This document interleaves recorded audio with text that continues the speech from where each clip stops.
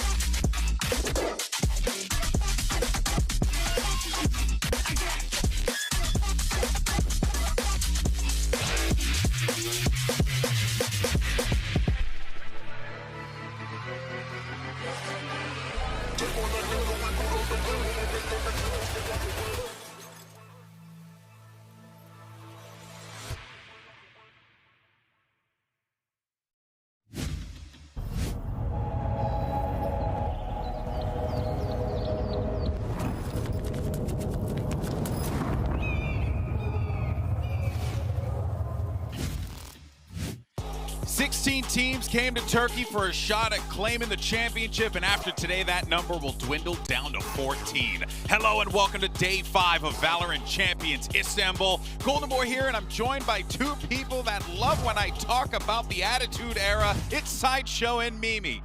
We're like 3 sentences in and you're already talking about wrestling? Did you guys see Clash of the Castle last night? Oh my God, that Roman Reigns, am I right? It's a good job it's a VALORANT show, maybe. It's a good job it's a VALORANT show, and we can just talk past Golden Boy about VALORANT. I don't know if that's how it works. You know, I'm the captain, okay? Yeah, you are. Look at me. Unfortunately, he is the captain of this ship. What a shame. That's right, it is. Thankfully, that also means he'll go down with it. That is very true. And the chances of us going down is quite high. All right, let's go ahead and talk about yesterday's matches, because we officially have our third team in the playoffs, and dun, dun, dun, dun, it's DRX. I don't think, and I'm not trying to badmouth DRX here, but coming into this, it felt like 100 Thieves had all of the energy, all of the momentum, and Josh, they fell flat to a very prepared DRX. It wasn't the same DRX that lost 7-8 rounds in a row at the beginning of this tournament. So weird. This version of DRX looked good, they looked clean, but they've done it again, Golden Boy. They've made it out of groups and made believers of everyone.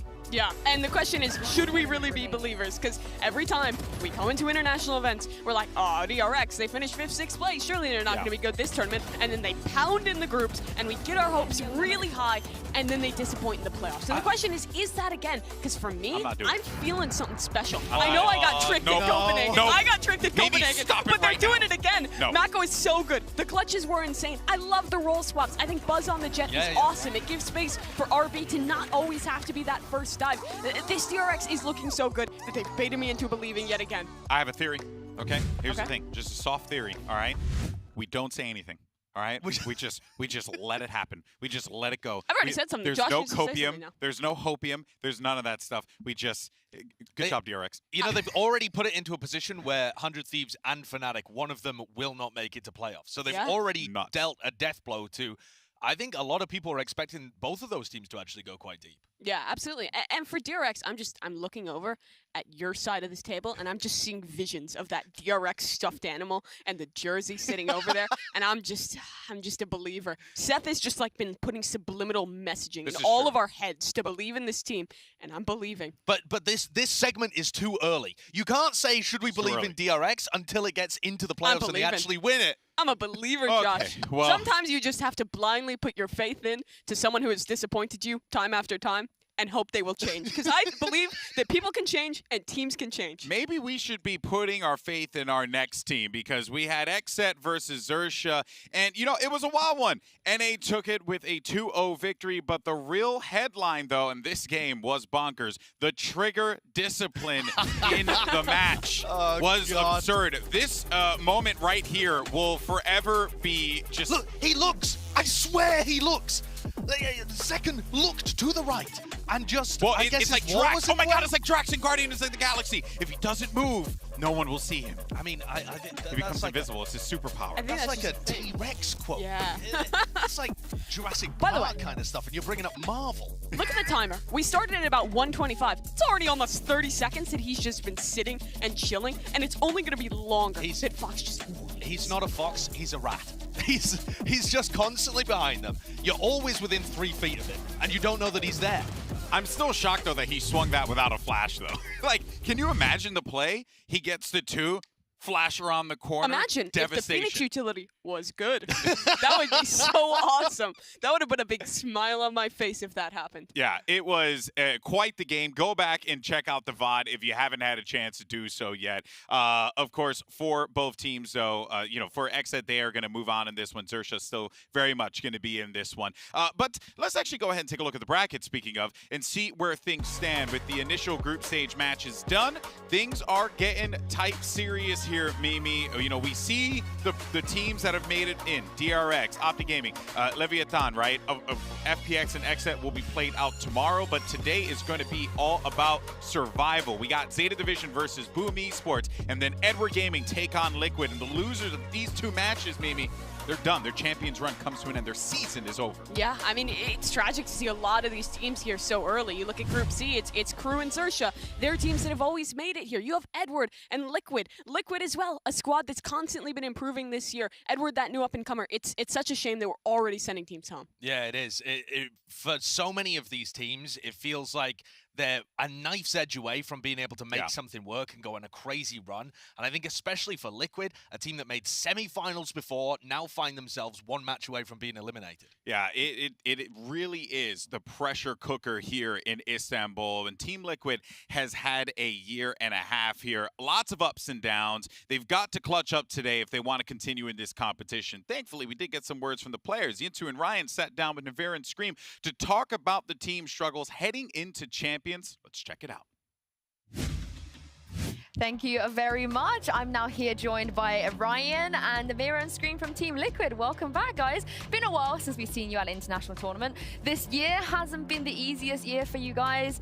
You initially didn't qualify to Reykjavik, and then you lost to Zeta, and from there on, you didn't qualify for Copenhagen, and then you had to play LCQ once more. Been a really long year. I wanted to I wanted to talk you through, you know, how it's been to kind of put up with these challenges after challenges after challenges. Yeah, I think it was a pretty tough run, and you know, last year when I just joined the team, you know, I was feeling good because, you know, I wanted to prove what I was capable of, and we qualified really fast. But this year, I think it has been a bit tough in the end because you know, when you're inside a team already, and like there's expectations, you start having some pressure, some stuff, and I think everybody on the team had pressure, like. We needed to qualify, and yeah, so I think that's why it was like a really hard run. I think the biggest like culture shock for you guys this year is like a new coach, right? Like, because you were with Sliggy for so long, then he left and Emil's come in, LCQ as well. You've not had much time to like adjust to him, and Demonsick, a new player coming through. What's been the biggest change? Because we kind of know what Sliggy's like, right? Big mind palace, all these crazy ideas. What's Emil like as a coach in comparison? Because we don't know an awful lot about his style, right? For both of you, because you're different roles. Yeah, so basically, I think they're two very different coaches. I think Sliggy is a very good analyst, a very good micro. Like, he knows a lot about the game itself, like, you know. And Emil is more like a structure guy, which like forced us to have some discipline, which like was very important for us. That was like what was lacking for us, like for a long time, you know. So that's what we needed, basically. I'm glad you mentioned that structure, because the IGL issue, I think that's been a bit of almost like a meme at this point when it comes to Team Liquid. But the last time I spoke to you, Scream, at LCQ, you said that pretty openly that you said it was not an easy job. Being an IGL is not that easy. There's quite a lot of difficulties you face. Do you still feel that way now, you know, after having been an IGL for a little bit with Team Liquid? Well, I said it's difficult, but I still think it's okay. Like, the most important for me is to have the trust of my teammates. You know, I know when I say something, people listen, people respect it, and like, I feel good about it. I think I have a good game sense in this game. I have a good vision and like how the enemy team is playing. You know, I have a good like read, I would say. So, you know, I'm still learning. It's a process, but I feel like we're doing good. Like, yeah. And it's been like a change for you as well, Navarre, where like Yampi's like full-time chamber, you played a little bit of it, like sentinel role.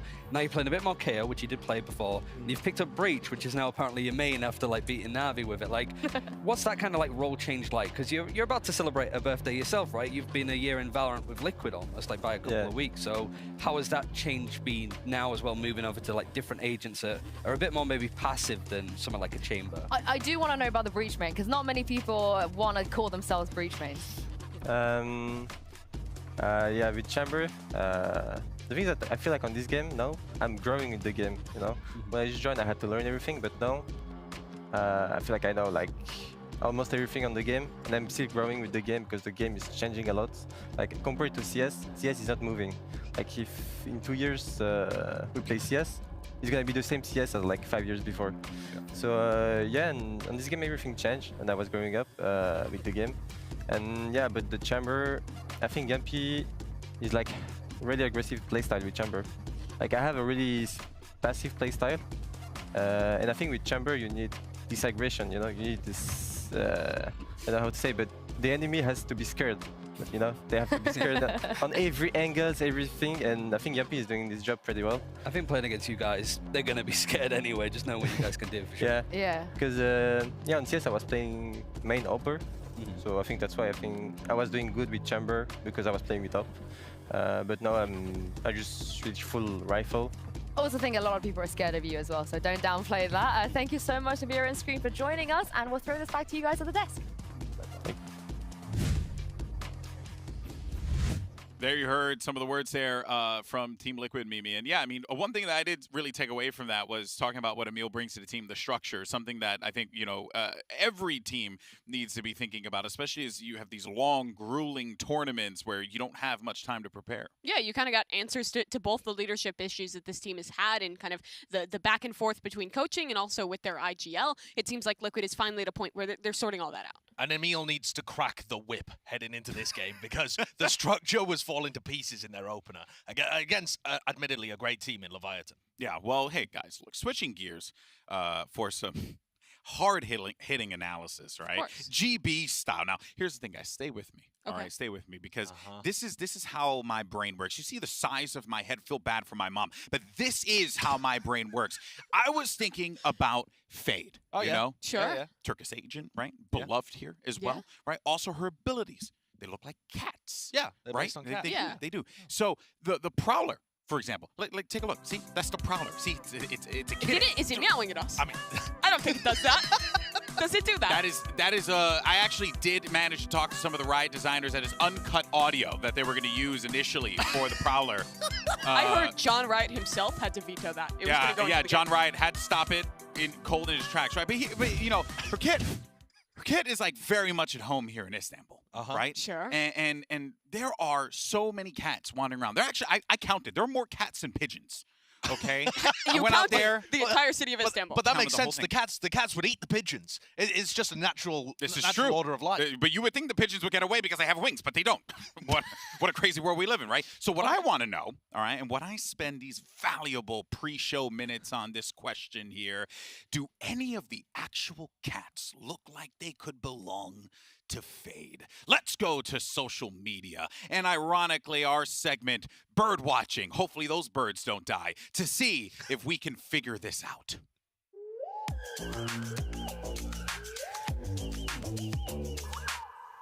Just want to point out it's the best picture of Doug. Okay. First of all, this cat could be a Fade Prowler. We were at dinner with Achilleos and a group of people. This cat scratched Do you think Achilleos this cat when she was inspired the Prowler? Very possible. It could have, but there's got to be something closer because it doesn't look like a Prowler. Maybe it has the same vibe, but it doesn't have to look. It's got the elongation of the head, you know? Ah, que lindo. Okay, but I don't know. They're too cute. They're too cute, Josh. But that is the problem with all cats. All cats are cute. I disagree. I saw that movie, All Dogs Go to Heaven. The cats were the bad guys there. All right? You're believing the anti-cat propaganda? I mean, there's no shot this is the Prowler. I mean, that's not going to haunt your dreams. That's the sweetest thing I've ever seen. Fun fact, though, we went to have dinner, and this cat just rolled up on us the cutest way possible, and I'm almost certain a family took it. Yes, like, yes, they yoinked that cat. They yoinked the hell out of that cat. Anyone who's not here in Istanbul is missing out.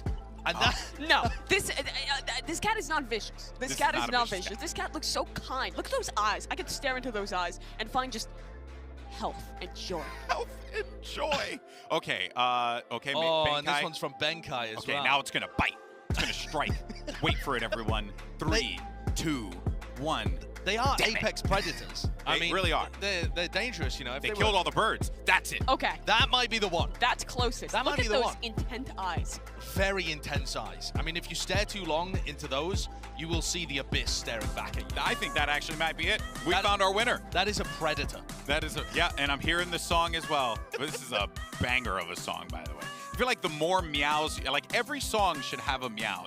Next Bad Bunny album, a meow. What Whoa! is this? Never mind, we found it. Oh, that is disgusting. I mean, Josh, I disagree. That looks just like you. I saw a cat just like that out in the streets. Why does Josh still have a forehead when he's a cat? Like it's like jutting out the top. Because you just can't get rid of his forehead. I mean, come on, man. Why am I still wearing glasses? Could I not? That cat's supposed to have really good eyesight. I disagree. I've been to the cat eye doctor. If the point of Fade is to give you nightmares, this image has done it. This image will haunt me. For I feel like there's a juxtaposition between the two. On the one end, Mimi, it looks just like wholesome, kind, and then on the other, just whatever that evil abomination that we just witnessed was. And thank you guys so much for humoring me. I'm scarred. This is why everyone in the Valorant community watches this channel. Right here. Of course, all throughout the tournament, we want you to hang out with us because we like you, kind of. Make sure you use the hashtag VALORANT Champions and VCT so we can feature the most quality tweets on the broadcast. And I'm telling you right now, guys, if you're not busting out high-quality premium tweets, we won't put them on the broadcast. Okay? Everyone on the same page?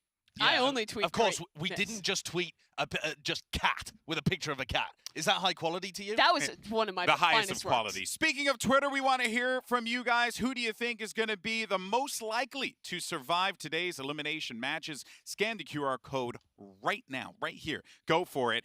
Go nuts. Make sure you vote and let us know who you think is going to be walking out of this one and staying alive. Who do you guys think is actually going to stay alive today here? If I had to put my money somewhere, it'd be on Team Liquid. I think they have no. I know that seems surprising, but I think they got the Leviathan debuff where everything's chaos and you can't play against them because Leviathan are so good. Team Liquid have never ever been grouped in any tournament in Valorant. It's not happening now. My EDG copium continues to run very deep. I actually think they looked better than I expected in their initial matchup, and Liquid looked so shaky. I agree it could have been because of Leviathan, but if EDG can summon some of that inside themselves, there's a good chance they win. And I can tell you guys right now, she actually does have this like container right here with some EDG copium. It's like almost above the death. All right, guys. Well, after the break, we're going to break down the first two teams fighting for survival. It's Zeta Division versus Boom Esports, and you know where we're going to see you right on the other side. Don't go anywhere.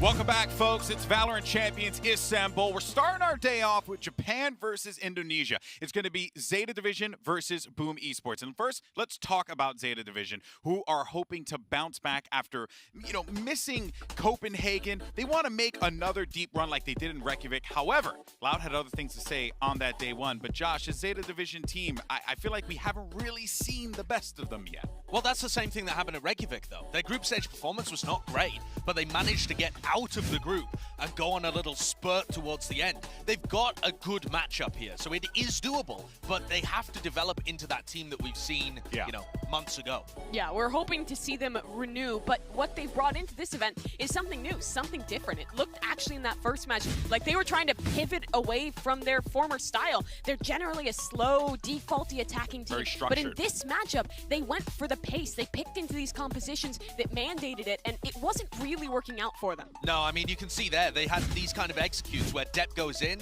and the trading just wasn't quite there. But Laz maintains his position as, in my opinion, the best team to come out of Japan. Look at what he did in Champions 2021, at Reykjavik, Champions here as well. He's just been a solid performer all the time. Yeah, he's such a huge source of consistency for this team, and no matter what style they pivot into, this guy has kept up, and that's absolutely pivotal for this team. That's even when they were getting dominated last Champions, by the way. Last Champs, they went 0-2, and Laz was still putting up numbers.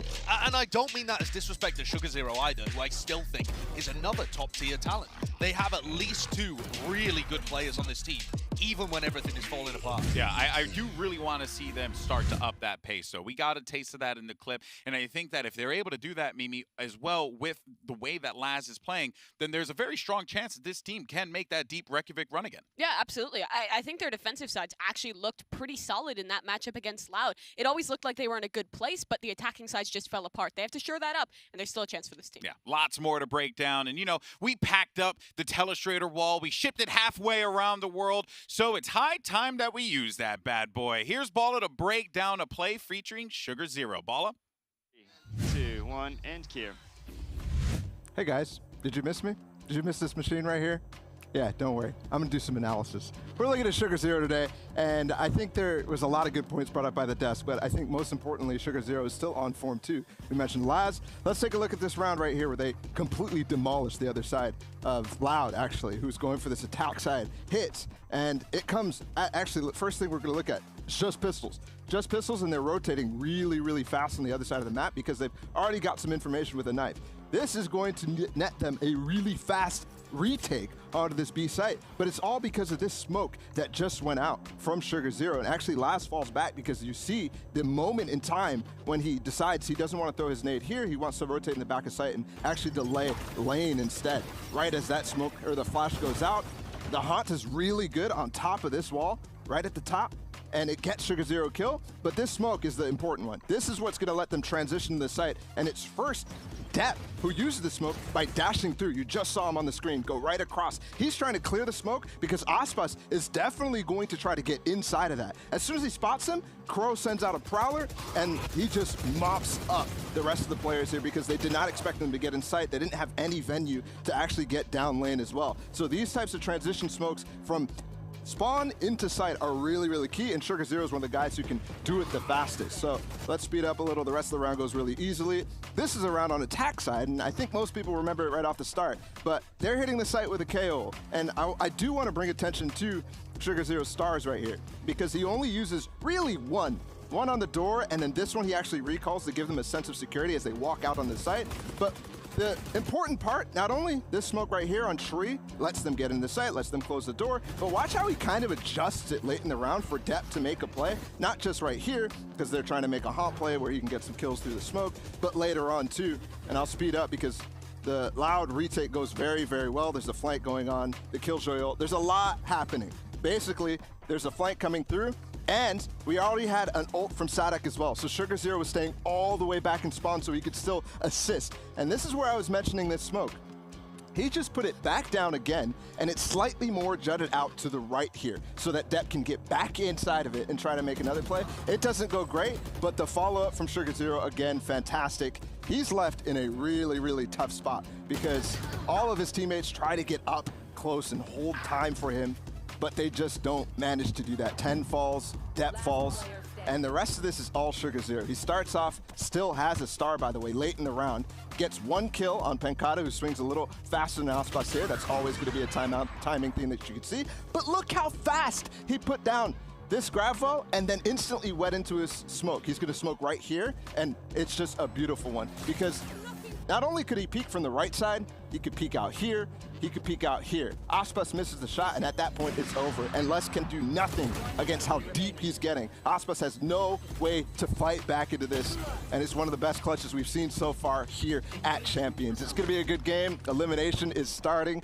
and I can't wait to see not only one of these teams move on, but also the heartbreak at the end of it. Thank you so much for that breakdown, Balla. Now let's go ahead and turn a page a little bit over to Boom. Kind of like how Dominic turned on Rey Mysterio yesterday. Am I right, Mimi? Sure. Yes, right. We were all very excited to see what this Indonesian team could do in their debut on the international stage. And yes, there was the infamous fracture debacle, Mimi, but they did take a map off of Optic. Yeah, they said in an interview ahead of the event that if we win against Optic, then we can show the world what we're capable of. And they showed us some of those moments. It was a solid map of Breeze that they were able to win, almost slipped away from them in overtime. But after that, it was completely one-sided. Optic showed that they are one of the best teams in the world, and Boom really did struggle to adapt off that. Yeah, Boom got really flattened in the last two maps, but I think coming out the other end of that, they realized that they need to give less respect to their opponents. There was an interview on Run It Back where people were, they were talking about the fact that they just need to bring it in the same way they do in scrims, where they come at them with a ton of confidence. Yeah, that's kind of how you have to approach it, right? Like, don't get me wrong. You know you're playing up against some of the best players in the world here, right? The competition is the tightest it's ever been, but you have to go at these people like you do not respect them. Otherwise, like, they're going to walk all over you.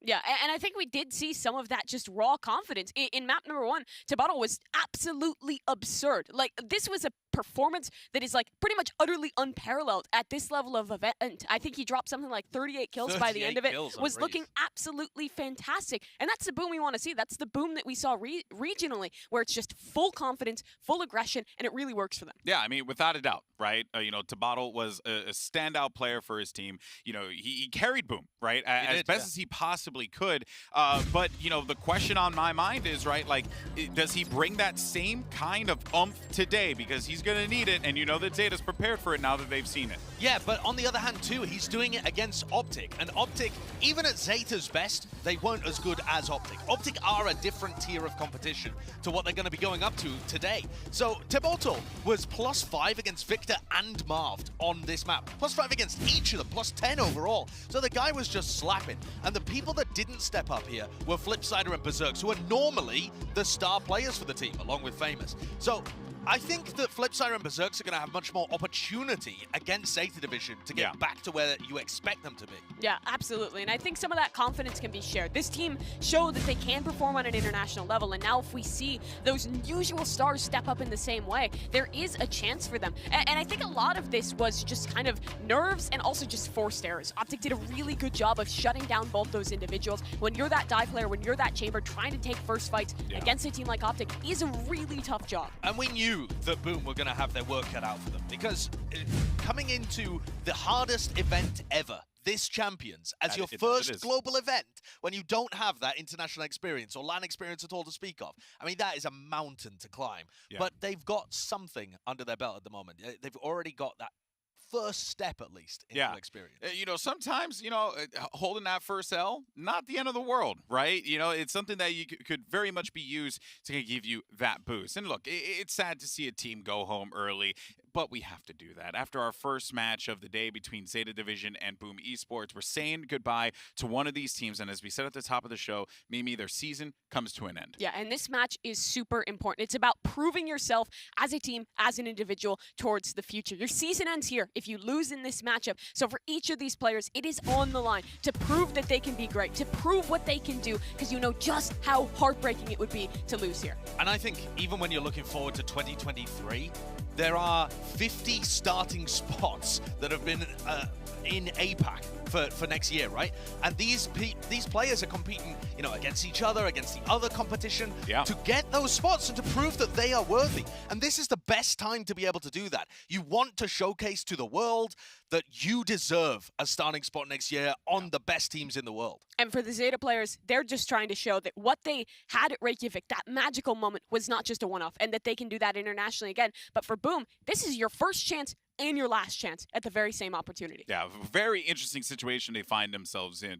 So look, earlier we took a poll. We asked you guys which team you'd rather buy merch from. Oh, actually, no, that was not. That's old copy. We asked you guys who you thought was going to get eliminated. That's called a pivot. Live on air, baby. And we have the results in for our in-zone poll, and it is Zeta Division who's most likely to survive on day 5. And I think that implies that people don't have faith in Boom Esports too much at all. I think, you know, you look at the matchup on paper, Zeta Division have come 3rd before, Boom first international event, but Liquid. I think people are forgetting a little bit that Boom did take a map off Optic. Yeah. They're going to have chances in this. You can't cut them out. There's at least one boomer on the desk that's hopefully supporting That's them right, in that guys. regard. I'm the boomer here in Valorant. It's Thank great. you. But I'm shocked that people didn't vote for Liquid. Yeah, I am as well. It was kind of split very close there. I think that TL-EDG game will be super close, and I think the poll is pretty accurate.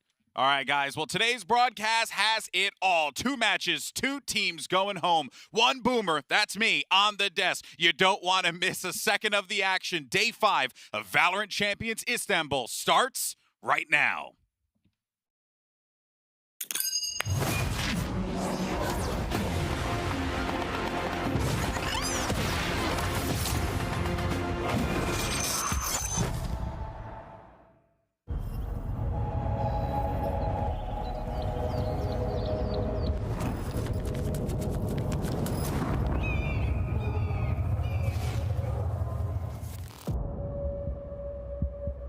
This is a knockout game.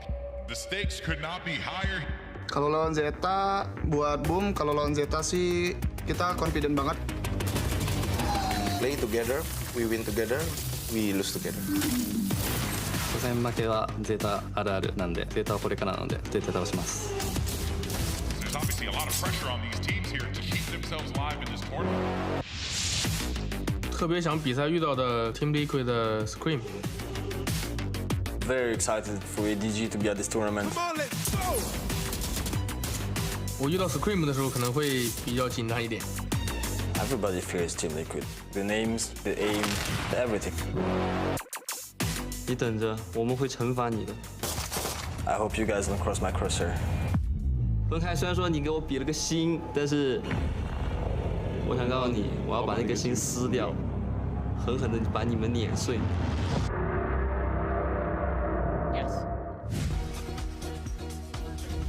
This is it. For the first time in this tournament, we're going to be sending teams home. Let's officially start the day. Flip the switch on our stage because our electricity bill's kind of hurting. Let's jump into it.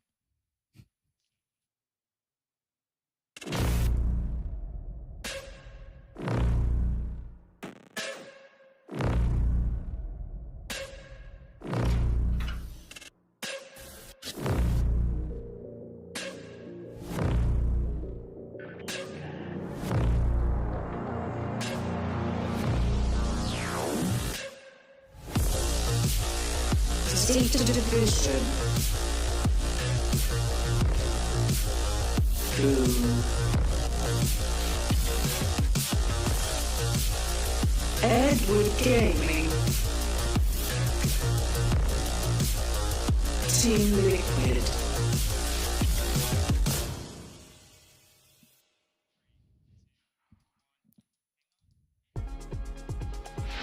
Four teams start the day, but then we'll be only left with 2. It's now time for our map select. Let's see what we end up getting out of this one, Mimi. I'm excited to see, maybe Boom throws a Spazzer into the mix. Maybe Zeta tries something new. Yeah, Boom starting off with the ban here. I think they have a choice. They tend to get rid of the Ascent, but they choose for the Icebox instead. It's a very solid map for Zeta. Makes sense there. Yeah, and Zeta aren't great at Ascent. I think Zeta have a fairly obvious pick right now. You watched Boom beat Optic.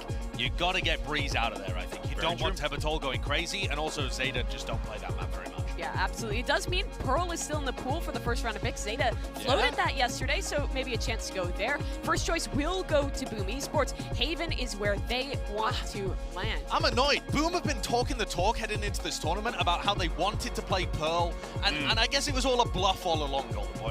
They're just happy to float it, but they're never picking it. Yeah, just a couple floaters. You know, give me some determination, some grit. Dang it, that's what I want. But let's see what we're going to be getting here for our second map pick. That will be Zeta's pick here, as Haven will be the battleground for map number 1. The choice should be coming in. Still, lots of options are going to be left available here for both of the teams. And you know, maybe. Oh, let's go. They sent it. I like this pick. Zeta has shown a willingness to float it. Boom has said in interviews that they didn't really get a chance to scrim Pearl before they got to this event, so their preparation there is a little bit unknown. It's going to be very curious to see what Zeta has cooked up as a solution to this map. Yeah, that is so interesting. I mean, we've seen no duelist comms, we've seen Neon, we've seen Raze Fade. We don't really know what's going to end up being the best out of all of those different picks. We've seen some successful teams like 100 Thieves and Optic there, but as for the rest of the bans, you've got Bind that both teams are pretty decent on. You've got Ascent, where I don't think either team is going to want to play. Yeah. And then you also have Fracture in the mix, where Zeta Division have looked fairly good, but they were playing that weird fast comp that didn't look great. I am surprised to see Boom get rid of Bind, though, because I thought, despite the fact that Boom got rocked by Optic, their Bind domestically has actually looked quite good. We're going to end up going to Fracture, so we get to see Zeta on a map they like, but with a strange composition that doesn't really suit their style. Yeah, we kind of already talked about some of the woes that they had on the attacking side of that map. So I'm really hopeful that they have worked those out if we do come down to that decider. But rewinding earlier in this pool, we start off with Haven, which should be a fairly solid map for Boom, but it's also a comfortable one for Zeta Division. And then Pearl is just such a big question mark. Yeah. I think Zeta comes out with a fairly substantial advantage in this, considering they've shown the willingness to head to Pearl, and they get that Fracture as the decider. Yeah, it should be a massive advantage for Zeta Division in the map heaters, but that is using the assumption that they're actually going to be favored on Pearl, and we don't really know anything. I still don't feel comfortable here for Zeta. You know what I mean? No. Like, I feel like this match can really be a toss-up. That's because Zeta have shown us one flash of brilliance in the entirety of this team being together. I mean, that's just how it is. They've had that insane run at Reykjavik, and they haven't been up there again. Yeah, well, look, the map picks are in, and we're going to see Zeta and Boom take the stage. So don't go anywhere, folks. VALORANT Champions continues after this short break.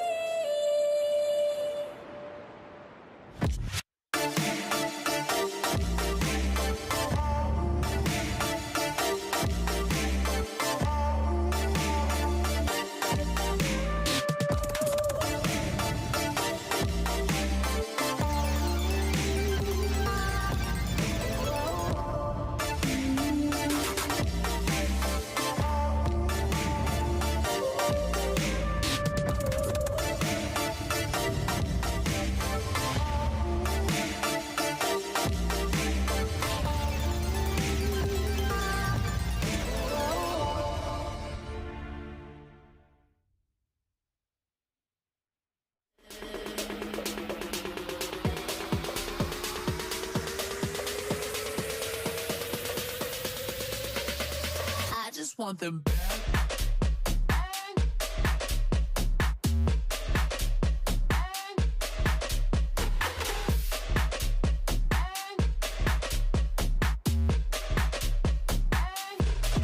I just want them back.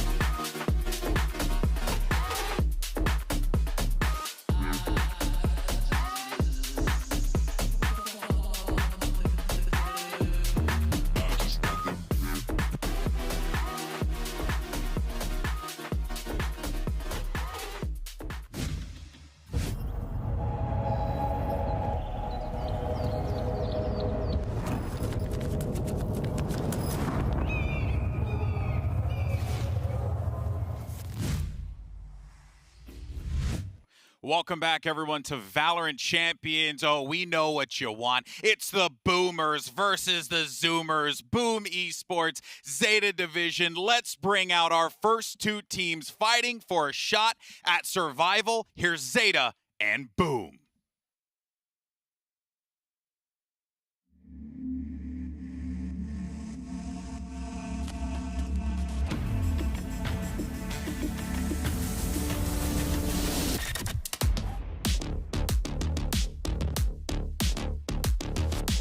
Famous. Last.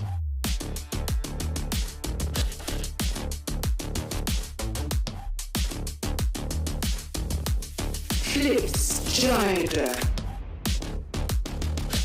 10.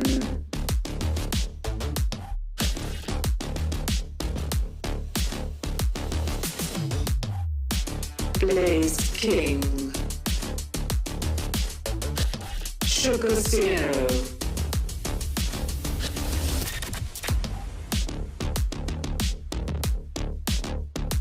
Berserks. Crow.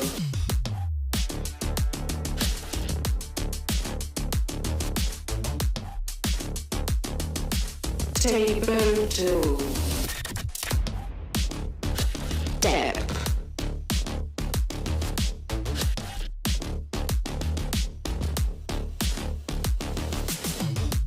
Meow. XQQ.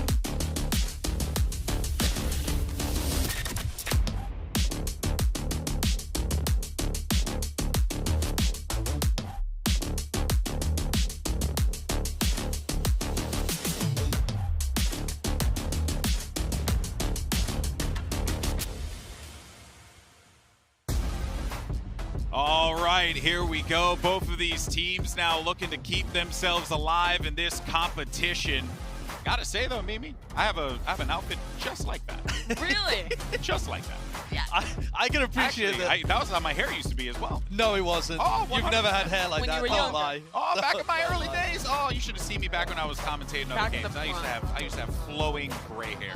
Berserks needs to hope that the Jet cosplay is going to give him some powers that he wasn't able to access during the Optic game. Because, I mean, I don't mean that to, talk smack, because he's normally a very good player, though. But during the Optic game, I was talking about how him and Flipsider were having a rough showing of it. They were negative 15 in first kills and negative 38 overall. But they are not going to do that in this game. I'm so confident that we're not going to see them collapse. They know that they can't respect their opponents too much. They're going up against slightly weaker competition as well. I think you're going to see much better things out of those two. Yeah, I'm sure that loss versus Optic will be taken as a learning moment for them. Zeta is not that same team. They do not have the same systems to shut down those players. And over on the Zeta side, for them, it's going to be interesting heading into this map number 1 of Haven, because they've shown us a couple different looks on this map in the past, but it has been a little bit of time since we've seen them play it. Yeah, it's a very interesting situation for Boom here, because they have that upset potential. I know that you're very confident on them, but one has to wonder though, Mimi, is it just because Josh just it just won't ever cheer for Zeta? No. Let me get this very straight. Zeta are winning this game, in my opinion. Okay. And they're going to start out smoking on Haven. He's trying to appeal to the audience. Zeta Division's Haven has looked fantastic. Domestically, the Neon comp that they run on this map has been annihilating people. All right, I will not put words in your mouth anymore, Josh. He loves so sorry. Here's the Prime Gaming Agent Select. See what we end up getting out of this one here. Potentially, Mimi, any surprises? I think the only surprise that we're seeing thus far is going to be Sugar Zero actually moving away from the Astra. He dedicates to the Omen instead. They've been playing this Neon comp you were talking about, just with a different controller in the mix. I suppose the kind of idea behind it is to be able to have that paranoia, to have an additional piece of utility and help depth. But with how good Sugar Zero is on the Astra, it's an interesting change. Yeah, Sugar Zero's Astra is definitely his best. It's much better than his Omen, in my opinion. But if the Omen fits with the composition more, and that's kind of what we were talking about. You have to lean into into the comps. And the same aggressive style that was looking messy for them and they didn't commit to it fully on Fracture, they are amazing at on Haven, so that shouldn't be a problem to start. Yeah, and over on the side of Boom Esports, it looks like they're heading back to the competition that they've played in the past. A fairly standard one for this map. You get Berserks holding true to the cosplay, playing on that Jet, and a good bit of utility to set him up with the bottle on that Breach. I do think when you're playing against a Neon composition, sometimes that Breach can kind of lose a little bit of value on that stun, particularly in kind of those opening gambits, as that Neon can just be so fast, get past that. Zeta's a team that's really good of setting that pace. Yeah, I'm really looking forward to Haven. We haven't seen Zeta play this composition on the global stage before, but they are very well coordinated. All right, well, here we go. Let's get this match underway. Send it over to our board-certified commentators. That's right, they took an exam. Here's Doug and Bala. That's Dr. Doug and Dr. Bala to you, good sir. Bala! PhD. Oh, dang, all right, yeah. But not a doctor. Sure. Elimination match. It's unfortunate that one of these two teams are going home because the feel-good stories are really, they shroud both of them. Yeah, it's hard, but also it makes it all that more exciting. Because I think a lot of people who look at this match are like, okay, let me wake up for this very, very interesting one where you have Zeta who went at Reykjavik crazy. But for them, for these two teams, it is elimination. It means so much. The end of the year is on the line. So let's see what comes out. Haven's the first thing that comes out in this best of three. Boom starting off on the attacking side. We saw them really, other than Breeze, they just kind of got clapped in their series against Optic. But as the desk was saying, maybe there's a little bit more life to them here. Zeta, again, traditionally very good regionally. I think at Reykjavik, this is one of the places where they were struggling a little bit. But Laz has been on point so far this tournament and regionally. Not going to find an entry so far on the pistol, though. No, he was not on point there at all. Still has one shot left in that Headhunter. The flip side are feeling a little bit of pressure come up across the middle of the map. You see them, they're all swarming their way in. The thing is, they've got to be careful because you've got Blaze King who's watching the flank and... He's ready for it. They could get by without actually peeking him, though. Oh, and the timing works out for him. And the angle, too. You tuck against that wall as tight as you can there, big fella. Famous now waiting for the pressure. And it is 10 who wins the duel out. Blaze King, little warning shot. Now his position's given away. It's almost like he has too many options here. None of them are good. Bobble Flipsider and the rest of the team, including Berserk, are just able to hold the line themselves. Sugar Zero on the site and dead. Boom, win the pistol. I really hope that pistol round's not what's going to set the tone, because I'm already getting flashbacks of XZ shit. Either way, I think the way that Blaze King played that very, very good. Although he could have spotted them a little earlier. Gave Zeta the false sense of security on that flank that was going to come unexpected. That was going to come as a surprise to them. But Famous was ready. And Flipsider inside a short as well, just shot him in the back. And we do have a couple rifles here for Boom. So heavy investment on the second round. Turret cleared out. KJ's position given away. And it seems like for now, Zeta are mulling over the possibility of going through mid again. Really just trying to set up Laz again to find some sort of value with the one Headhunter bullet he has. And maybe 10 could follow up, and they might peek window here. But with that drone, I think Laz heard it. They're going to rotate over to A because there's nothing there right now. Boomer doing a great job keeping Zeta back. But at the same time, Zeta feels like they're not budging too much aside from Laz, and Boom might walk into a surprise here with all four players more towards the left side of the map. 10 has now spotted a couple of members this round. Hasn't been able to connect the shots that he needs to. Pivot again. Pivot into what? Into Dab.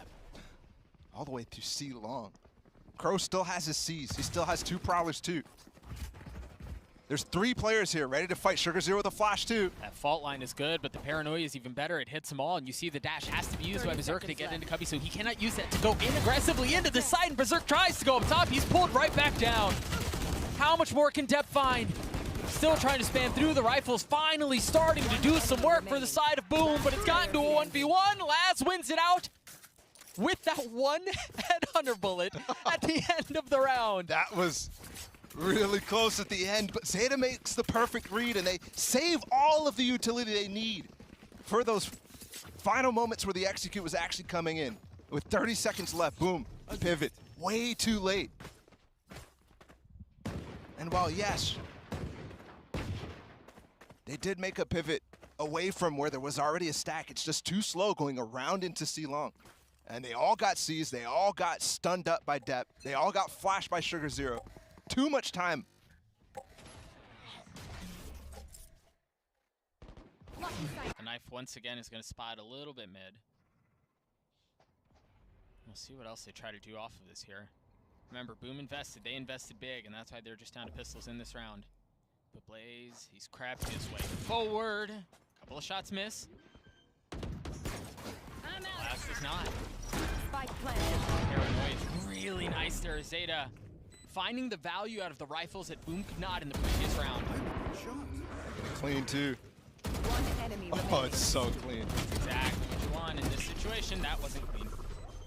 That's fine, he didn't die. Most important. Yeah. Keeps the rifle. Zeta. A solid anti-eco there, but Boom did get the spike down. The flank, or actually the lurk out as well from Blaze King all the way top C long, almost netted him a Sugar Zero kill, which you saw how he was impactful late in the round with that paranoia for last. So some elements of success from Boom, and they'll definitely have a healthy buy here. I'm curious though, because there wasn't a true plan outside of let's try to get the spike down on. Then there was a solo play on two sides of the maps. So let's see if the strategy condenses into something coherent here. Already got the star down bottom sewers, so looks like they want to challenge with Berserks. Depp has his ult. Can't imagine if he uses his dash. Oh my goodness. Very good call. Berserk's done. Depp gets the wall up. He's staying up. Positions, of course, he's staying up. Oh, Depp finally goes down. They're trying to apply pressure mid too. This round was over very quickly.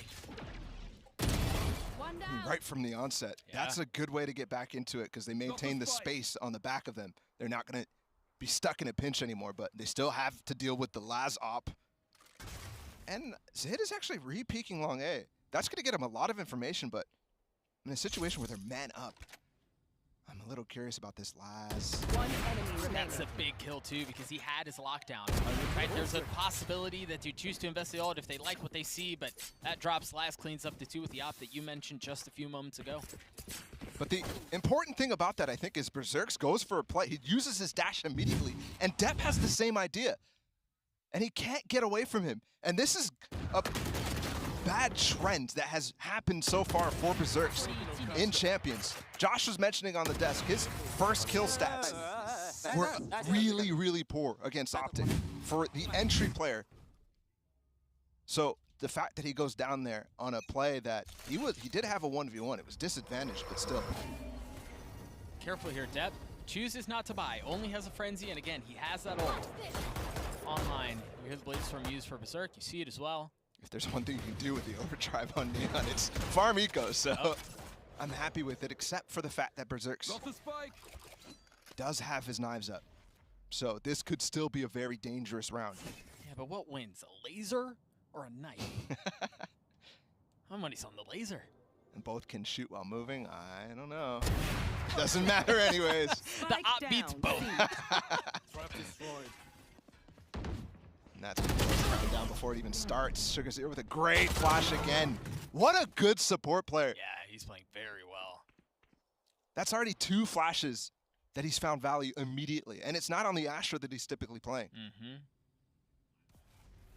And remember, Sugar Zero was a really fun cat to watch in Reykjavik in their run. Like, he really came online. He was a big reason why Zeta played as well as they did. So you've got to keep an eye on him. Yep. 30 seconds left. It's interesting because a lot of Zeta's metrics at Reykjavik were actually still poor. They were clawing their way through this. It was an unconventional run. And it started at this position, right? Lower bracket in the group stage. It's a good shot at 14 seconds. They are going to get the spike down somehow. This is actually a round that's very doable. 2 rifles now. Spike planted. And they do have Crow spotted. Famous trying to cut off the rotations. Find themselves in the Prowler. Forward. Blaze on the swing. The Guardian not initially landing, but it does the second time around. Now Blaze left alone. Outnumbered. Not a ton of health. They double face. A whole lot of bullets missed, but the kill lands at the end of the day. Calm and collected for Zeta. They just group up, try to take it really fast so that all that space that Boom gained by having Famous lurk into that site through a link didn't really matter at the end of it. Still finding form. He hasn't dropped that off a single time so far.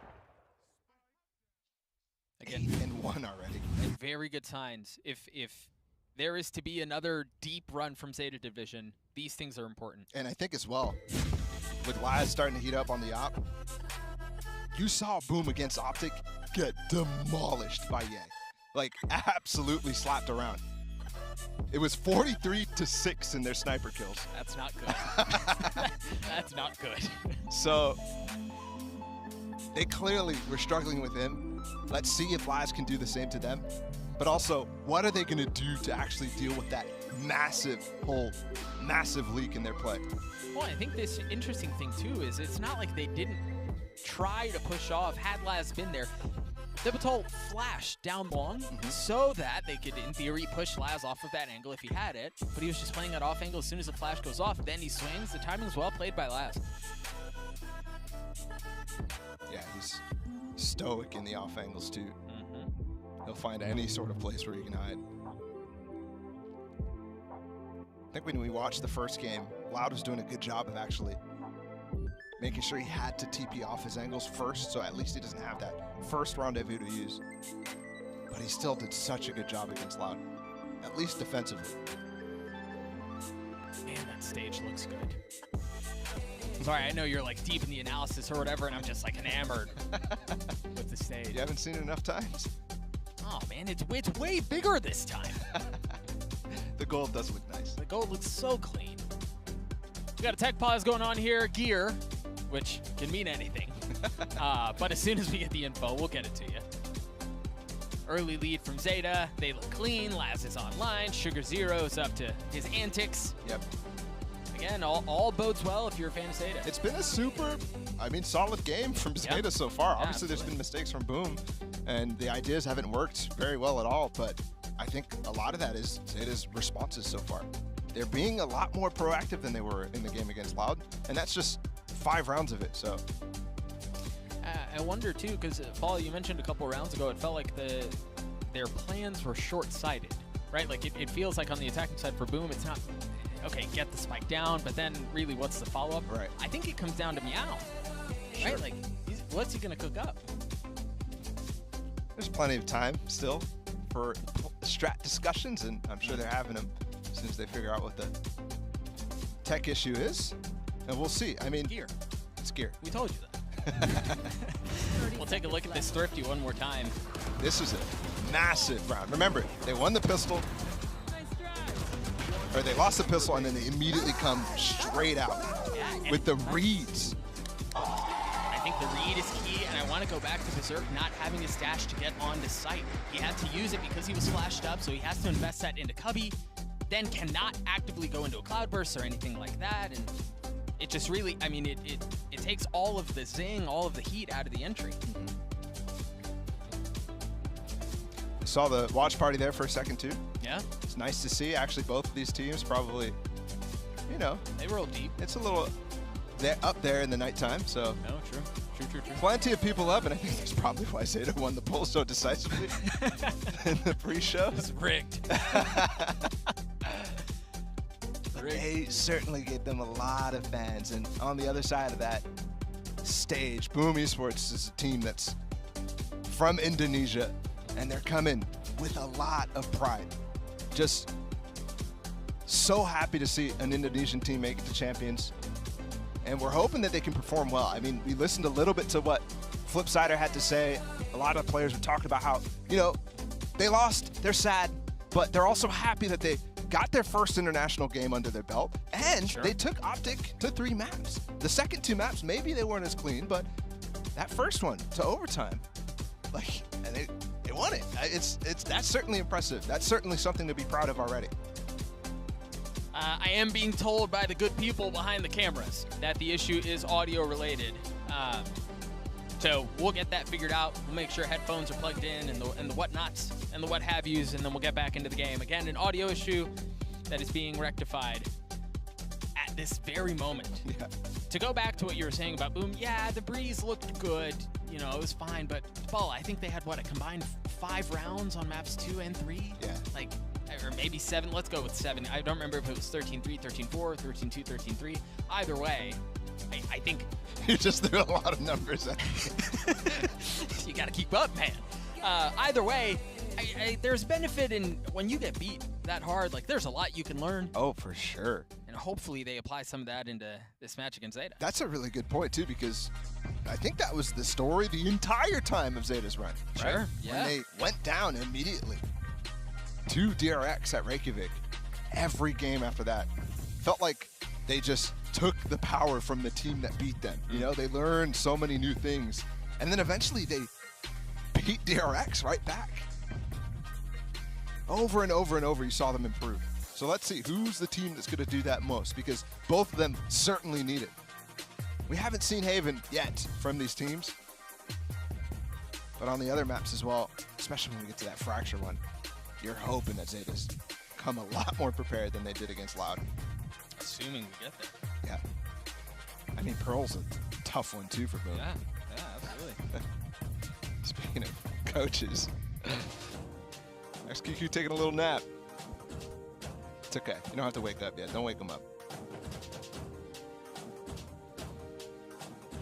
Doug, shh. Let him sleep. Oh, sorry. I'll whisper. Balla, Boom's logo.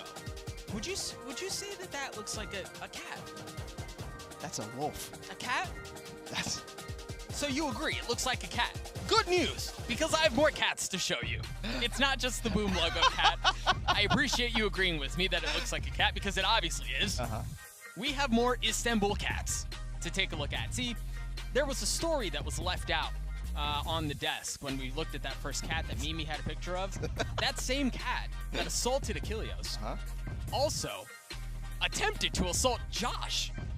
And there was a very cat-like reaction moment in which he was able to remove his hand, but it elicited a reaction from the people that were at the table. Josh almost got messed up. I'm really debating whether I should share the rest of the story or not, because I didn't expect you to bring this up. I don't know what you mean. Look at that cat. That cat looks like it's been dipping into the catnip. Yeah, you were also dipping in the catnip. The reaction was Doug spat all over Brent and Josh. And then started laughing for about 20 minutes. There is no proof to this. These allegations are entirely false. They're unsubstantiated. And they must stop immediately. More cats to take a look at. And let's be honest, I heard the rumors when I came in, right? There are cats everywhere. Istanbul has a lot of cats. What have you? More cats than pigeons, or whatever that crazy stat that GB dropped on the desk was. But it's true. They're everywhere. They are. It's nice. At any point, you could just stop and a cat will come up to you. I think I heard one in the arena earlier. It was somewhere. I think there was. I think that's actually GB. That might be GB. Or Mimi. It's probably more fitting that it's Mimi. Yeah. She'd be the one swiping at us, though. Yeah, she would. Evil. Not safe. Not safe at all. But again, audio issue going down. We'll get it figured out. We'll get back into the game. Zeta with an early lead. Boom have really just kind of looked lost on the attacking half. They did call a timeout. And this is oftentimes when you see a team kind of get slapped around about. This is about where, if you're going to make a change, this is where it happens, right? This is where they find some sort of traction. They read something in the defense that they can convert into some advantages. But if you're Boom here, I mean, you've got to find it. This round can, or this half, excuse me, can get out of control very quickly. Yeah, there's a snowball effect that could definitely happen if you don't find an answer. So you've got to find it. You've got to find a way for Zeta not to make the reads that they have been so far. Yeah. And you cannot go for these solo plays. Absolutely. Meow has to do it. Why are you focusing on Meow so much? Just because we're talking about cats? No, because he's the coach, man. Okay, he's the brain of the operation. Okay. You keep talking about cats. That does look like a cat, by the way, the logo. It is funny. We finally start talking about coaches when Sean arrives. I'm being told that we're about 30 seconds out of getting this thing figured out. While the audio may not be working for the players, and it's going to be fixed soon, fortunately for you good people at home, the audio is. So you get to listen to this podcast for the last few minutes about cats and really everything in between. What else is there in between? In between cats and Valorant? No. Go ahead. Find the intersection. Fade. Right? That was a whole segment. Come on now. That's too easy. Yeah, you're right. It is. You're right, it is. Again, to remind the people at home what's on the menu. Haven up first. This was Boom's map pick. Pearl will be second, and then if needed, we will be heading over to Fracture to close up this series. An elimination match between these two teams. Hopes really at a very high point for both of them coming into the tournament. Zeta has a history. Boom is the fresh to the new kids on the block who are here to try to shock the world, and I can't imagine either of them wanting to find themselves in this position this early on. Here we go. We're back. Let's go. We did it. Look at us. Look at that. Scoreline 4-1. Zeta up 3 so far, and this will be a gun round. So investments coming in from Boom. And Depp actually only bought a Stinger in this round, and he still has 4.1K left over. So he talked about the overdrive in the previous round. The Stinger meta really is back, isn't it? I mean, it's so good right now. Aggressive again. Look at him all the way up. A-long. There's a smoke already put down from Sugar Zero. So they've netted themselves full control. Crow can rotate out. And this was done with 4 players. Remember the Fracture game. They had this 4-1 split going on a lot, and Laz was left in these positions to do it for himself. And he seems to still be comfortable in that position. The dart. Where'd they go? Oh, he spots one. And the smoke is going to keep the rest of Boom safe for now. Flipsider choosing to use the lockdown. Nibitol is going to be flanking in through, and now you've got the Nightfall you have to deal with as well. A whole lot of utility used, and it is going to spot a couple members. Det pulls out the finger guns, the pew-pews, and tries to find the kill, and he does onto Blaze King. Famous drops 10, ult not around, Depp isn't either. 3v3 for the round as Nibitol has not left this area of the map. Now he drops the Rolling Thunder, the undulating waves push them back as Crow falls, but Laz still with the op. Still healthy, getting past the Hunter's Fury, getting past Famous, and getting past Flipsider. The spike wasn't down the entire time. If that's not just a slap back of what looked like an okay round. I mean, you got the first kill from Laz, and then they got on the site, they used the lockdown really, really early. I mean, at this point, looks like they are terrified of the stuff that Zeta can throw out because, sure, Zeta came back fast, and maybe that's why they had that lockdown idea in the first place, but oh my goodness, denied. It was the finger guns. That's a good finger gun scared him away. Not the Nightfall and everything else that was thrown at them. No, the finger guns. Yep. Definitely just the finger guns. And while Boom have struggled to find success in this first half, they still have a chance to right this ship. They're still, I mean, they're down pretty early. They don't have very much for guns. They've got something here, but nobody took the space with that drone at all, or the smoke that was thrown out from Berserks. So once again, sure, they cleared out that area, but Zeta doesn't have to react at all.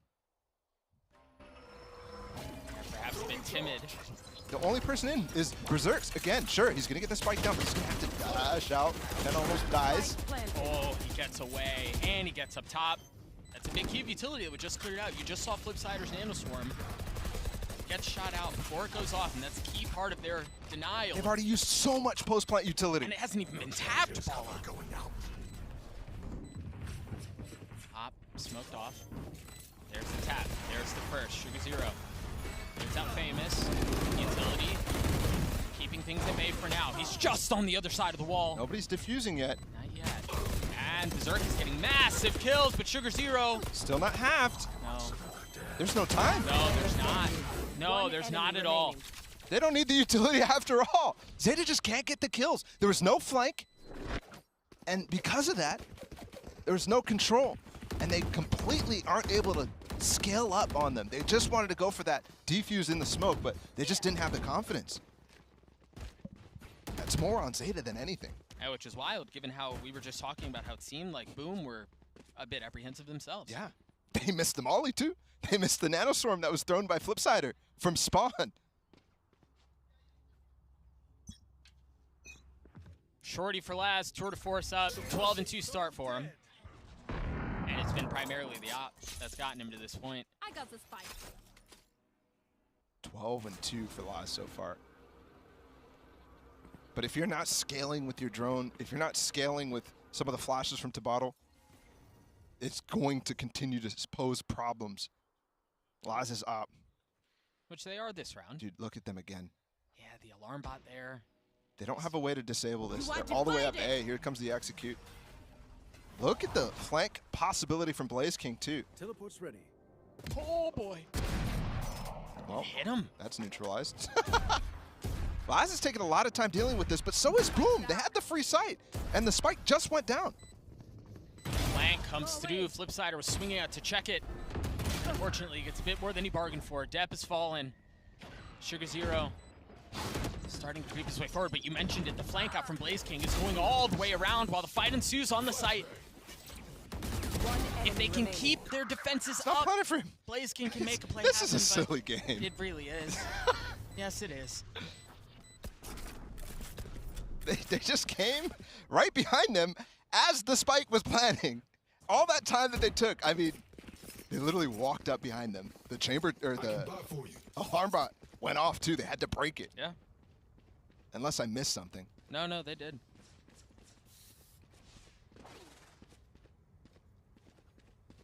Well, we're here with it, so.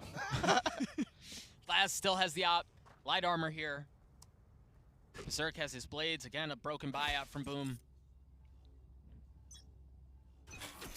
They're going to fight. Laz is up here on top of the box.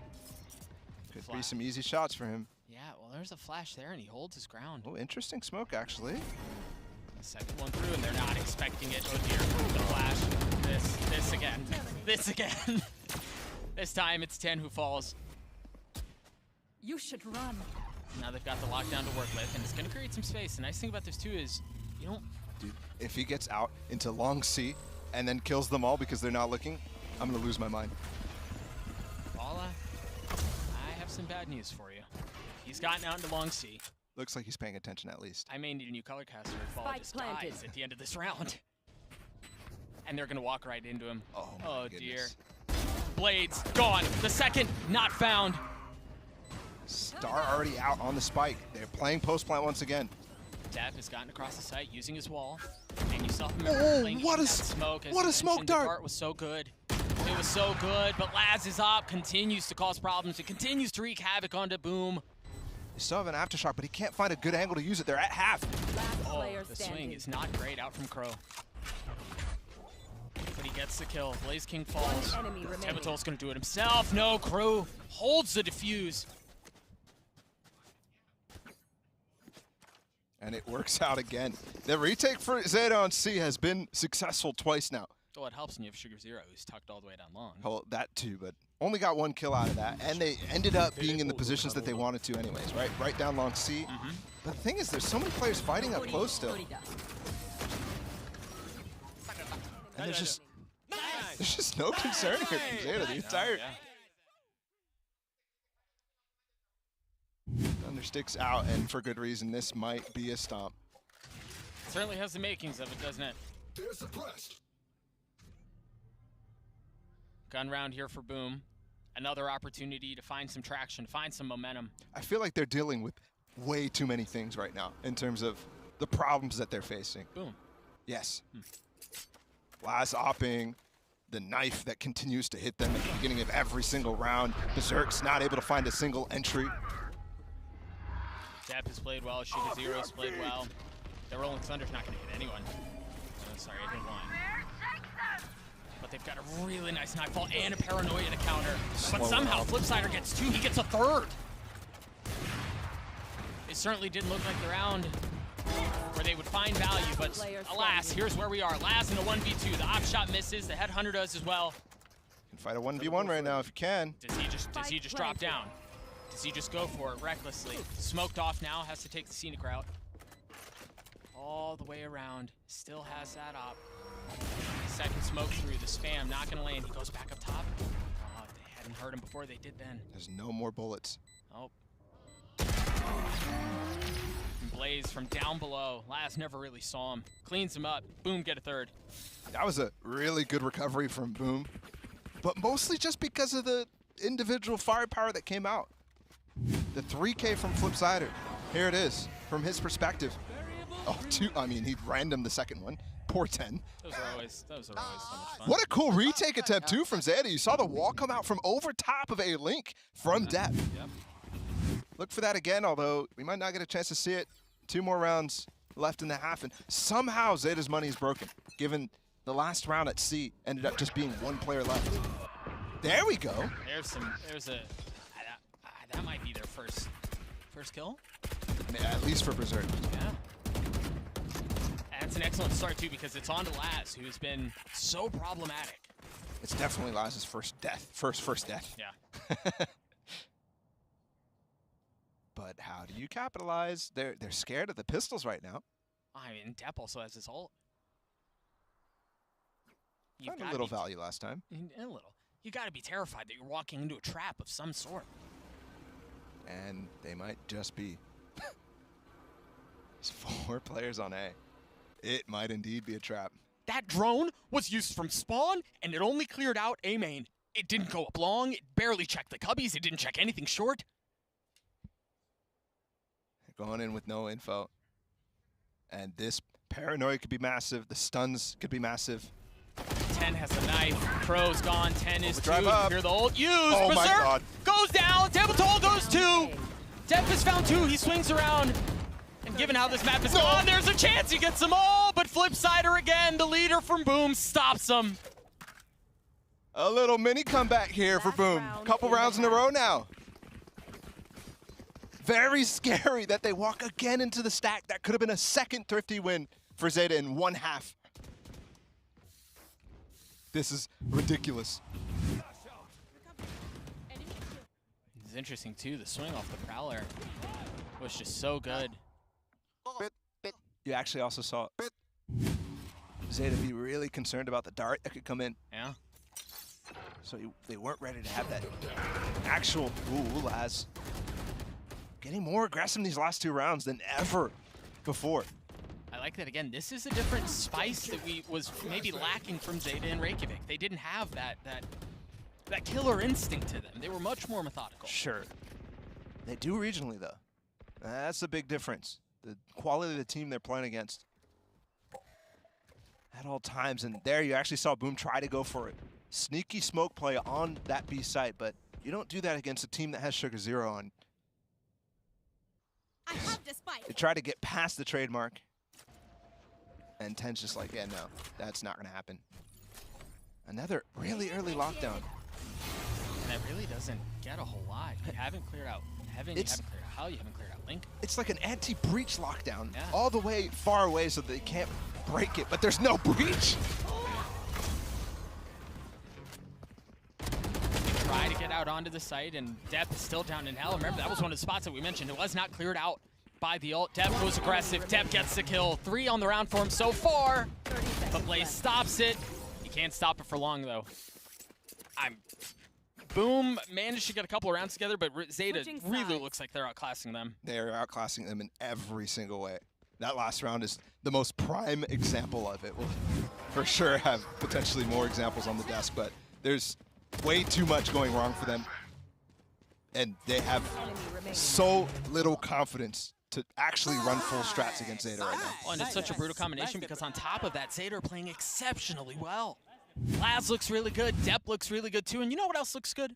The desk. Let's throw it down to them and take a look. Not the people, the desk. That's right. The actual structure of the desk is nice. Very me, good. no.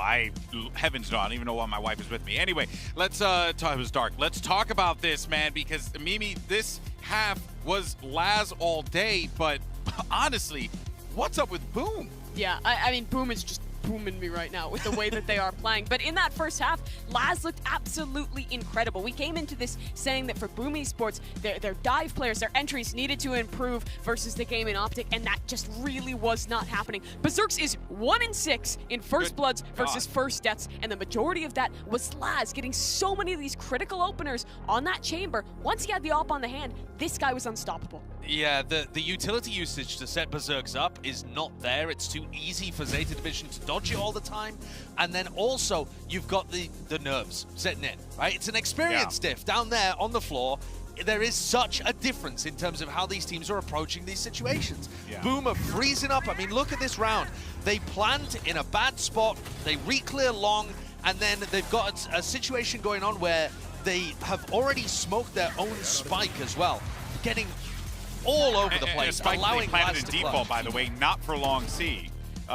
Keep that in mind too, which is really rough. Yeah, it is really just like these miscoordination moments. You even see right at the end of that half, Depp pulls out the Neon ult, and they're all just bunched up, not pushing forward. They know where he is. It really feels like this team is cracking under the pressure. And that's it. It's cracking under the pressure because Boom haven't been playing this poorly within APAC. You don't win the APAC LCQ by playing this poorly. It is the pressure of the stage and that inexperience that's ruining them. It's an 8-4 half. It's doable, but they need to get their nerves in control. Yeah, well, you know, Boom have dug themselves a pretty big hole, and hey, it looks like Zeta has the shovel, but can they climb out? Let's send it back over to Doug and Bala. Thank you so much, Golden Boy. It's one heck of a hole that they find themselves in. That shovel is very efficient. It's it very might be effective. 6 feet deep. I mean, Laz and Depp popping off. You see the stat. Powered by AWS, looking so good. 7-1 on opening duels. The guys aren't losing. Incredible. No, but for real, that is something that Zeta had to improve. Oh, coming into this game. 1000%, bro. Because Yeah. actually, the situation between Berserks and 10 were very similar. Both guys taking the most opening duels on their team, and they were losing them to great effect. Both around 1 in 5. First kills to first death. Note here the utility from Flipsider on the left side of this site. It's not going to knife. I don't believe it's going to hit. So yeah, the utility is going to be a problem. It's just going to delay. And off of that, you see Zeta take a step back, understanding that there very likely will be a flank coming in from Garage once that utility has gone off. And they haven't used their own utility, so they could re-exec at any point. That's the difference. Intentionally breaking the Killjoy setup that was on B first before actually making a decision. Now just waiting for a pick. Classic Zeta. Much, much slower than we saw them try to be on Fracture. Much more like the Ascent against Loud. Might net them a kill. No! Flipsider with a great play. Blaze King just recalls the smoke. He tucks himself in, and Crow's gone. Nothing quite like a top fragging Killjoy. Sugar Zero gets a spike down. This is where they wanted to go from the beginning. They've also got 10 who's pushed really far up into Link, and he's going to flash just on the other side of smoke. There are 2 people there, but the Frenzy finds nothing. Can Sugar Zero find any of it? 10 there. All of the members of Zeta are just dying, but Laz once again shows up to save the day. Back behind enemy lines. And he's going to have to do it again, this time with 3 bullets, 19 HP. Flipsider jumped onto the smoke, and I don't know that... I think they knew where he was, but Blaze King's going to clean him up. Flipsider 1 step closer to having that lockdown. And the pistol in favor of Boom. That's both pistols now as well for Boom. So they've got themselves some path into this game simply because they maintained those 2 rounds. The first half, they didn't really gain anything from it because they immediately got thrifted.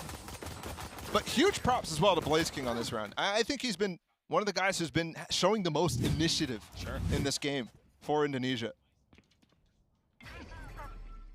And once again, there, the recall smoke, and then the Gravwell that was massive on A-Link after it was certainly something I didn't want to watch again. The Gravwell really did set the round. Yeah. Recalled smoke instead of the Gravwell. This time Laz is going to challenge. And Berserk has a Vandal. Oh, and he's finding them all. Spike down A. He's finding the kills. 4v2 here, and Sugar Zero and 10 are both weak. 2 people who can do some damage, though, with the utility. But they probably won't want to spend it at this point, but they do recover Spectre. Note the quick flank possibility here from Flipsider. Yeah. And all 3 players on A. He knows what's happening. Right, and nothing to really cover the flank either. There's one of the Spectres that you One mentioned. enemy remaining. So it found a little something, did a little bit of damage. Dude, it is wild that the scoreline is 8-6 right now. Yeah, it is. It's 2 rounds separate these teams. Because I was feeling like this was absolutely over. But I think something we forget is how Zeta only won 1 round on attack side on Ascent against Loud. Yeah, that's not great. So clearly something was wrong with their attack sides, which I thought were fantastic regionally in Reykjavik. That could be a pressure thing so far here at Champions. Speaking of pressure, look at how far up A main they are. I've got the trademark, but it might be smoked off. Oh, no, it's not. Just barely inside of it. Now the question is, do they go back and do they fight the flank that's coming their way? 10 do has they to. just continue to push forward. You're right, 10. There's no escape. Crow can get back for him, though, with the Prowler, but he's now stuck, too. Yeah, he's somehow made his positioning perhaps even worse, unless he finds all the kills that he Somehow needs. 10, though. He's gotten better position. Clean. One shot. Now they know where he is. Now they know they've got someone they have to worry about behind them. Meanwhile, the Spike was playing it down C. Look at Depp is just drawn exploring. He's playing a different game right now. 2 members left, and they're still back in spawn. Laz not able to connect anything on the first shot. He's pushed off the angle. He has to run away and tuck. Depp still close by. Laz continuing to be the recon dart. Find Zero's info. turn. Yeah. A little sidestep. And perhaps a kill on the other side. There it is. Depp shows up. Sugar Zero does 2. Zeta get to 9. Let's King tried to smoke off Garage, but everybody was on the outside of that, and then the final swing as well from Depp. Just really well played off contact. And let's see. We do have a decent buy here for Boom. Obviously, they got the opportunity to bonus up with the fantastic anti-eco. And Berserks has his knives. He's playing up top B right now. So it doesn't look like there'll be too much shenanigans, except if somebody actually peeks window on him. Which I'm really surprised too, because they have the utility set up to control a main. I think off the fault line he'd take short and challenge or something like that, but no. Well, with just the dart there, you actually give yourself a lot of information, especially how Zeta's been playing the default so far. It hasn't been inside of a main. So they can't break it. They're trying to spam the nanoswarm down right now. But they just can't. They know it's there. And they know it's a problem on the other side too, man. And it's surprising that Flip actually hasn't popped it yet. He's going to go for it. And minimal damage actually exchanged here. How did they get away with that? The setup looked like it could be so problematic, so devastating. They're set up off the alarm bot here, but he'll pop it to swing. Because I think they're more concerned about what's going on the rest of the map since they've been pressuring Garage so hard. And Zeta won't peek into B. So Boom has made the right read. Yeah, they've done a really good job of building Zeta up until this point. I'm wondering if Tabata will have his fault line up in time right now. Because there's not really any utility here. Well, they're in the blades. They were around. They took care of Laz. Then they fall. Zeta just cracks the side open. You've got Blaze King, who's going to be on the flank again, and that's leaving poor Flipsider, who's been, again, top fragging. Left to do it all on his own. He's able to take one with him, but not much more. A 1v2 for Blaze is, again, he's going to show up just a bit late, and he's going to be showing up from sides unexpected. I do like that smoke, though. It gives fall. I mean, they're just both in hell, watching him. That smoke gives false information that he might try to creep out spawn, but Zeta's so wise to it. These tricks. Sometimes they're working out for Blaze King, but most of the time, Zeta's so aware.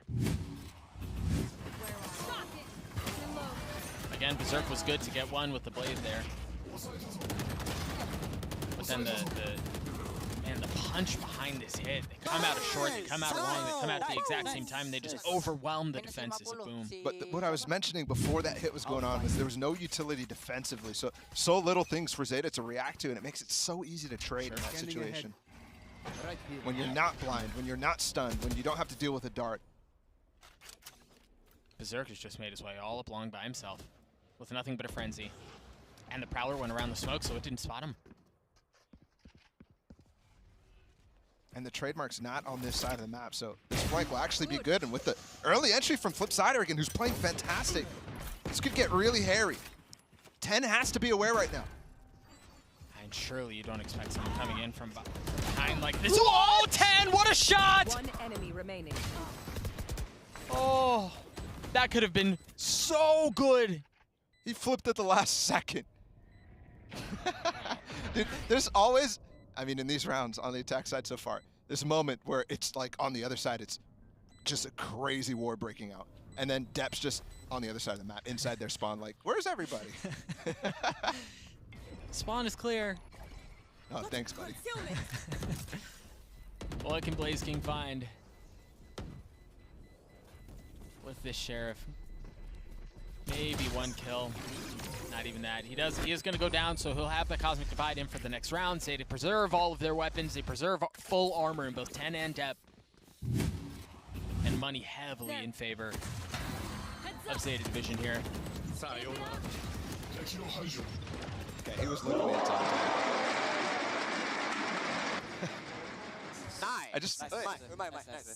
I like the one guy on the right with his phone. It says NT. Nice try, nice try. Timeout coming through for Boom Esports. Again, they're down pretty considerably here. You know, the concerns that we had, Bala, about Zeta and their attacking sides and how they've kind of struggled historically seem to be a thing of the past. No, they fizzled out. But I don't know. It just feels so far like the defenses from Boom, unfortunately, not living up. And Zeta's being able to execute their plans very well, in a sense, right? I mean, they're breaking the utility. They're burning down the clock and kind of understanding what the game plan is going to be on the defensive side. So they're working it very well. But the thing is, it's not been challenged yet. So I'm not writing off that story yet. 14 assists for Sugar Zero. Dep has quietly raked up a bunch of kills too. 23 for him. Quietly? I feel like we've talked about the cat a lot. I mean, yeah, okay. This game has been kind of quiet. That's fair. But there's a good chance this was not quiet. 5 ultimates on the attacking side. Everything available to him. Let's play. Dep is fast up Garage too. With the smoke already. Flip does not have a setup this time. Nanos are inside of Garage. The link. Knife into Link, not going to spot anything. Again, the smoke, really the only bit of defense that they had in that moment. That wall just gives so much pressure onto that C side, but they don't really react at all. They didn't pop any utility. They broke what's that? Oh, hold on, this engagement. Good flash again, gets Berserks off the angle. Are they expecting something there? Just pop his dash. Stays on the angle though. Stays, the cloud burst. He's going back in, he's going back in, and the shorty finds a second. He's not done. The Hunter's Fury to try to keep them back, to try to provide some cover for him to cause more. Flip. He felt that. That went straight with his arm movement. I mean, opposite side of the map, too. That could have been huge if you got that kill, because all of a sudden you're pressured on this A site. You have no more control the rest of the map. 30 seconds left. Take the challenge back to Tabottle, but I mean, the reckless antics from Berserk very well may have just won Boom this round. Last player standing. It's close. Spike down. That spike though, and definitely. But also super slow for Zeta to react after he went for that dash, got the kill with the shorty. That took so long, and it actually netted Famous a lot of damage with that Hunter's Fury. That was finally a really, really good defensive play. There's nobody else here for Berserks. The ult is coming out for Famous right now. And 10 had to back up because of that Hunter's Fury, yeah, so that buys enough window for him to go in, grab a gun, try to fight some more. Ooh, and off of that, Zeta decide to call out a timeout of their own. I have to point out that reaction from Nas, definitely flustered, actually. It appeared, I mean, just from looking at him. Maybe he really felt he should have hit that shot, but sure. Yeah, that was misplayed by Zeta. They still have so much room. Yeah. It's all right. In fact, of the 5 ultimates that we talked about at the beginning of that round, it was just Laz. Yeah, 4 of them still up for grabs. Laz the only one choosing to use his, so they still have the overdrive, they still have the null command, the nightfall, the from the shadows. They have a lot of tools at their disposal. Yeah, I'm looking though on the side of Boom, right? This is a team that you have to have them pull these ultimates into round wins consecutively too. Yeah. Lockdown for each ult, Cosmic Divide 2 from Astra. In order to use those, you have to have the bodies up, though. A lot of those rely either on a trap play or using it for retake, or a late round push from Zeta, right? The lockdown could be really critical in those moments, but you have to be in the right place. Need that back. Again, note Laz, who had the reaction that you mentioned at the end of the previous round with the operator, 19 and 10 right now, so he's doing just fine. He's getting his, and Berserk's trying to get his. Oh, nah. Can't dash away. I mean, he doesn't seem to care, though. And there's no real challenge. It was only because Berserk decided to peek again. They're going to try to get into C. They've gotten in through Garage, but Blaze King was tucked the entire time. And Drone's coming out now to clear last two. Definitely a fantastic round here from Boom. Berserk's, again, the aggressiveness for him nets him so much value. I don't think the drone spotted him. It should have expired before it got to Cubby. Dart misses too. Sidestepping in and out of the pulses of the dart now goes forward. Famous might be the first one to go down if he steps just a bit too far. Shoulder taken off. How much more damage can Laz do? Blaze doesn't have a ton of credits here. And Flip and Blaze are split up right now. He can't actually trade them. If he walks up on Blaze, it could be crazy. Trying to clear out the Cubby there. Finally, they get close to each other.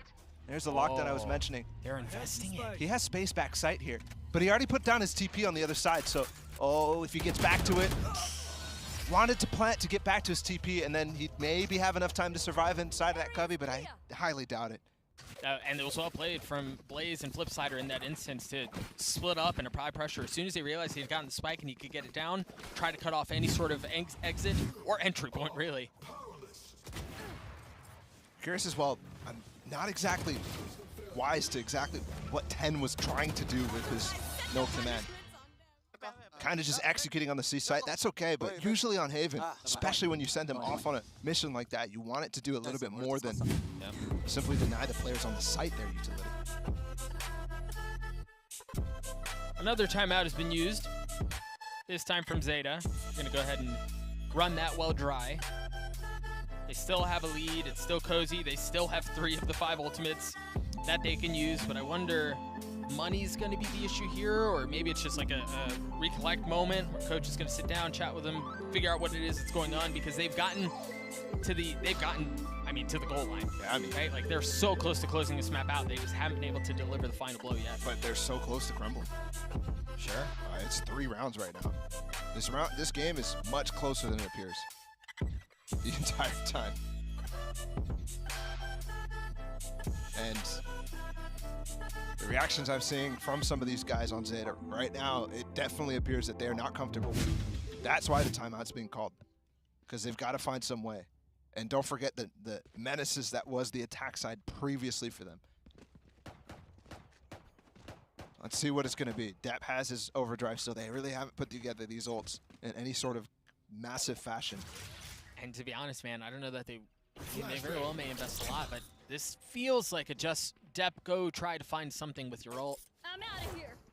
And of course, he's the first one up. The thing is, look at all of that Killjoy utility on B. He is targetable with the knife. If they spot the utility, you'll expect Killjoy to be somewhere in the vicinity of A-Link or B or C-Link. The drone spots something first. Alarm bot goes down. Both nano swarms used. So they've taken care of that step, and that was a big one. Relay, Famous, and there's the ult. Depp has gotten through. He's going hunting. Didn't get the gun, though. He's got 2. It's his fingers. Depp. Oh, but Flipsider in his face gets the kill with the classic. And it's to bottle again as well to rack up a bunch of kills here. There's a lot of players right now starting to frag a lot for Boom. This is getting really shaky. The lead that was 5 rounds moments ago, now down to 2 again. We do have to remember that that was an eco round for him, but you're right. They went for it here, though. A lot of utility invested there. The ult as well. 15 HP. What a hold. All right, now they're back to guns. They still have ults to work with. But Boom do as well. Look at this. Laz has gotten all the way up into short with that Prowler already, with the smoke from Sugar Zero. Know that the Debatol is on the other side of the map. He's over at C, and he's got that Rolling Thunder. And that looks like that may be where they're headed. Unless they pivot off of Laz, finding value at A.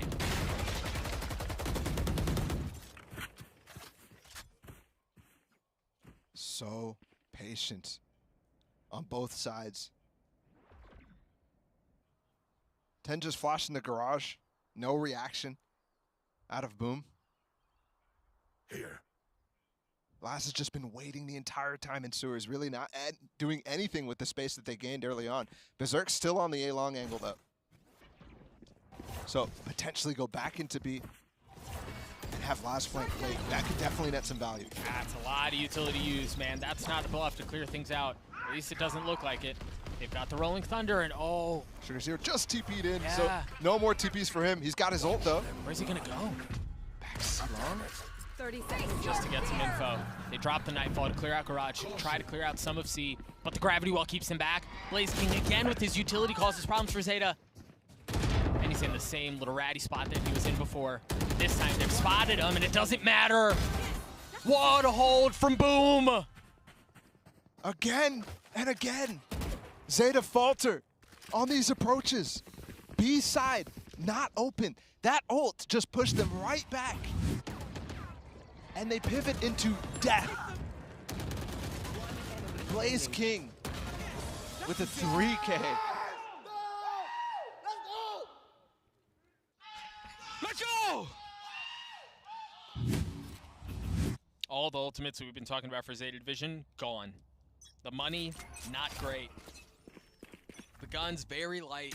Taking it fast to Berserks. Already up sewers. And that was a straight up challenge. Famous is here. There was no outburst. There was no nothing. It was just a challenge. And now Depp slips his way in. Berserk has the op. He picked it up. And he drops it almost as instantly as he gets it. And they don't have that breach ult anymore. What they do have is the Asher Wall. But Blaze King is so slow on the flank. He's already out flip.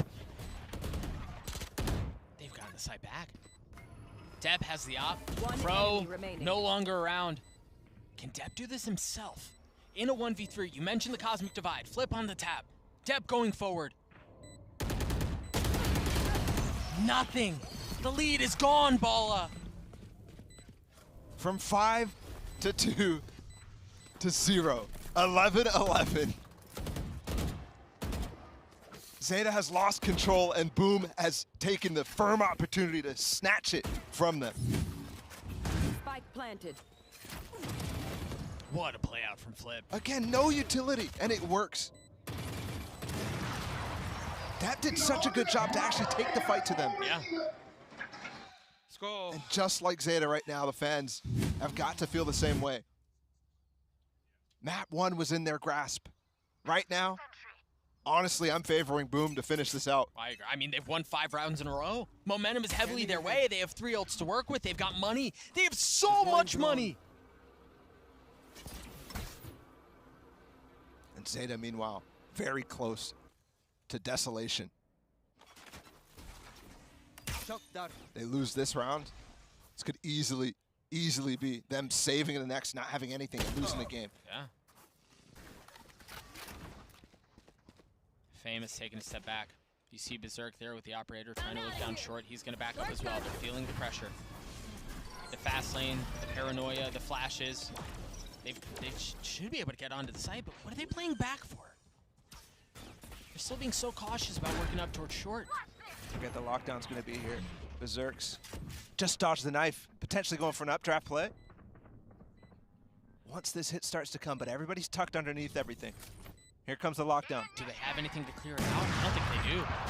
And whatever they may have been is now gone. They want to fight, but they don't have the tools to do it. And They're all left on site by themselves. The wall too, they're getting the kills anyways. The only person who should be on the outside of it is Sugar Zero and Laz.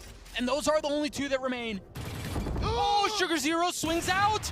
The Cosmic Divide not keeping him back. Laz is gonna have to go forward. He's gonna have to challenge it. His shot is gonna be filthy if he lands it, but he doesn't get the diffuser. There's no way. He does it all. Match point. Laz tried so hard. I don't even know how he got that shot. It looked like he shot through the entire wall. It had to have literally just been the barrel of the operator that made its way through the wall. Unbelievable. Sugar Zero had a chance too. It looked like that frag. Here it is. I mean, what? I mean. And reminder, they somehow got a nice buy here. They still got the op for Laz. The loss bonus is strong right now. Yeah, it's not as bad as Laz is just, oh my goodness. It could have been. Under Suri out. 10, committing onto the plan and paying for it with his life. But they've gotten the spike down. The knife falls out very early. The Paranoia, the Prowlers, again, they just want to fight. They want to leave nothing to chance, and Sugar Zero walks into a crossfire that has 3 members of Boom Esports waiting for him. They're overheating. Yeah, they are. Blaze just got a star back too. The smoke's going down. Zerk on the defuse. He's gotten it to half. Again, a 2v4. The spam's through, and it's much like the end of the previous round. With members alive, the defuse comes through. The collapse from Zeta nets them the loss.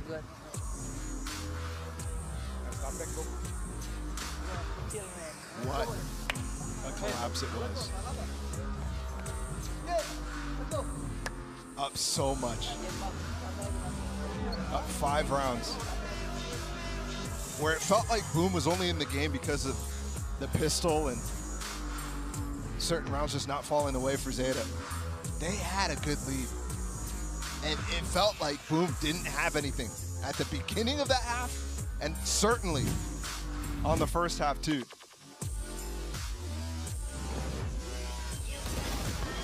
The woes of Zeta's attacking sides continue. It's something we're unfortunately going to have to continue to touch on and talk about because it is a trend. It is consistent. And while Laz had such a heroic performance in the first half, it really seemed like Zeta was full steam ahead. Let's get to Pearl. Let's do this quickly.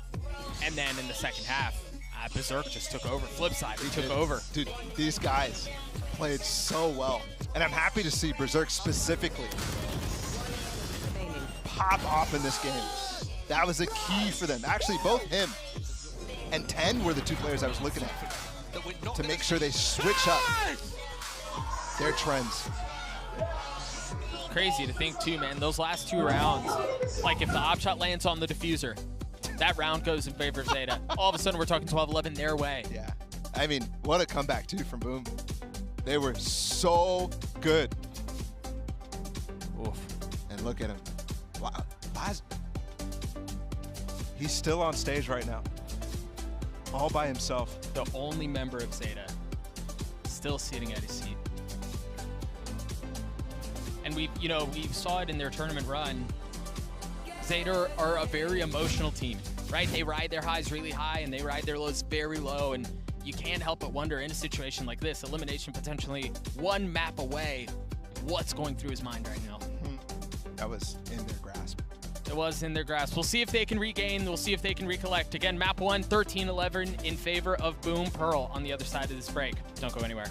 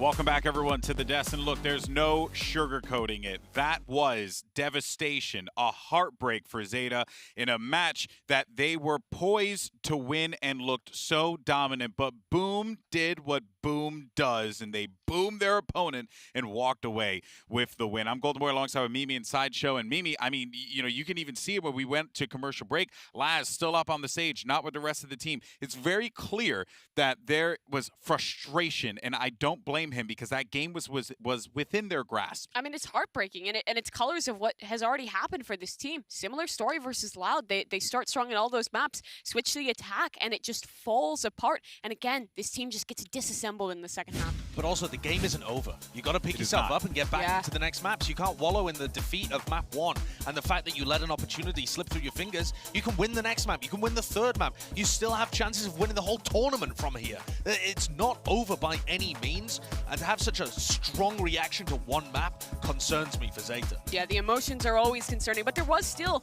some greatness out of Zeta. And I mean, Depp was one big part of it. He had an absolutely insane game, but again, it was just Zeta falling back into their old ways. I think the attacking side was very clear of what was going wrong, right? They have these ideas. It looks like they're going to commit, and it's back, forth. What are we going to do? And it ends up with them just running back in towards C with very little information in the late round and just getting torn to pieces. Yeah, and this is what's really concerning. Zeta Division were a really attack-sided team, and Flipsider and Berserks did a great job in this series. I said that this would not be the same case where these two players fell away. Against Zeta Division, they've had big performances. Now, we did say that there was a problem with the first kills, first deaths going on, but I don't think Berserks died a single first Berserks was 1-6 at the half. He went 5-0 in the second. 5-0 in the second half. That makes such an incredible difference. Huge shout out to that guy for picking it back up. Yeah, what a recovery that was. And yeah, I mean, you know, when you look at that round and you see like how things went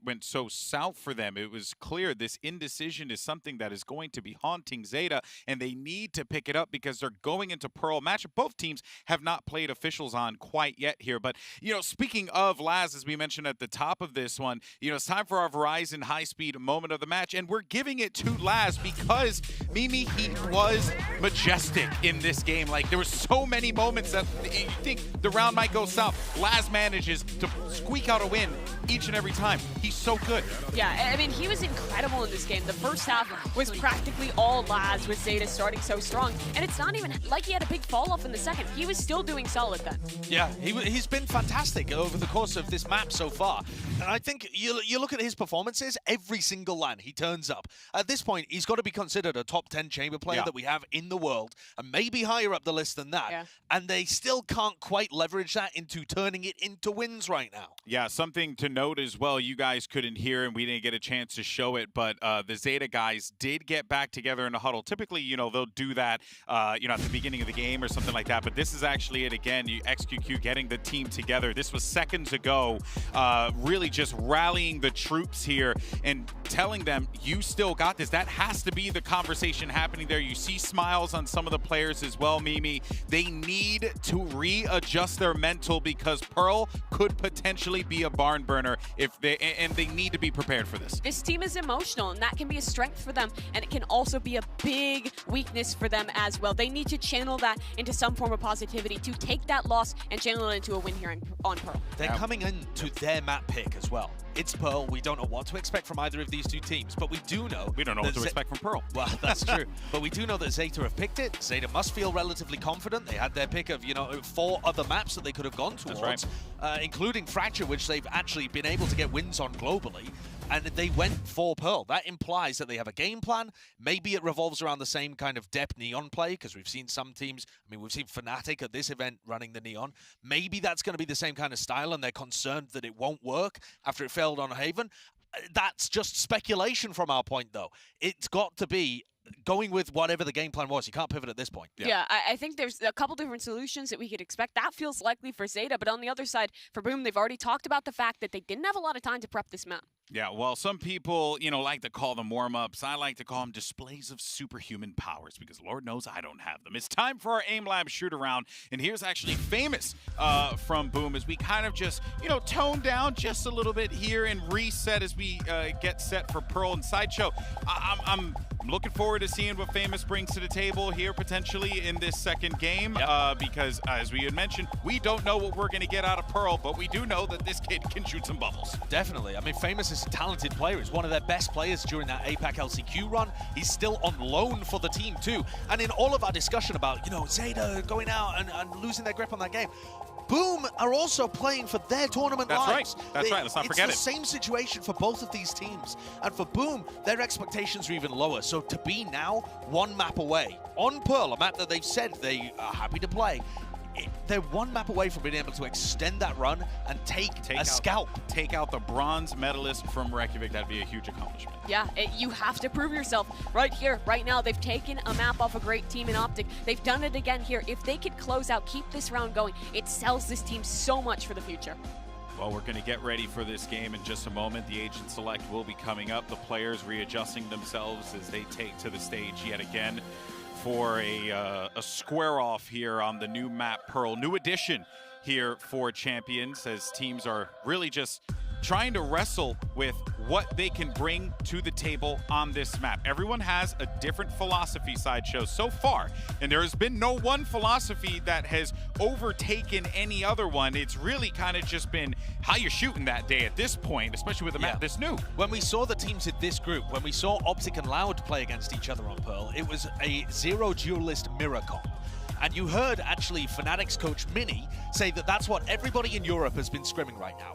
And yet Fnatic themselves went for the Neon, right? They know that the kind of meta in Europe is to play no duelist, and they went towards the Neon. I cannot see these teams running no duelist comps. I just don't think it makes sense. When you have players like Depp, and then you've got Berserks on the other side of things, they just play so many duelists everywhere. Yeah, absolutely. I think for Boom as well, it kind of comes down to the question with that answer. I would like to see one of these teams go into that Raze composition. We saw that out of Paper X. Fade Raze, you're playing the Sage, a similar approach to an Icebox. I thought that one was probably the most effective that we've seen thus 100 far. Thieves were running it as well, and I think that worked out very nicely. All right, Prime Gaming Agent Select. Now we're going to have these questions answered here, and it looks like we are going to be getting some Raze for Zeta. We are going to get some Neon for Boom. This is interesting. Yeah. Yeah, we see no Fade come into the mix for this composition. No Sage, nothing like that. 10 will get the Raze, though. This was his starring role when they were playing at Reykjavik. But looking at this composition, I don't know if I'm sold just yet. You have some utility to set 10 up for success, but I think without that Sage, without even kind of those more no duelist comps that have a little bit more utility, you're losing out on some aspects, and it really puts the pressure on this guy. Yeah, it's also just bizarre to see an Omen in the mix and it's not being played by Sugar Zero. You've got Sugar Zero on the Viper while Depp picks up an Omen. So Depp is not going to be at the forefront, right? It's all going to be about 10. He's the player that gets traded the best on Zeta Division, so getting everything behind him does make some sense, but it really feels like you're missing out on the synergy with Fade. Yeah, and on the other side here with the Boom composition, they're going to head into that Neon. They have the Fade actually as the sole initiator on this map. It's so weird. It's like you want to pair the Neon with the Sky and the Raze with the Fade, and both teams, both teams have just traded duelists with each other. But I mean, both teams going for a double controller, both teams going for the chamber play. That all kind of makes sense, but very different themes. It's just a mix-up there, right? Yeah. You know, the initiator change, the duelist change, right? I wonder what the mentality is behind it, at the very least for the Sky, because I actually kind of like the Sky in this one. I mean, yes, it would work better with the Neon, but perhaps it could be a comfort pick maybe, or I don't know. I don't think the compositions are going to win or lose this next match coming up. In fact, it might not even be the talent, the skill, the shooting. I think this is going to be a mental game. I think Boom have to avoid having that drop-off they saw against Optic, and Zeta need to rally back. And Zeta are straight back in to their old nemesis, that attacking side. They have been dismal with it thus far in this tournament. That rally back needs to be massive because they're starting where they are the weakest. All right, well, it is do or die for Zeta. Like Okada in the Tokyo Dome, they have to find a way to find that fighting spirit, or can Boom shut them out right here? Let's send it back over to Doug and Balla.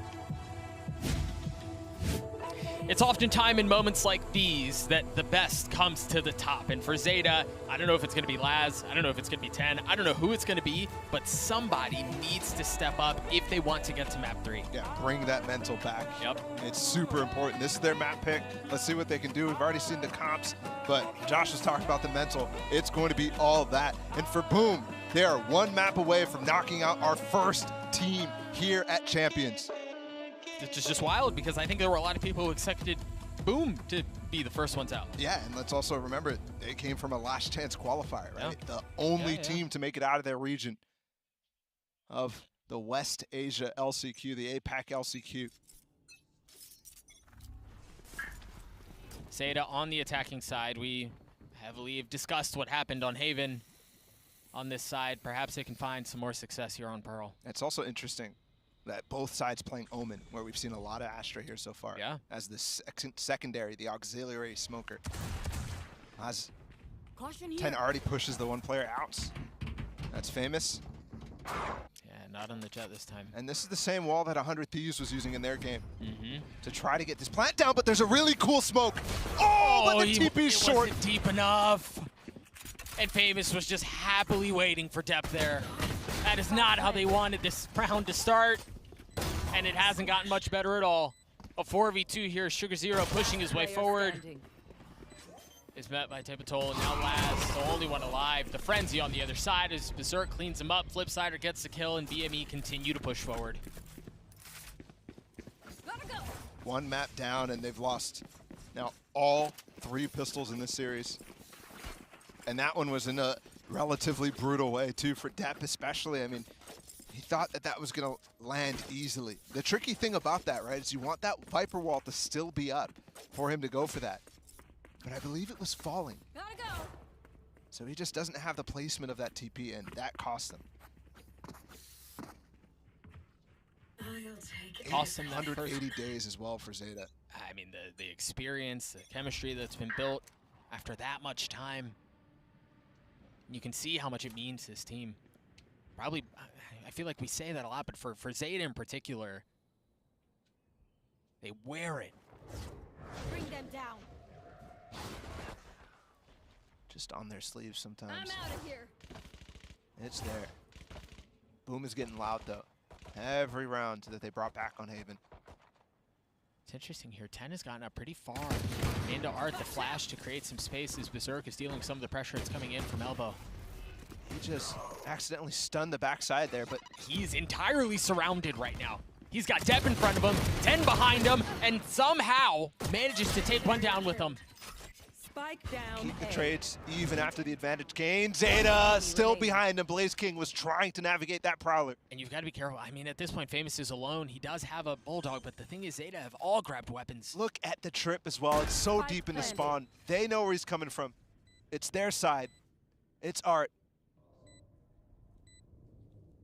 Sugar Zero waiting on the other side of this box.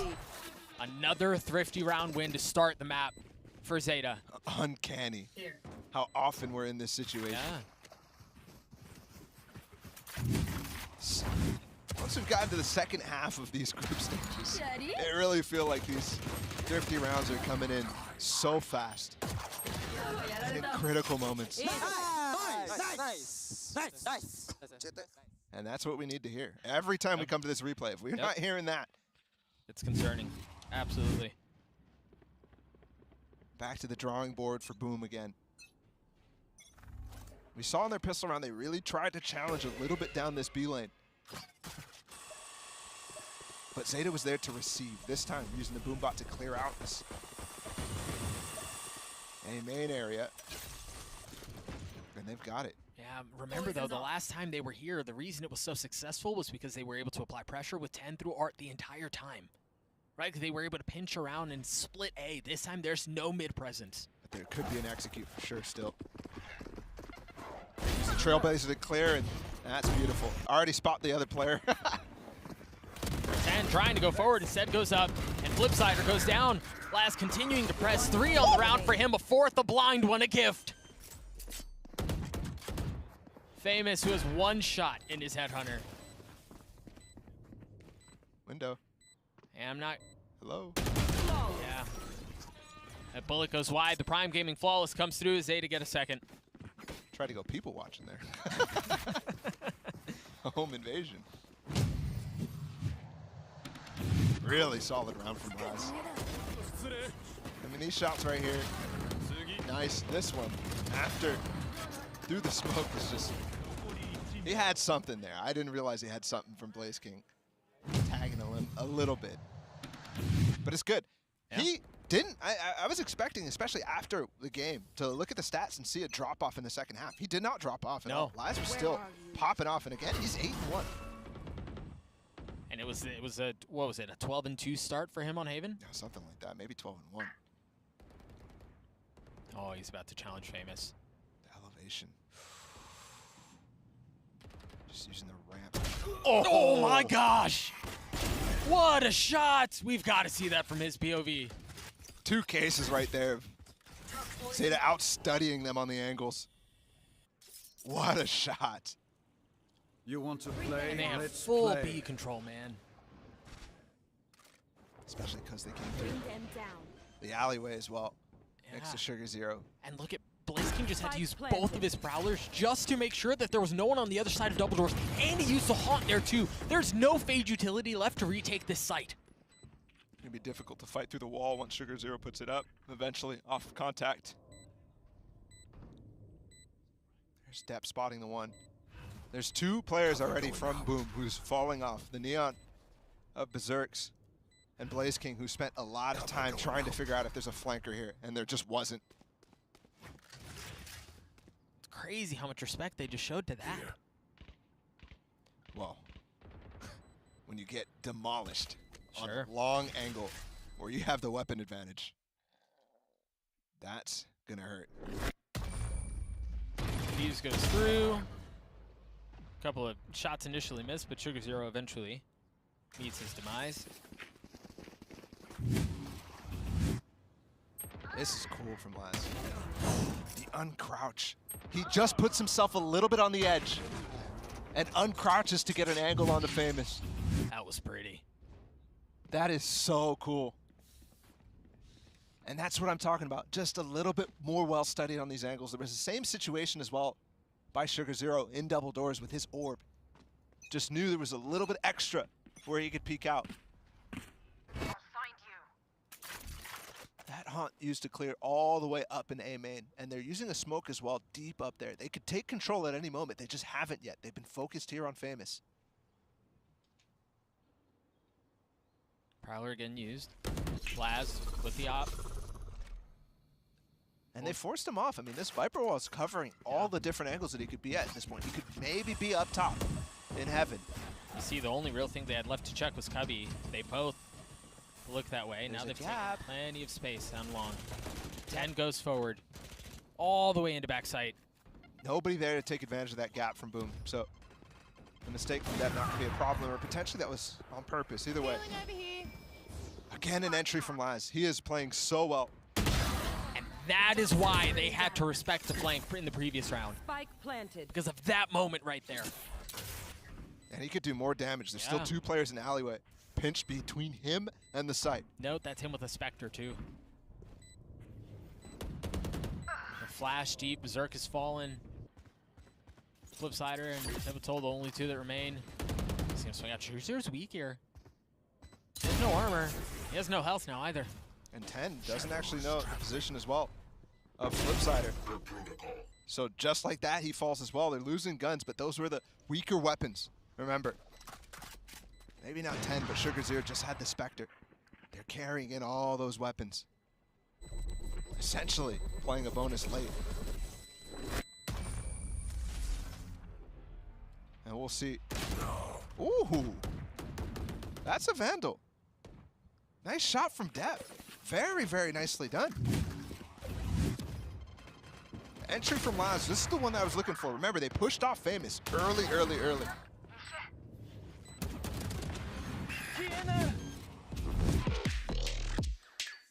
And Boom call timeout.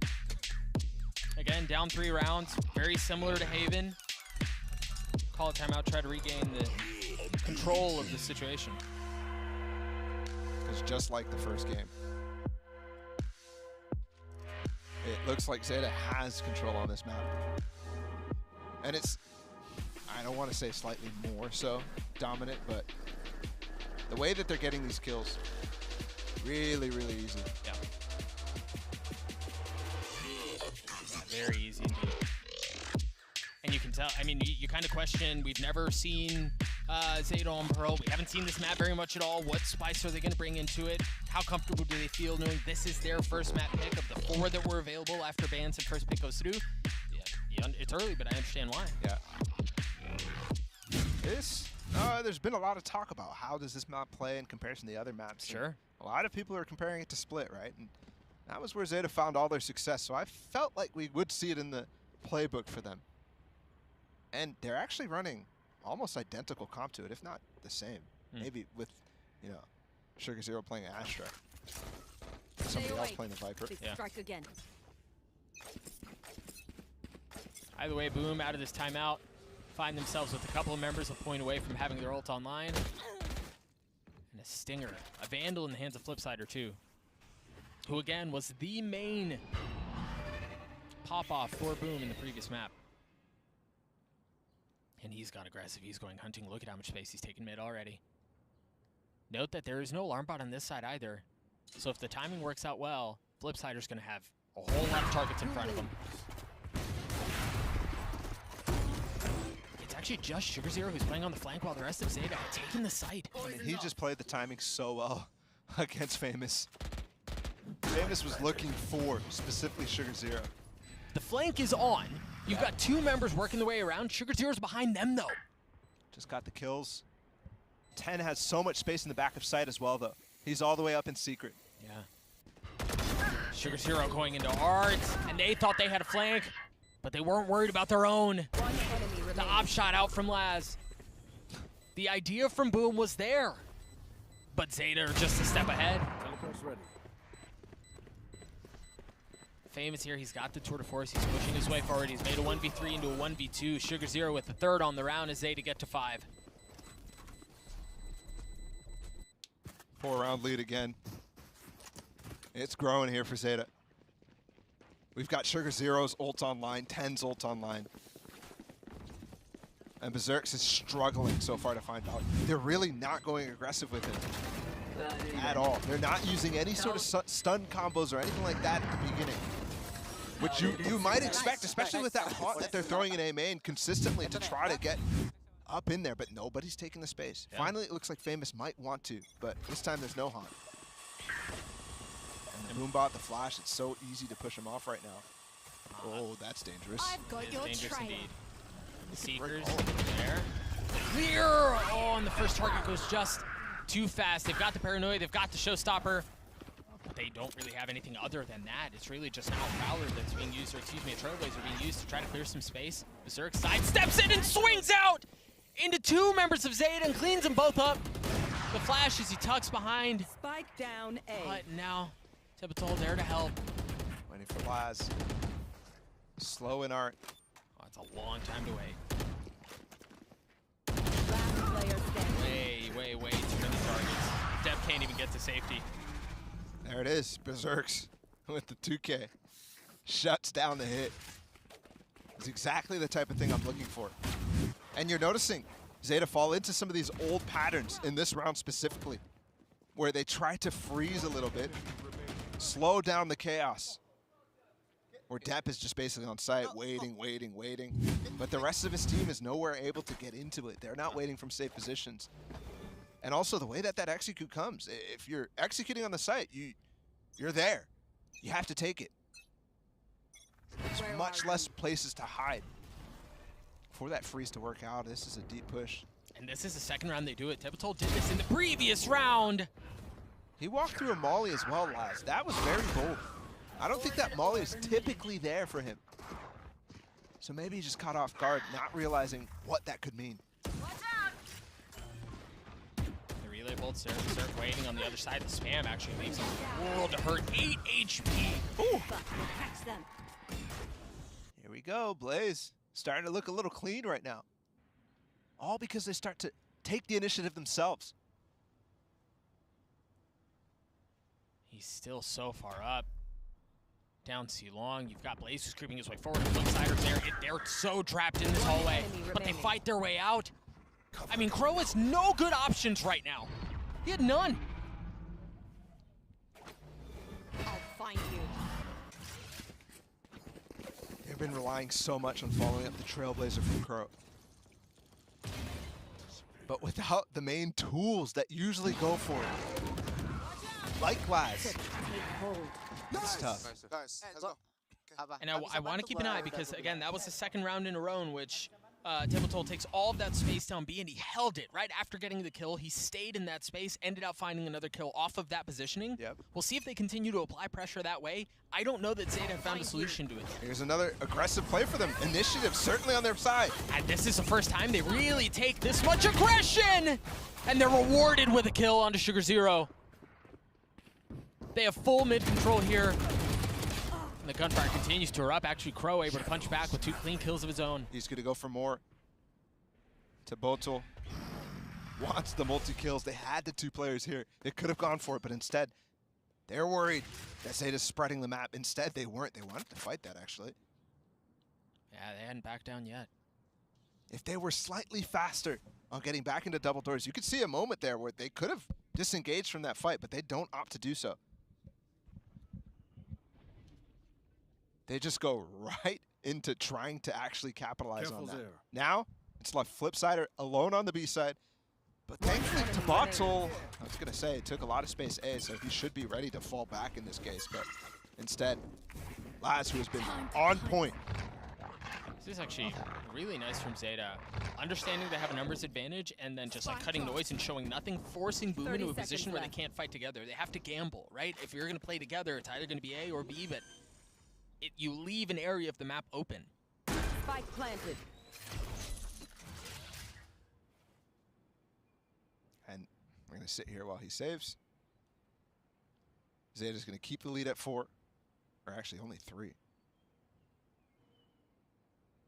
It's been deep at certain parts of the series, but Boom always finds a way to claw their way back in and force Zeta into a position where they have to think again. Yeah.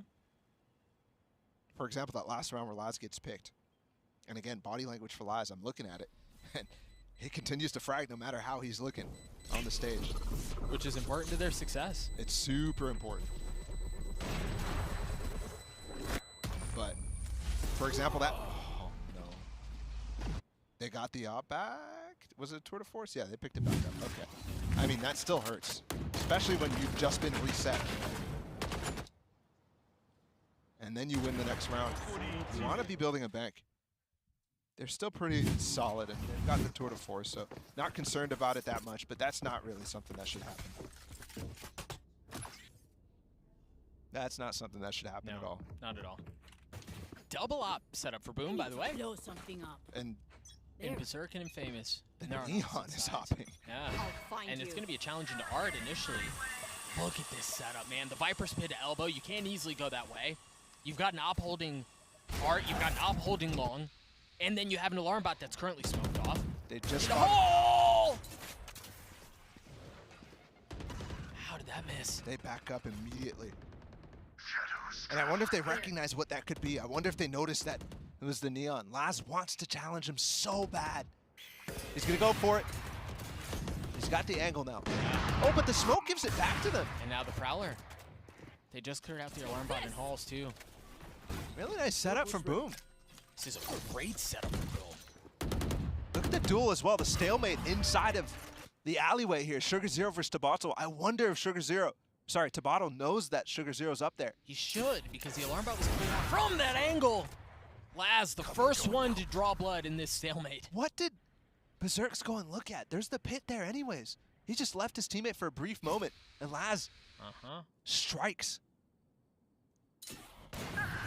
And Gets Laz him finds to another. What a 30 beast. seconds left. They just walk through their smoke there in alleyway too. Sugar Zero has been doing that every single round, and he's not been punished a single time. Man, for as highly as we were speaking about the defensive setup from Boom in this round and how clean it looked, how it seemed like they had everything accounted for. It was one moment of Berserk rotating away that opens up a kill for Laz, and once he gets an inch, he takes the whole dang thing. ripped Art apart.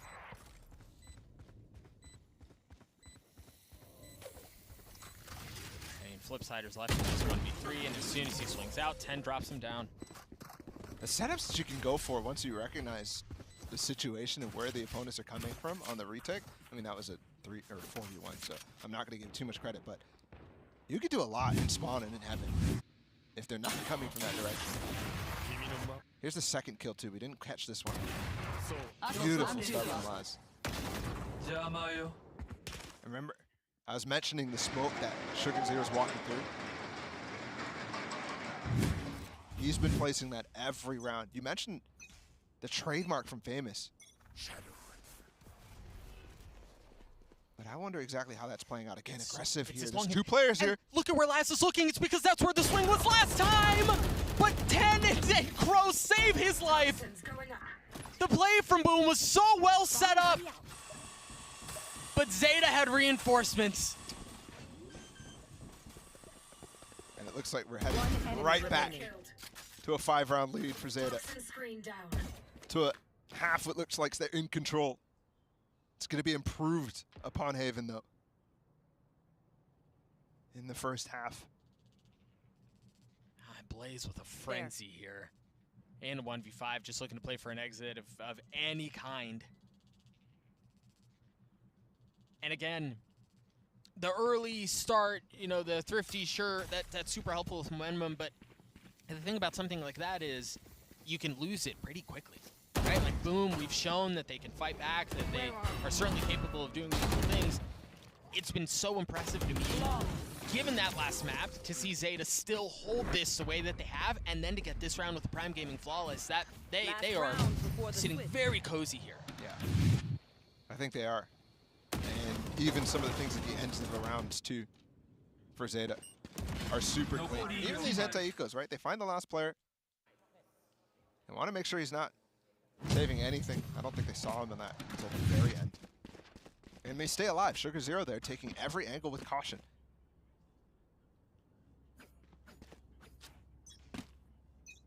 Four, 8-3. Yeah, and 4 ults on the side of Zeta, too. Let's play. Oh, he's gone aggressive. Again, Laz through the... I mean... Through the molly and dead. You're absolutely right, Bala. That's 3 rounds where they could easily have gotten punished. 2 of them where it's definitely successful from Boom. And Laz has been the spearhead of these rounds. He's been consistently finding so much. And also some tenacity to Boom to go back to that after how they saw Zeta were reinforced in that area in the previous round. That's impressive. And notice, hey, if we had guns here, this will be easy. Oh, just barely misses that shot opportunity. Oh, off of the paranoia, the showstopper through, but he gets tagged up by just a little bit. But he got space with that. He did. Sugar Zero again into sewers. Oh, Berserk's just on the other side. The Nightfall there, the op shot too. As you see, Berserk tries to take space, but Sugar Zero punches back elsewhere. And Tabottle as well tries to chase him through sewers. We're gonna have an ult that does give a little space here to plant. It's a sliver though. And the spike is not. He's behind so fast. And he's gonna push right into it. He's gonna push right into it, and they don't know. Oh my goodness. They don't know. They don't know. He steps out. Left. The decay starts to wear off, but they're swinging around right behind him. The spike well out of reach. Sugar Zero on the other side, and Damatol with the flick. The Red Bull clutch. Keeping Boom in this game at the end of the half. Sugar Zero with a super nice play, playing through the slivers of that pit. But he gets the flick. This is what I'm mentioning, right? All the way up into the lane. Sabato with the fast flank, though, chasing down his foe. What a flick. Unreal. We'll talk about 9-3. You talk about 8-4. That round to go to a 1v1 to keep this score the way that it is, it's just wild. Let's throw it down to the desk. GB, take it away. Thank you so much, Doug and Volley. Yes, this game is at a knife's edge here. Fascinating matchup on Pearl to kick things off for the halftime here. Let's first go back to a player that we were highlighting quite a bit in Game 1 and has continued to be impressive here today in Game 2, and that is Laz, instrumental for this team. Yeah, Laz, Sugar Zero, it's the same people stepping up again. He's 13-6 at the half, but in the first 6 rounds, he had 10 kills. He was 10-2 in the first 6 rounds. That is just absurd. His beginnings to these maps have been bonkers. He was 15-5 on Haven first half as well. Laz is playing monstrously. He's currently the top-rated chamber at the event after we've seen everybody play at least once. Yeah, it feels like he just had his Joker moment after them losing that first map, comes back, absolutely rallies, and looks fantastic again in the start of this map. But we're still seeing some of those kind of moments that look similar to what we saw in the first map, and one of them was Boom starting to find some of these adaptations. Laz was making this play pretty much every round, finding value. Towards the end of this half, Tabata was figuring out an idea. I think they had a better understanding of what they needed to do to shut down Zeta, keeping control of Art, fighting for long towards this B site, and they were finding more success off of it. They need to convert that now into this second half, continue to stay on top of that adaptation, and maybe still have a chance to come back into things. It's so difficult to know what to expect from Zeta. Coming into the tournament, they were the only team heading into Champs with a less than 50% win rate on their defense side. And yet, at Champs, it's been their attack side that's been terrible. Now they're 8-4 up. They've dealt with the half that's been giving them the most recent struggles. Good attack half. That's been ticked.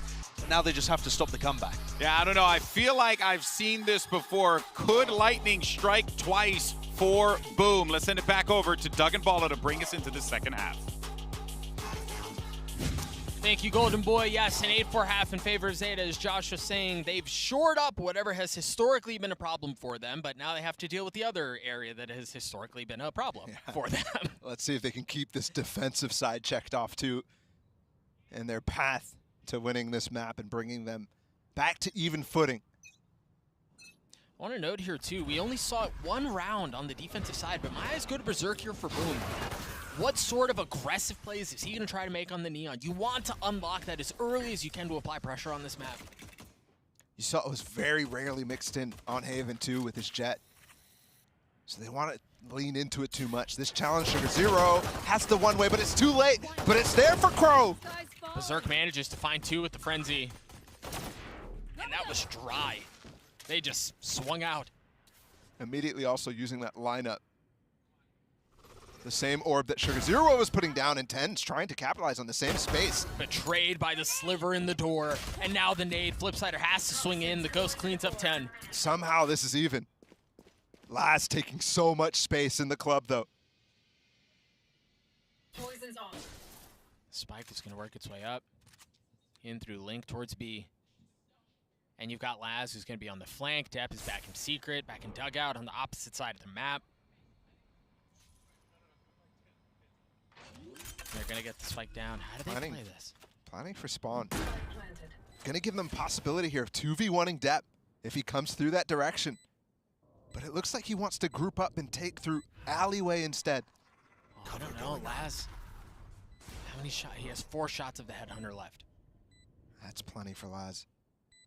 He's so slow on long B though. It's just no info of anything. No knowledge. Depp on the swing. He gets spammed through the smoke. It all falls onto Laz again. Can he do it for Zeta? Can he net them a pistol? It seems unlikely, and yeah, there's no way you check that ratty little corner, right? No time even. Goal! 1, but that's all it was. Flipsider with the 3rd. Boom wins, I believe, the 4th pistol of the series. All 4 pistols. All 4 pistols. And remember, Haven, they brought it back specifically because of the 2nd round pistol. Different halves.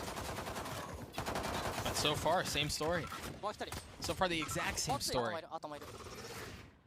Almost identical. I think Zeta definitely had a big chance after 10 makes this play. Yeah, I absolutely agree with you. Let's see if they can really rally something together like they've been able to on certain. But it was all off of thrifty rounds, Ball. I think that's the concern. Well, every 2nd round, they put something together. Bring them down. Or being taken, Prowler through, clearing the backside of this wall. So there's no more concern, only Laz after theirs. That's gonna help, but Berserk with the Vandal trades it back. And that was the main oomph behind this punch. Sugar Zero's falling, Crow does too. Spikes down, B. And it doesn't seem like there are gonna be any thrifty antics this time around. 10's left alone, and he falls. Back down to 2-round difference. And they keep 3 rifles on the side of Boom. That's a lot. Remember, they went for the same thing. on that second round of the entire series, and it hurt them so bad. Look at the chances they're going to have. They're mostly on even footing against the bonus attempt from Zeta. 3 rifles, and there's a cheeky judge as well. Where is that cheeky judge going to go? On the attack side. Maybe through double doors to fight Link. Oh, they swapped it. Where are you? Swapped it to a Spectre. There's some pace, there's some aggression. The paranoia out from Tipitol, and then the swing out from Berserk finds him a kill. Double time through both the left and right side of mid. To Art and to Ali. Shadows traveling. With mixed success, but there you go from Flip. They're picking them apart now. Yeah, man, they have full site control here. And again, this is I hate to harken back to this, but it's important because we've seen this story before. Yeah. BME took control of Haven at this very round. Exactly. 3 rounds in a row possible now here. Laz and Crow have to put something together. Crow coming in through Art, Laz through Spawn. Walking up Secret. But they have to get through the Viper's Does pit. this pit also cover up to Bottle's position on top of Dugout Edge? No, he's all the way in the corner. Spammable. But now Laz's position given away. Crow is crept in. They're going to flash right through on the other side. Crow trying to find the kills. He finds 1, he finds 2. He's got it down to a 1v1. Templetor just on the other side, just has to delay. And he gets the kill he's looking for. Economy for Zeta, busted. Boom has made it already to within 1. We're looking at a very identical situation. But the difference this time is it's much earlier here for Boom. To Bottle leading the charge on this map. Nice! Go!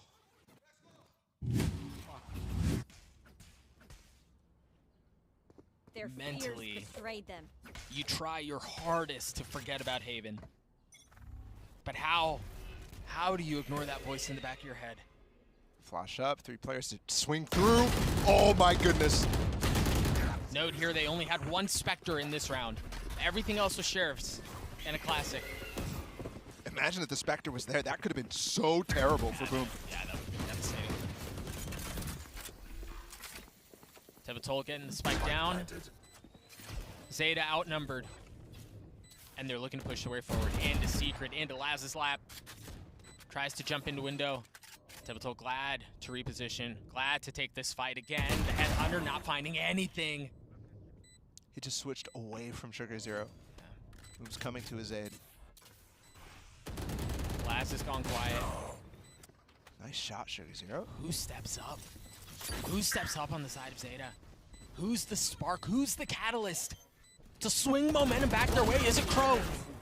It's not Sugar Zero in this round, and it's not Crow either. We're tied at 8. The lead, once again, gone. In the last map, it took all the way to 11-11 for Boom to tie it up. Here, it's so much earlier in the second half. Reminiscent so far of the really poor half that we had from Zeta against Loud. Boom, taking the experience they got through with Optic and showing off that they've learned so much from that series. 10 just went so aggressively down long. He's got the showstopper. I don't think he's going to have much of a contest, while Laz finds value on the opposite side of the map. He just pushed up Art and took the fight to top mid. Space given right back by 10. He's already used a Roomba. Oh. That timing could not have been better. Look at this Trailblazer from Crow. He just used it all the way from sewer side, in through double doors and cleared middle. They're going to go B. Remember, 10 has a showstopper. With Laz's aggression on the A main, they've got a great idea here. 10 with the showstopper. The Seekers are going to confirm. He can swing with this easily. But do they commit? They have 55 seconds. There's still plenty of time to flip this map back. That just bought so much time for the fuel of Sugar Zero right now. If they want to commit, they're going to have to get Decayed. Keep an eye on Blaze King, waiting just outside double doors. They're continuing to creep forward. They're going to commit to it. The flash is there. Is that what throws him back? No. they're going to continue to persist on this. Blaze King is going to continue to work his way up. Now B-Link. Crow's checking it 30 seconds every left. so often.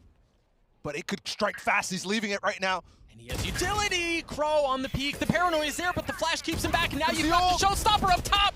One goes down. Flipsider does two. Zadev cracked the site open. Kept the spike in their control 10 seconds on their side of the wall now too. And boom, just when they thought they had their hands around the scoreline. Zeta respond. What a hold. Again, off the showstopper, finding value off of the delay that you mentioned. There was so much there that allowed them to rotate back towards B in conjunction with Laz having space on elbow. They knew the hit wasn't going to go that way, so they could lean B. And to note too, Laz getting aggressive that round. That's the type of agency that we've been missing from Zeta all along. Only one player on the opposite side of the map right now for Boom. They might want to take this A main very fast. Here comes the Nightfall. They're going straight for it. That's exactly what they're doing. They've invested in Paranoia, they've invested the Nightfall, and now the Overdrive too, but counter Paranoia is going to keep him back. The Prowler is going to spot onto 10. They continue to push forward though. Look at how deep Toll is. He's already gotten his way into Secret, and so far his presence is kept quiet. But Laz with the op shot stops it. They've gotten the spike down. If Sugar Zero can get up into into sight, excuse me, he can use the Viper's Pit, and there it is. Have to clear the site. And Blaze King is the only one who's up. Do they know that he's there? They don't know that he's there. He gets one. He gets two. He was the linchpin, and he was never taken care of. And it's a brutal reset. Boom. Forced the economy from Zeta to start back at square one. Laz loses his op. He's got the tour de force still around they can play in. They're going to call a timeout.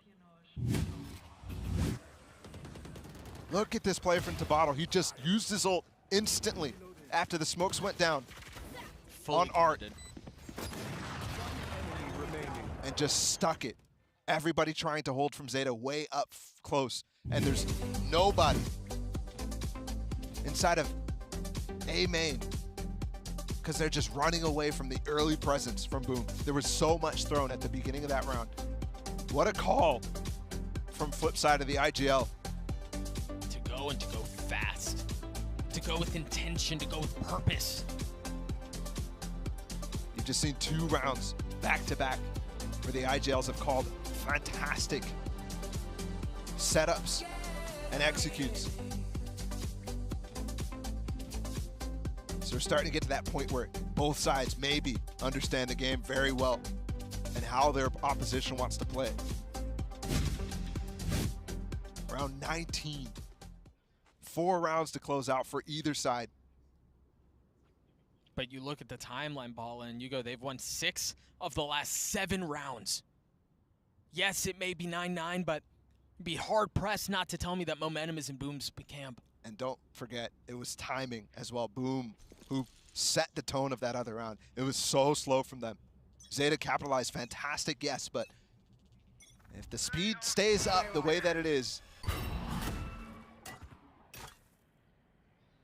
there's no shot that Zeta continues to grasp this like they have. Love that early peek from Laz. Yeah. Instantly wants to go back and make sure that he has control still of long. Yep, no early challenge mid. Cool. Go back and check B, as you were saying. But look at how they're marking the B site right now. Boom. They've heard where Laz TP'd to and from. So they immediately walk away from him. The problem for them, though, is they don't have that same dive that they had last round if they want to hit this A site. 10's going to be here. Dep's going to be here. Crow's going to be here. And he's just cleared middle, too. So they know the split is not coming within the next 10 seconds. You got to note, though, flip side. They just left. They just left after that dog. Oh, no. It's all 10 now.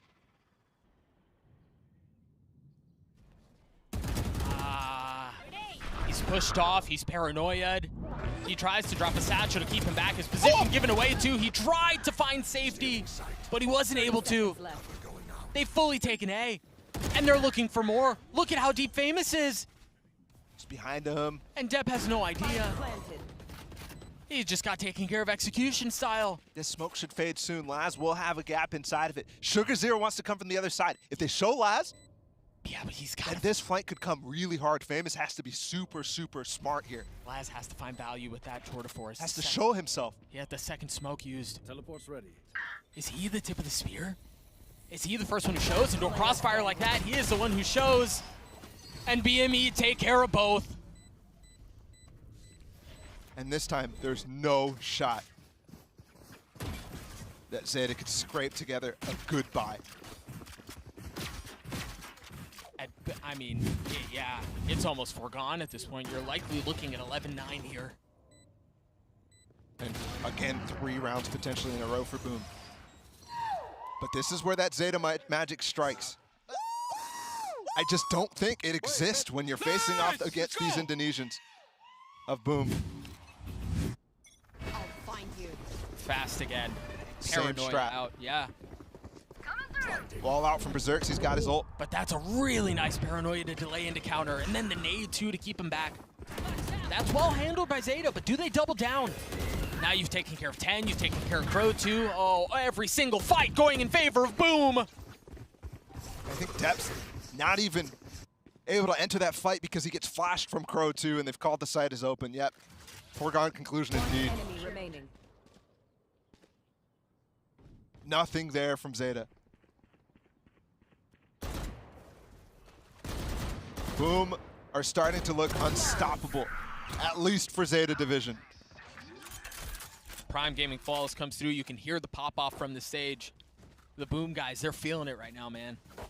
And they should be. Another 3 rounds in a row for what started a fantastic half from them. What a swing. Don't forget, the first half is 8-4 in Zeta's favor. Nice, come on, nice, flawless. Even XQQ. Dejected. This is now 4 maps in a row where Zeta has lost a lead at the half. And they're going to hit the exact same pace, the exact same hit, because, well, Bala, if it's not broken, don't try to fix it.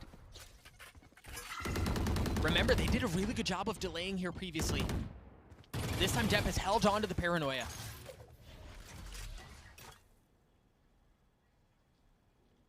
Going to old tricks here for Zeta Division. 4 players on the A side. That's where Boom has led over and over.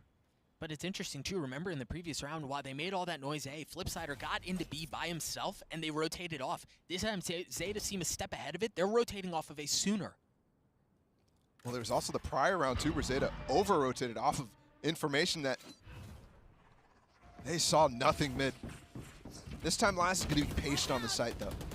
But Boom also taking the fight a little differently. They're going to go for a split on the safe side. And there is an alarm out there, but I want to say it was Walled just it off. smoked off. And it was walled off, too, just to be safe. Note that Sugar Zero's on the flank. They just re-smoked, so they know the possibility now. Flipsider's working into B again, and you've got Blaze King joining them. What? They're applying pressure everywhere. Here comes the flank. And the spike ults out. The spike ults B. They're going to get the spike down. While Laz might have still held on to the initial push from Flipsider, they've got the site now. What a play. But Zeta may have spread themselves a bit, or excuse me, BME may have spread themselves a bit too thin. There. Yeah, they got the spike down. It's planted for Famous here. If you get Sugar Zero down, there's definitely a room for this op to do, or this long range to do something. Spams the pings. It's gonna, yeah, man, that tour de force. They used it. They knew what the plan was. But Bala, it really felt like they spread themselves too thin. Yeah, I like what they were doing. It just didn't work out. That push from Tabata certainly ill-advised, right? He's so far ahead of his team. They're getting the spike down. Or he got the spike down and wants to hold on to space while the rest of his team is rotating.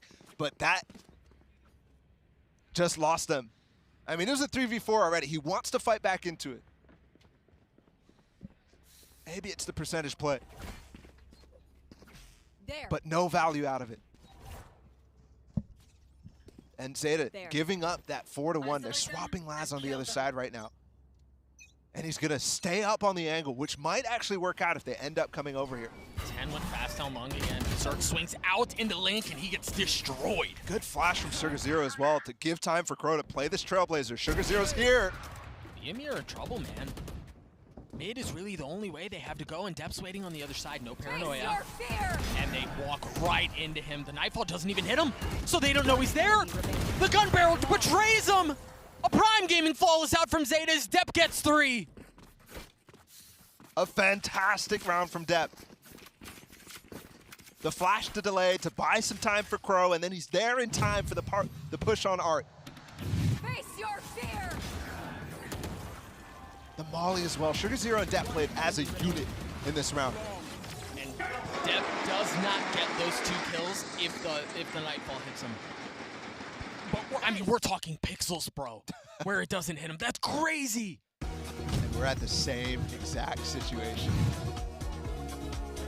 All the way down to round 23 right now, 11-11. And we're all tied up. Quiet response there from Zeta too. You expect them to be trying to get back into this emotionally.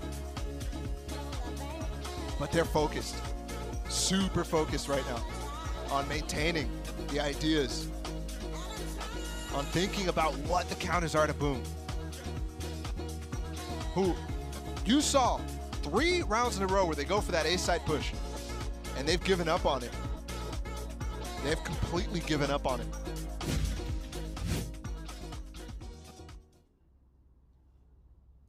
Last 2 rounds going in favor of Zeta, keeping them in this game. The timeline tells the entire story. It really does. But Zeta hanging on for dear life in this tournament. An op in the hands of Laz. Go, go, go. Where does he challenge? It looks like he's going to go A first. 10 likely going to take aggressive space down B long again. It's a mix of that A-side execute and some other control. Flip side, it took so much damage already to 10's nade. The Prowler didn't reach Laz. Berserk going in. He's gotten in. The spike has not yet. Laz has to reposition. Famous falls. Zeta have somehow kept this back. And once again, it's just Blaze King up by himself. Look at how far, I mean, he is on an island right now. And they're surrounded. Laz is taking great pains to make sure Secret and the alleyway is clear. This ult very well may be the difference maker. 3v5. 10's coming behind it though, and he has a nade still. Yeah, but you've got to move fast here, man. The spike's been down for a little while. You've got to up the pace. Dep weak. Debital waiting on the other side. The Viper spits down. And Zeta continue to keep Boom Esports back. Match point for them. Swap the spike defuse on the 10-2. He's got his ult for this very, very important round. Match point. Boom. 1 round away from making it to match point themselves, but instead they'll fight for overtime. Come on. That's how the pit falls to Sugar Zero. Blind fire. You mentioned it. Focused. The pop-offs that we're hearing, much more muted. Yep. Eyes on the prize. Zeta 1 point away from taking us to Fracture. They're just going right back for it again. 10's ulting in Art right now. Potentially trying to satchel up. Either way, they're coming right back into it. It's not going to net anything, but they slow down. They can't use everything that they originally did, and even adding the Viper wall into this execute now. Yeah, I wonder if that's what it was, if he was trying to hit something through a window or something, because he did use 1 satchel before that. Either way, Showstopper no longer around. And they've got Dep with an op here. They've got Laz with an op too. And Dep's taking a really nice angle. Remember that round where the opponents went for the double op? Oh my goodness, they're locking down the safe side. He just switched to the Vandal. This might force Boom. They're going to potentially try to pinch here. I was thinking they might have to go into Laz. No, they're going to fully commit to this. The haunt into the pit. Famous behind it. Hello, Deb. The flash there. Position given away. Famous has to step back. They're going to go into Laz. They're going into Laz, but look at the position of flip. Oh, no. Crow is aware. Again. But not that aware. No. I don't think he actually confirmed his position. This flank could come at any moment. Laz is completely alone. Laz has to hold the line. He has to stand by himself. He's taking care of Neon. But you've got to keep an eye on the flank! Flipsider finds it! They're still not through the wall, Doug. 10 seconds left. They've got to get the spike down. 10. Rotating around. Everyone is being flanked upon here with 5 seconds. Laz holds them back! Laz with the ace! And Laz takes us to Fracture! The guy who looked absolutely downtrodden after their loss just shuts down the entire game. And it's all smiles now. Because, oh, baby, we've got a map 3. All kills. Let's see him from Laz's perspective here. This is the second one. It's about to went for a TP. Oh, my goodness. Shuts down the spike. And then the last 2 late through alley. I've seen that before, man. But again, bro, no wild pop-off. Dude. Shades of Zeta versus Fnatic.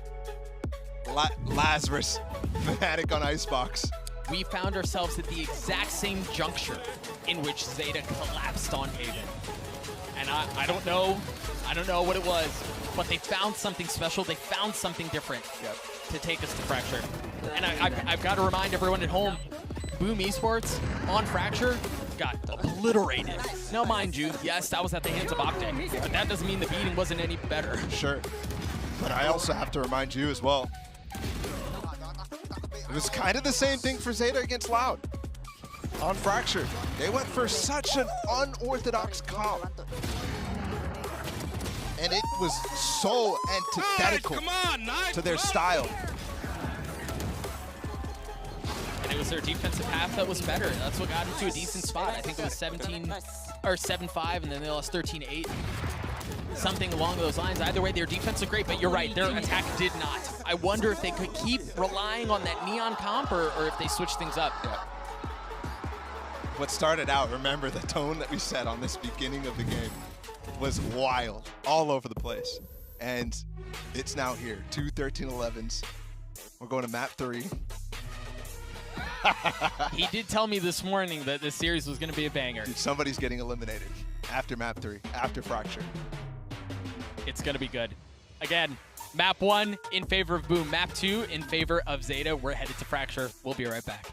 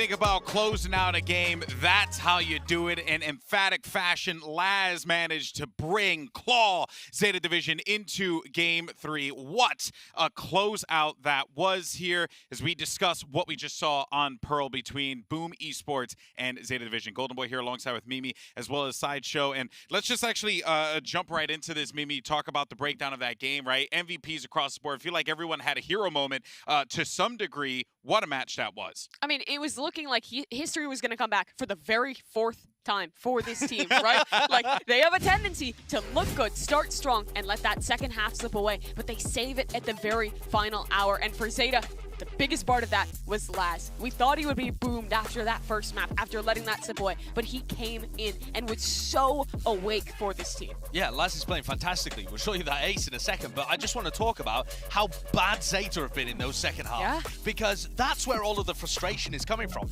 At Champions, they have a 26% win rate in second halves. They are putting up like 3 rounds in the second half as an average. That is dreadful. You just can't win games like this, and it was a miracle, in my opinion, that Zeta were able to claw this one away. Thanks to Laz. Yeah, and it's not even necessarily like, oh, they have a terrible attack or they have a terrible defense or it's one specific thing. It feels like it is very much a mental block. It is. Where they get to that second half and they just can never close out. Yeah, I mean, only winning a quarter of your rounds in the second half means that you need to be putting up astronomically good like first halves. 10-2 minimum to be winning. Yeah, and they just aren't. They're putting up great first halves. every time for Dude, Laz is dominating these first halves. They're going up 8-4, and they're still almost letting it slip away. That must be so tough for them down there, knowing that their year could come to a close, that their chances of being able to get on a podium would be slipping away. And you just cannot rely on that. You cannot trust Laz to ace to close out these games every single time. No, you should. It's not like, yes, he is the ace of the team for sure. He's great, but it's just you cannot rely on it every single time. The best player in the world cannot do that every single time. This team needs consistency, and they just have not been showing it in those second halves. They need to fix this mental block. I was going to say, though, you talk about consistency, but when you think about consistent, the lurks for Sugar Zero Sideshow have been ridiculous. This man has been instrumental in the mid-rounds for this team. Yeah, and that's what's crazy, actually, is that you've got Laz and Sugar Zero still playing up to their absolute world-class peaks, I would say, honestly. Yeah. And yet there's still the team aspect is falling to pieces. But Sugar Zero has given you moments all over the place. On his attack side, the way that he was working his way into weird spots and finding kills on people just completely unexpectedly, doing it on the opposite half as well, has been spectacular. Their players are performing well, and that's what's worrying, honestly, because if it was one player that wasn't turning up, you can point at that player and be like, okay, they need to have a big step up performance as you head into Fracture, you know where the pressure is. But it's not the case. The team is actually on an individual level playing quite well, but the mental aspect is just getting to them. Maybe the fact that they clutched Pearl towards the end, though, will give them that added bonus, the relief, the pressure off their chest heading into Fracture. They know they can win here. They've won here before. I honestly have been blown away by both of these teams in this series. I think, credit to Zeta, keeping the mental in check, right? Really pulling away a victory when they absolutely had to, Mimi. But for Boom, when they see an opportunity, they latch onto it like a spider monkey. They don't let go. And that's part of the reason why you see the score lines the way that they are right now. Those leads being given up by Zeta, and Boom's more than okay to take that away from them. Yeah, as much as it is Zeta struggling in these second halves, it's Boom who has been able to rally in such a big way for this team. They kind of start out, and I think on that Pearl map in particular, we're looking pretty rough. They rally in the second, though, and adapt on the fly. This team has been very good at making those changes and capitalizing off of these mistakes we've been talking about for Zeta. Yeah. On Fracture, all of those different pieces are going to be coming back together. They're playing the Depth Neon. They need to be following up on the space that he's creating in ways that they were struggling with on Haven on our first map. They also need to keep their mental game in check. You saw the coach there giving them that rallying speech as they've got everybody together.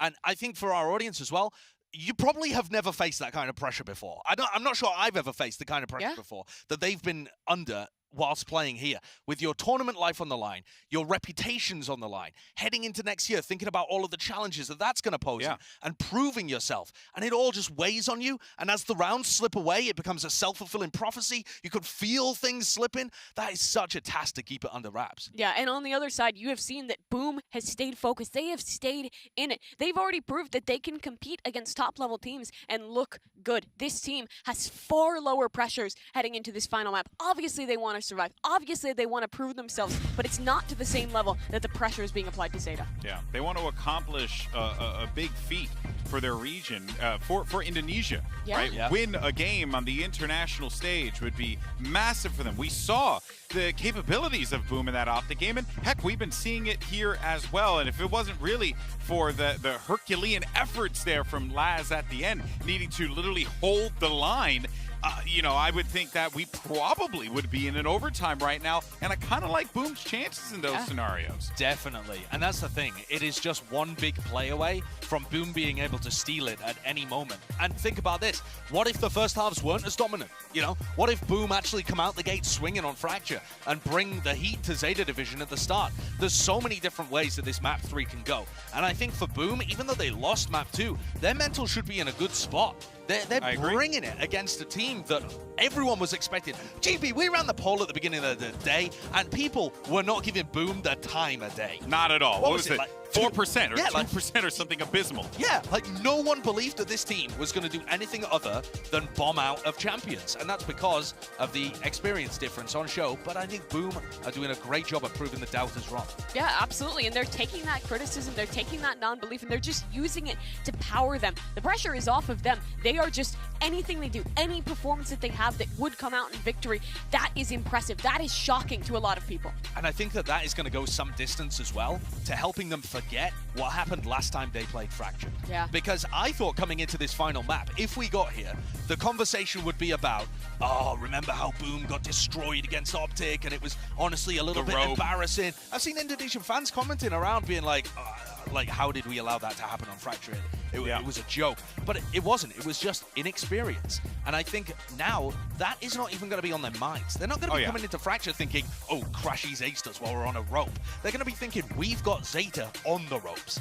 Yeah, they never should have even had a chance to get back into that Pearl game. They weaseled their way into it. They snuck through and made that game so incredibly close. History doesn't matter at this point. It's about who stays strong, who stays focused heading into this final map. That's very true. That is very, very true. But here we go.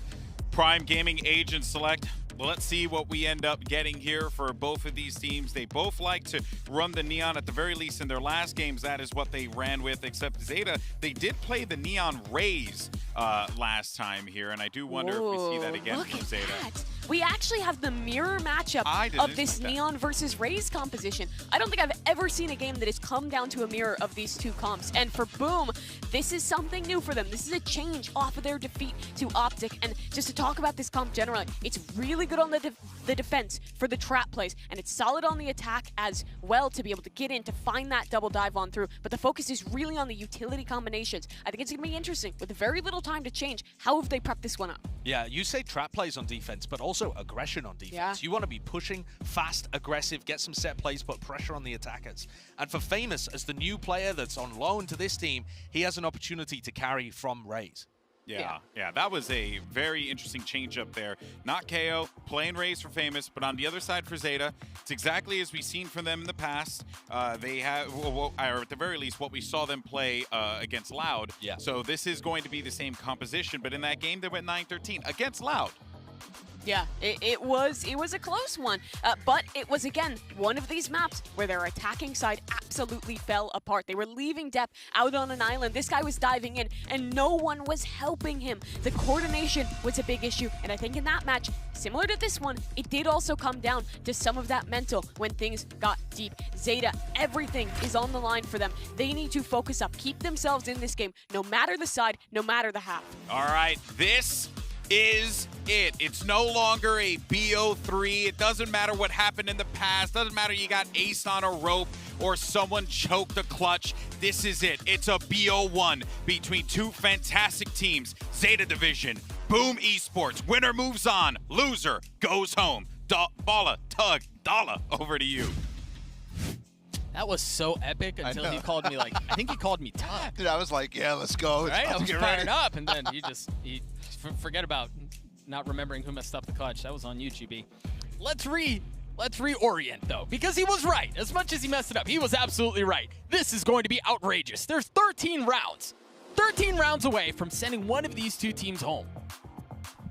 And it could be the bright flame of Zeta Division coming back from Reykjavik in their second international appearance this year. Or it could be Indonesia's finest coming out of LCQ here on Fracture. One final map between these two teams.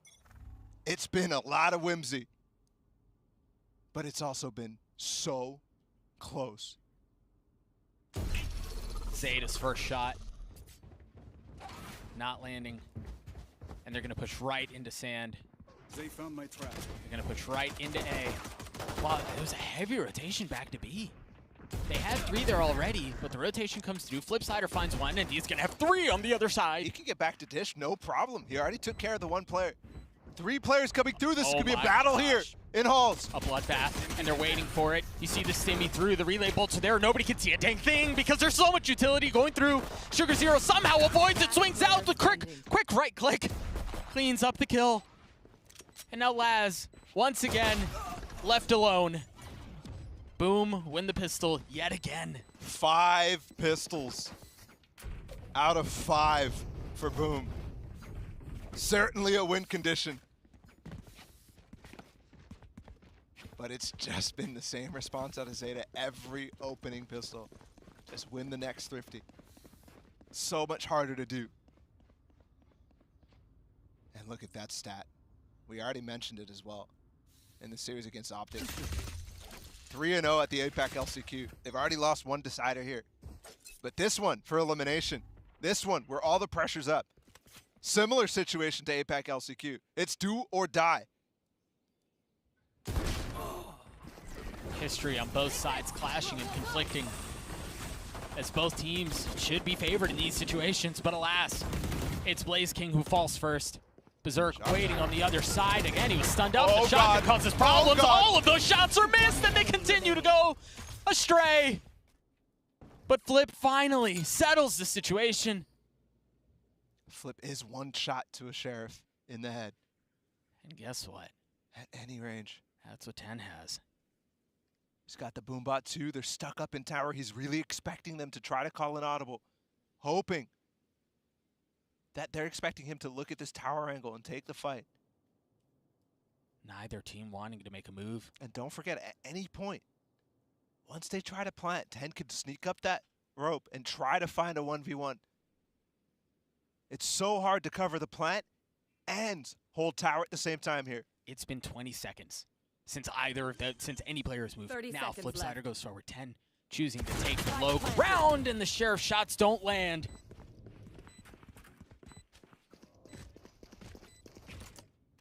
Finally, a 2-0 start from Boom. They've been 3 for 3 on those opening pistols, but this is the first time they come out to this strong lead. And it almost still went in the way of Zeta. What a mess that was. Beautiful stun from to Bottle to help Flip there in that corner. Up in tower to clear out the 2 rats. Heavy lean towards A this time around. You see they're all stacked that way. And note, there's no actual similar style of bonus. They all have Spectres and 10's challenging with the stun. And they're all stunned up, and now they're all flashed, and now they're all dying. Spike down A 3v2 in favor of Zeta, as they keep them back long enough for the reinforcements to arrive. The spike is still behind them. Farming ult Torbs at this point. A great anti-bonus from Zeta.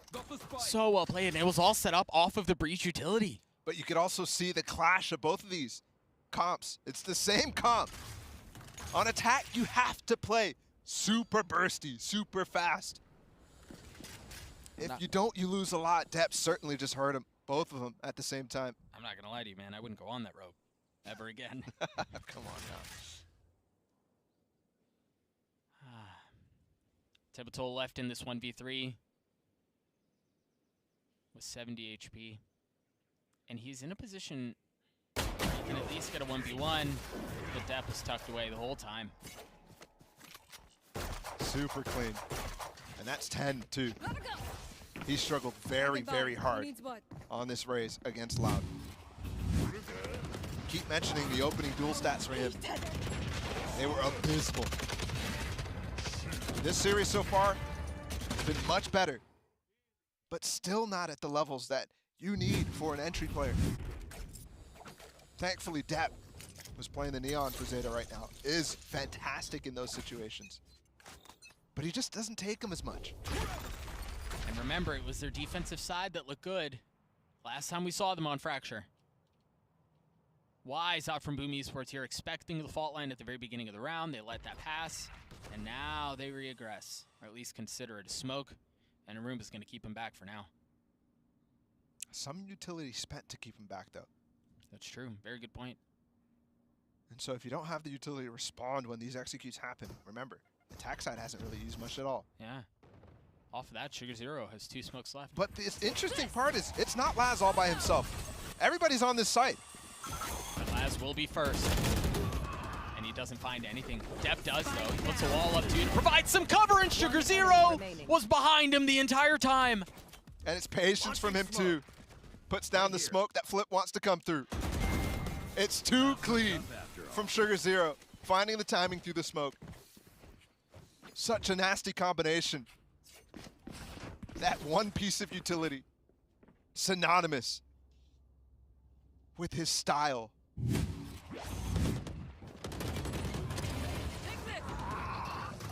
Look at him, just pushing through and finding the timing. Unreal. Unreal play. And while they might not have put together the Thrifty, they immediately tie the game. Yep. They immediately force the economy down from Boom Esports. You want to play? They immediately Let's have play. a chance to start ramping up the rounds like they have every other half. It's interesting, they have not gone for that aggressive hit down ramps, but they have explored this area of the map a couple of times. You've got to be careful. There are players just on the other side of the box. That might have looked super weird, but 10 was trying to hold the underpass while the rest of his team was holding his back. So double clearing the very dangerous angle late into arcade without tree control. Flip could have been there. Instead, he tried to punish them as they fall back out of arcade, but it's Sugar Zero to respond with the smoke. So well-handled anti-eco so far. Flip still has his tour de force, though. And again, a quiet moment amidst the chaos, amidst the pace. Teleport's ready. And there's the first challenge, and there was the real big key that they had, the real big tool they had. And it amounts to nothing. A Prime Gaming Flawless comes through as Zeta take the lead. Go, go, go. Lose it early and snatch it right back every single time.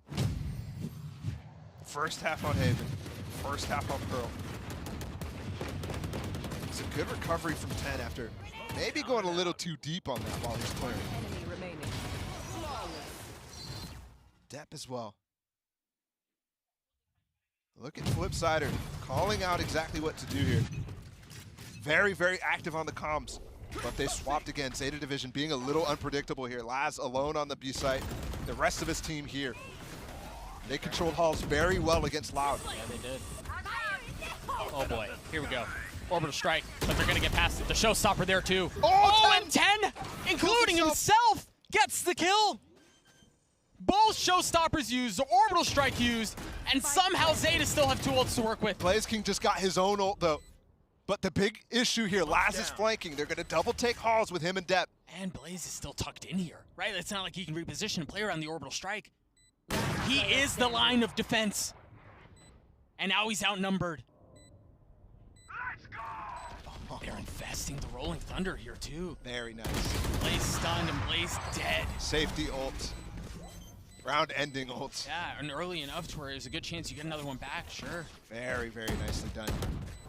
Again, such a good hold from Zeta. Sugar Zero and 10, the first line of defense. Remember how hard they're fighting for that Halls position.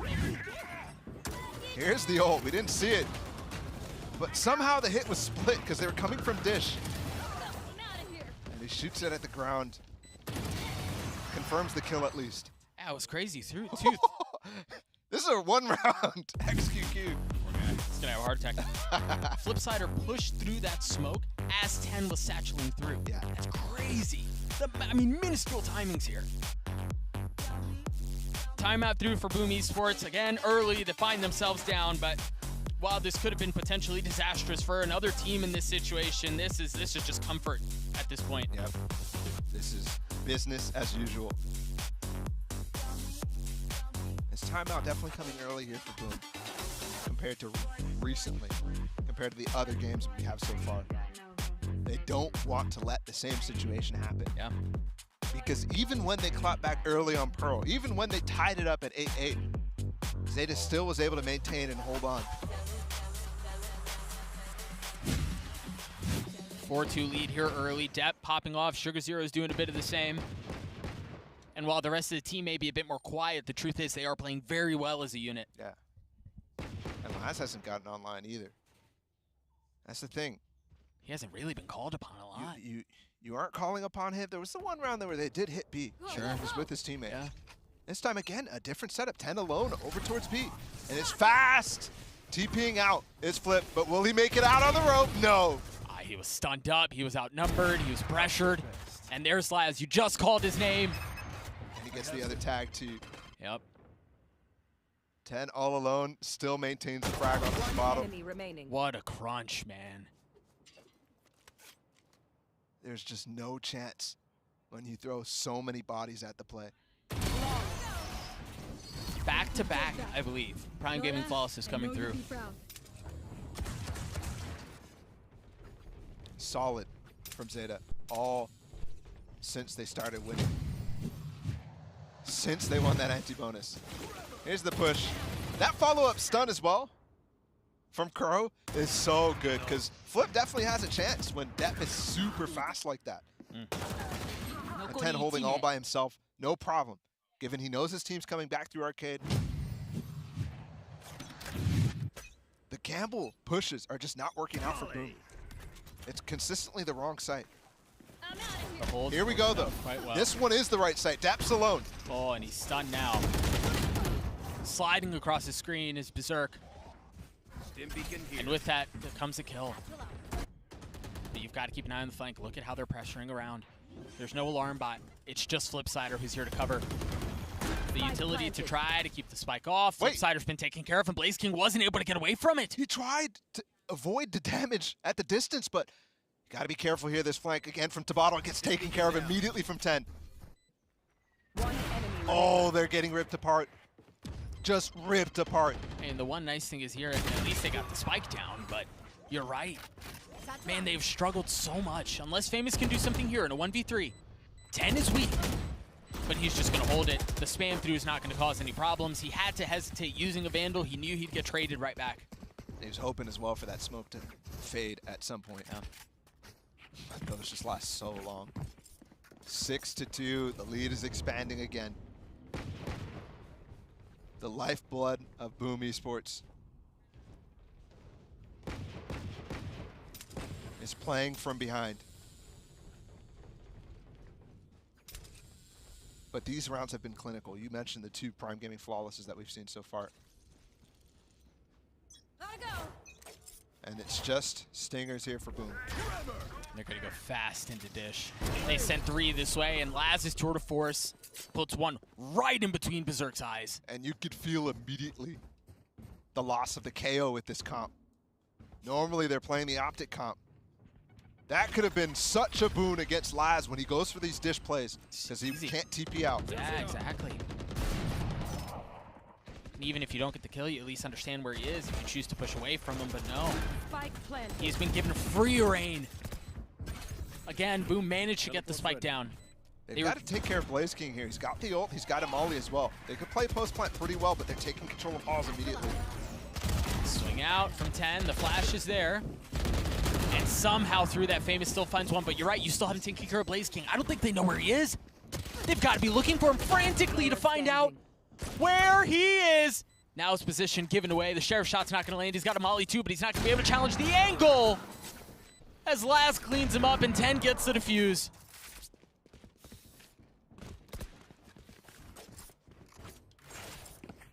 Since the 3rd round, Zeta has won every single. And now we're at round 10. How often are we going to see this? Do we trust this? Because I want to.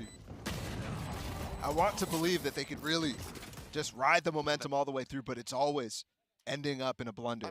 But this one is interesting, guys. Boom. In the first half, are using their second timeout. Things are going very poorly right now for the Indonesians. And again, it's a position they've been in before, right? Like, this is still not out of reach. That previous round was a pistol round. I think they may have had one stinger. A 7-2 can easily still convert to a 7-5. Just interesting. There's something, you're right, Paulo. There's something that they're identifying here that suggests that this is well out of control right now. I wonder if they're already feeling super uncomfortable with the scoreline given the comp. This is one where, I mean, Mimi was talking about the strengths and weaknesses of the comp on both sides. It can be strong on either side, but it really depends on your specific style, your specific flavor of this comp. For example, Zeta's very, very strong right here on their defense, and we already saw that against Loud. But when they swapped over to attack, it was such a night and day difference between them running this comp and EDG running this comp. Let's see. All the gun rounds, by the way, going in favor of Zeta. And we're at another. This is the first time we've seen Zeta hit this. Oh, he's going through. What? Yeah, he is. They're expecting the fast push on A, and they're going to be here just as they get the spike to be planted. Can they challenge? Can they take care of the flank? Can they hold them back? There's nobody paying attention right now. Oh, they've heard them, though. The jumping, the Roomba. That Roomba gives false information! No way! No way! Blaze King gets 2 from a tucked corner. False sense of security off of the Roomba, and it's turned into a 2v2. The spike has been planted, but they're fighting in spawn. And it's down to a 1v1. The orbital strike used. And it's planted for spawn. It's planted in the front of the site here. Flip definitely has a chance. He doesn't have an op. He's just going to have to stand through. Surely not. Damage done. Sugar Zero holds it!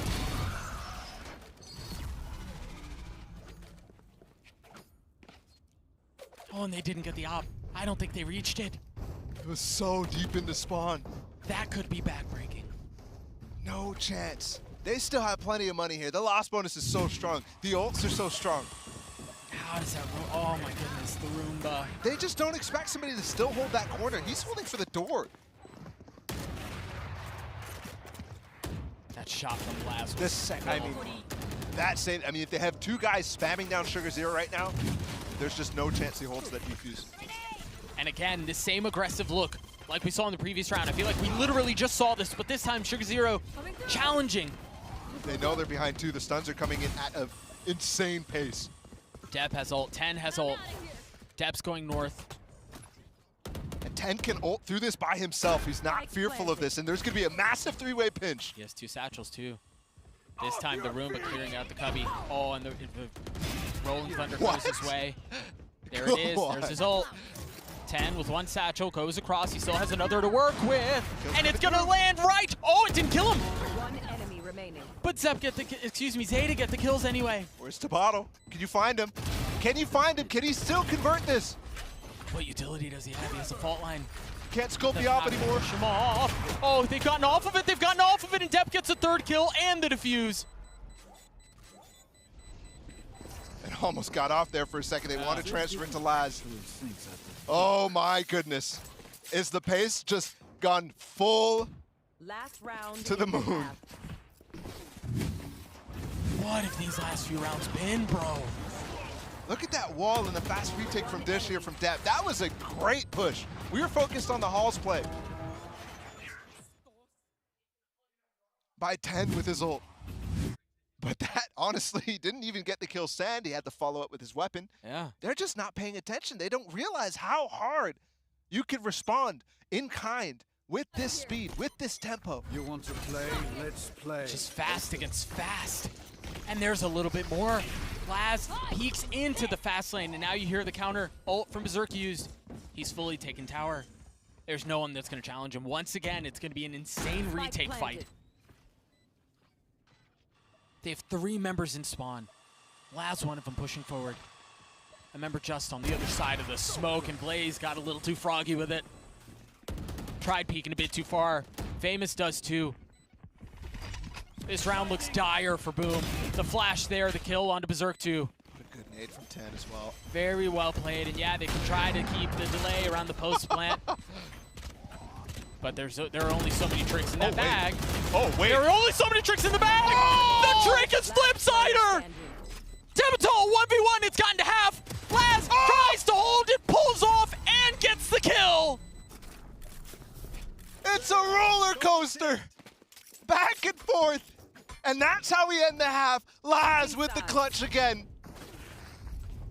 And Zeta has ballooned their lead farther than they ever have before with a 10-2. Let's look at that one more time. Because Flipsider was a proper menace. Unbelievable. Oh, to come so close and to still be so far. No timeouts either the second half. No. They were all burned early. We'll throw it down to the desk. Oh my word. Laz with a big 1v1 to get the dub at the end there. 10-2, but guys, I don't know. I feel like we've seen this song and No, Golden Boy, no. This one is an unthrowable lead. 10-2 up at the half. The game is over. The game is... Zeta Division... said that before. You willing to put stakes? No, Zeta Division cannot throw a 10-2 lead. Stakes. Nope. It's simple. The stakes are that Zeta Division will go home if they throw the lead. Stakes for you if you get this wrong. The stakes He for me becomes could not Balder. be higher. He becomes Balder. Oh my goodness gracious.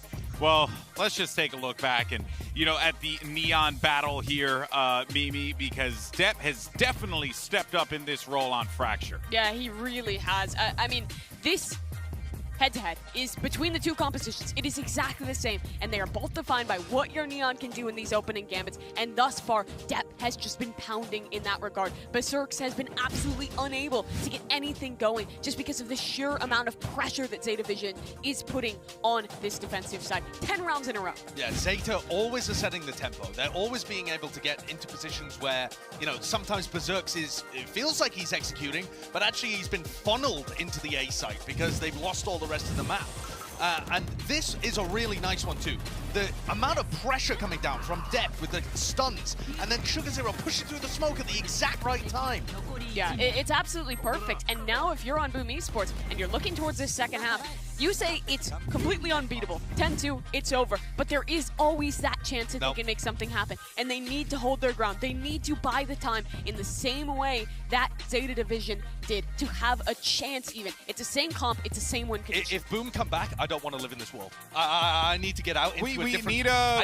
I need to get a different branch of the multiverse going on. Okay. Because Zeta Division have been in spots like this before. This would just be a gargantuan Okay, I got it. task for Wait, Boom. I got it. If Boom comes back and wins this game, Sideshow just agreed to this, we will get the Boom logo spray painted on his bald head. You heard it here first. He agreed to happening. it. Doug Bala, is this possible?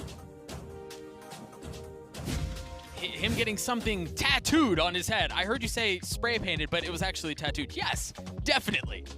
We'll see. Zeta with a comfortable lead here, 10 rounds in a row. The padding that they have, the room for error that they have has never been bigger. No, this is so insurmountable from Boom. And I want to bring it back again to the fact that they don't have any timeouts here. They had the chance here at halftime to really get their thoughts together, but hopefully those thoughts are enough to take them through, because what a tall task. It's been a wonderful time here for Boom so far. We've definitely been introduced to a new team that I want to see again. But this challenge is far too much. Can they rewrite what seems like an obituary right now? It does not look good. Remember, Laz popped off map 1, devastated and dejected that they lost it. Carries his team through map 2 and now finds openers on map 3. This very well may be the finishing touches, Bala. Josh's bald head may be safe for one more day. And I mean, the only chance they had was to win the pistol. The one pistol they lose is when they need it the most. A Prime Gaming Flawless comes through. I believe that's the third of the map for Zeta. as it's an 11-2 lead. And their first pistol win. Unbelievable. Shots from Laz too. And the fact that he's continuing his form from every single map is so impressive. He truly is the Terminator.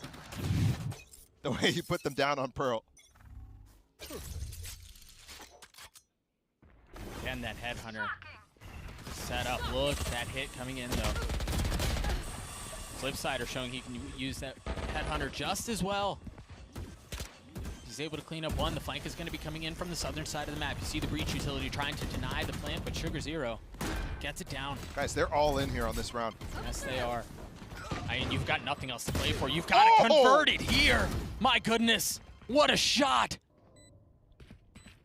Tebetol still only has the Sheriff, and he's now left alone. 10 is weak, and 10 doesn't care. Zeta series point. 10 rounds in a row. It's something that I don't think a global tournament has ever seen. It is such a ridiculous ask. And you could see and hear and feel it slip away from them when they called that second time out in the first half. Boom.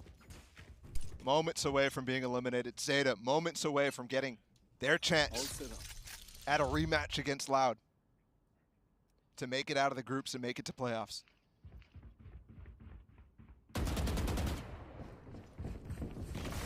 Again, pushing forward. Oh my goodness, everyone is there.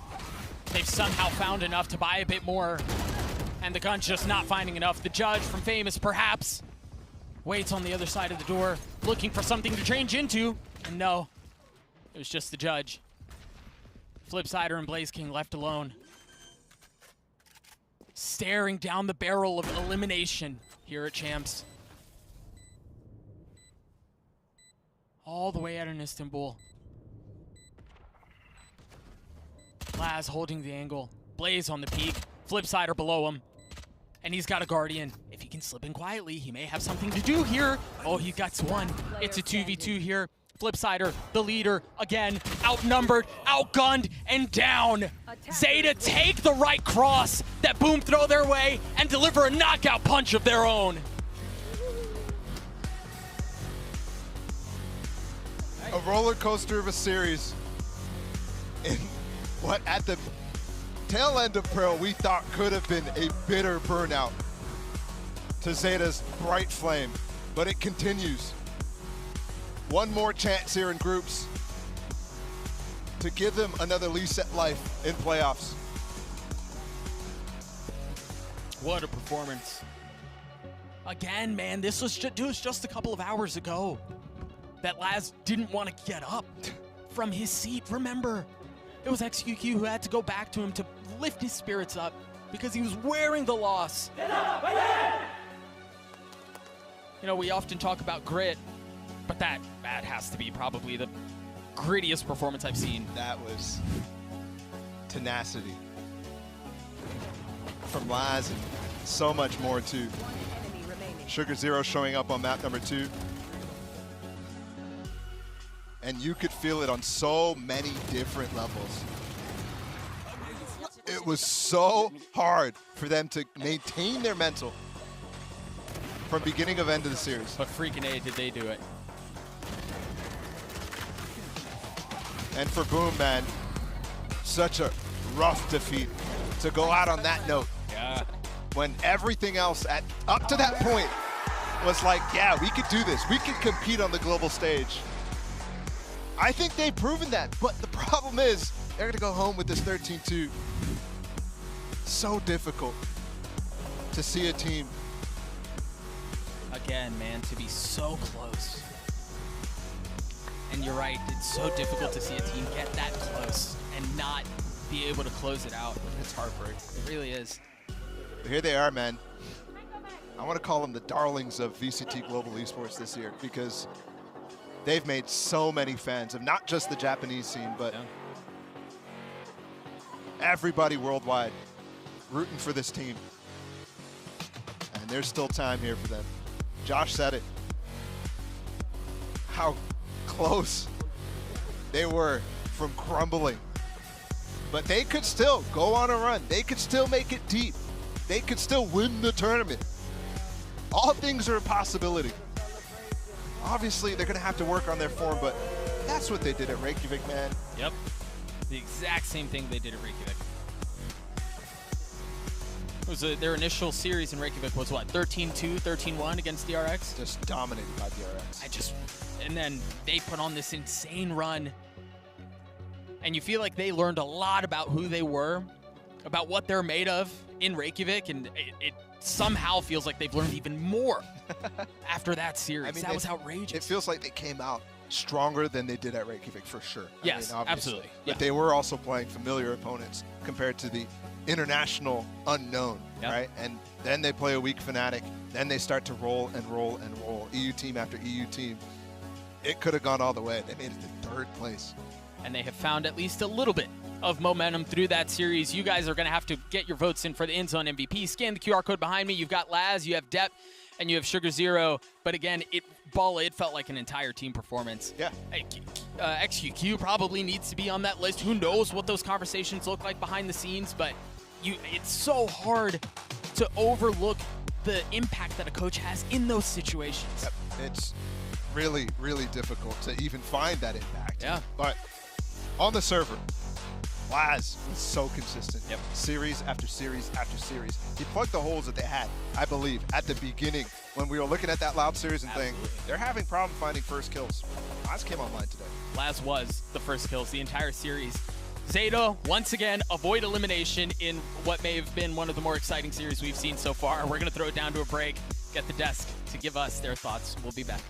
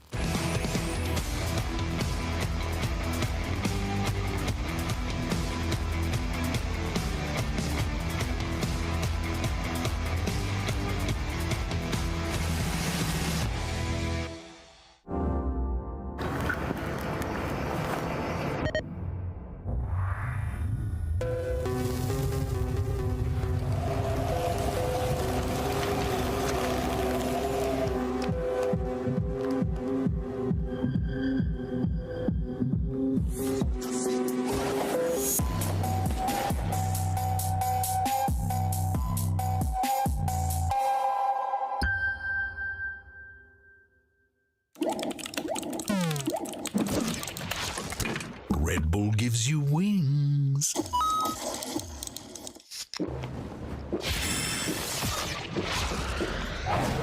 Red Bull gives you wings.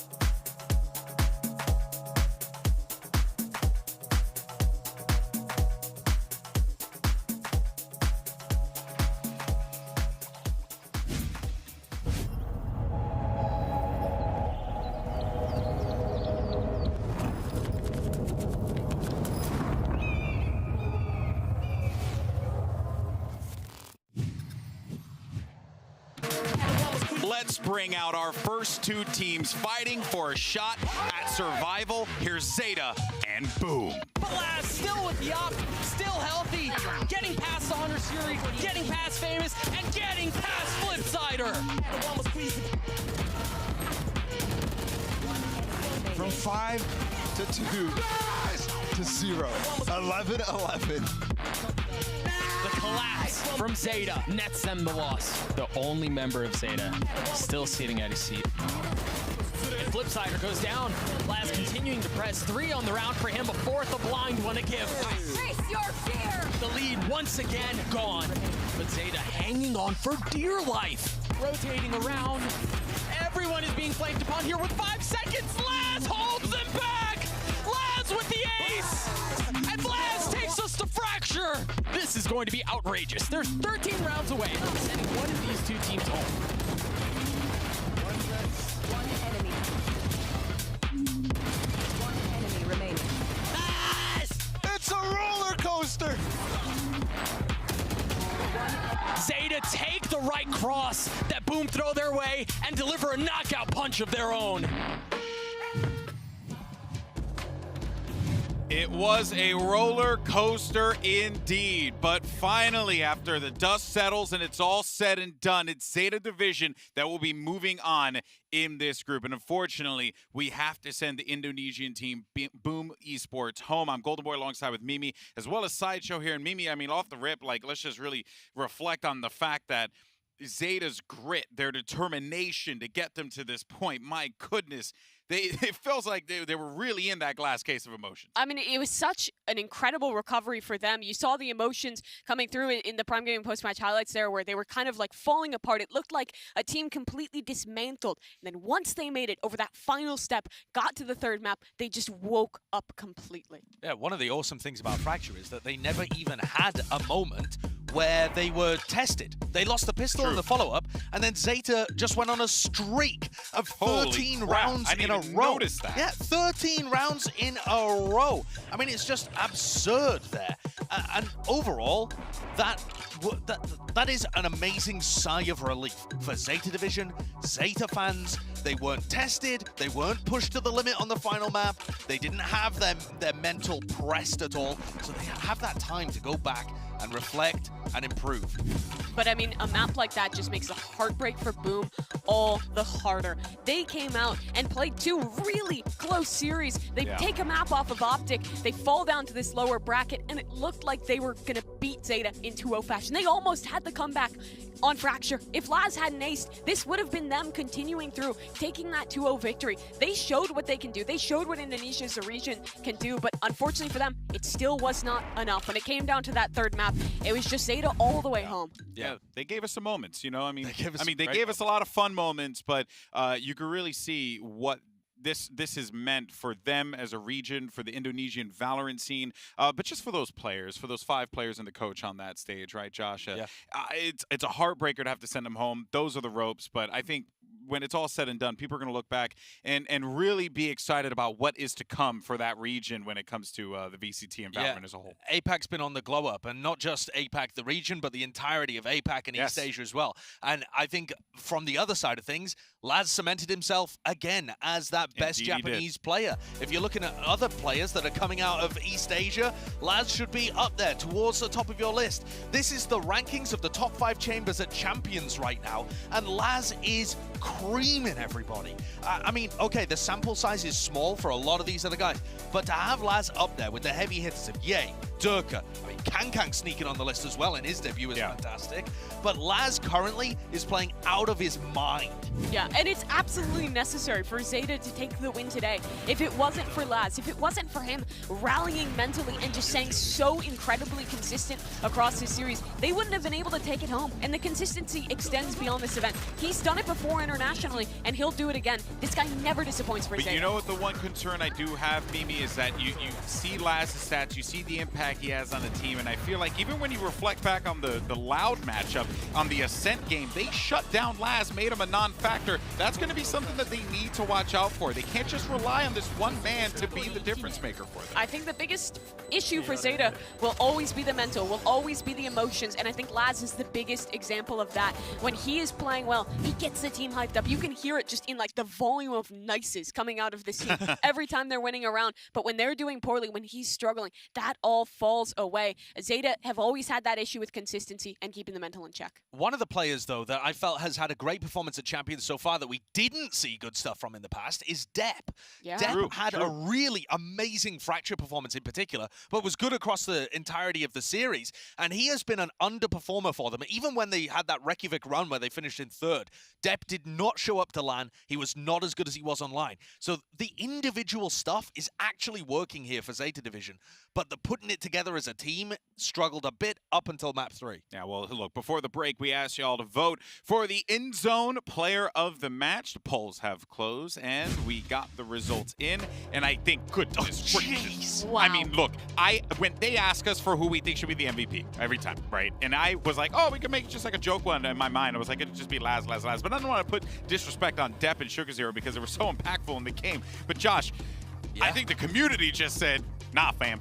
Yeah, and I do want to point out, it was still really good match from Sugar Zero and Led, but Laz kept them in it. If it wasn't for that Laz ace, who knows where we might be? They might be on a trip home already. Yeah, they very well could have been. I think it is literally today, no Laz, no win. But we still saw those amazing moments from everyone else on that team, which shows that, like you were saying earlier, Josh, they might have had a really shaky match here, but there's still a chance for this team in the tournament. They have a qualification match coming up against Loud. It feels like, again, history repeating itself. They have to play that team again. They have to contend with the demons that led that match to slip away previous. It's a tough road, but it's still doable for Zeta, particularly with how well their players are performing. Yeah, if you think back to that Reykjavik run, they didn't look amazing in groups. They didn't look amazing in their first elimination game. They just kind of struggled their way through some teams that had like a lot of subs, but then they woke up. Maybe that map 3 is them starting to wake up and get on a run. Yeah, one could most certainly hope. But for more on the match that we just saw, let's actually send it over to Brent. He's actually standing by with a person who does not like glucose. It's Sugar Zero for our Verizon post-match interview.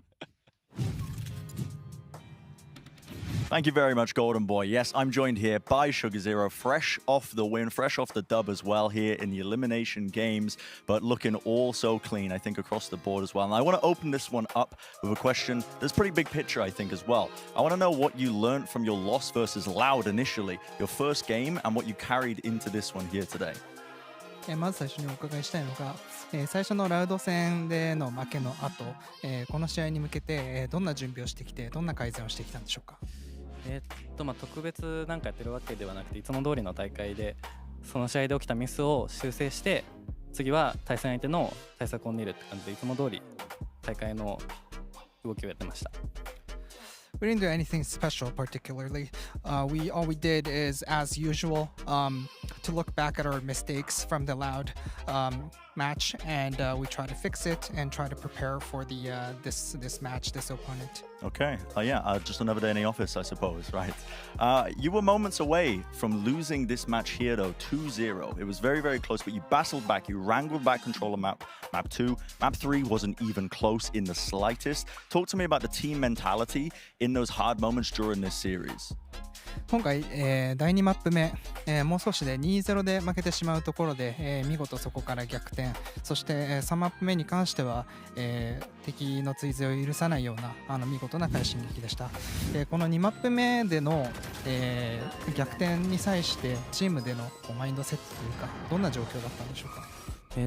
試合中で諦めることはまずなくて、常に勝つ気でずっといるので、あと調子が出れば自分たちは強いので。調子が戻ってきてよかったです。So we never give up during our matches. So we always are planning to win. And once we get the roll back and we are able to win the matches. So I'm really happy that we could get on the roll. Excellent. Okay, keeping the mentality up. Now, your team has a reputation as these lower bracket warriors. You guys just seem to come alive, and for whatever reason, the elimination matches, they bring out the best in you. Why is that? Why is it that your team performs to the maximum potential, it seems, as well, when your backs are against the wall? ゼータディビジョンは、ローアブラケットの選手として、負けた時に一番の実力を発揮すると背水の陣での、力に関して、定評があります、この背水の陣での、力を出す秘訣っていうのは何なんでしょうか？秘訣とかはもう全然なくて、ただもうその試合を勝つことしかもうみんな考えてなくて、なんかそういうジンクスがあるのかもしれません。There's nothing really special secret to the winning in the lower bracket.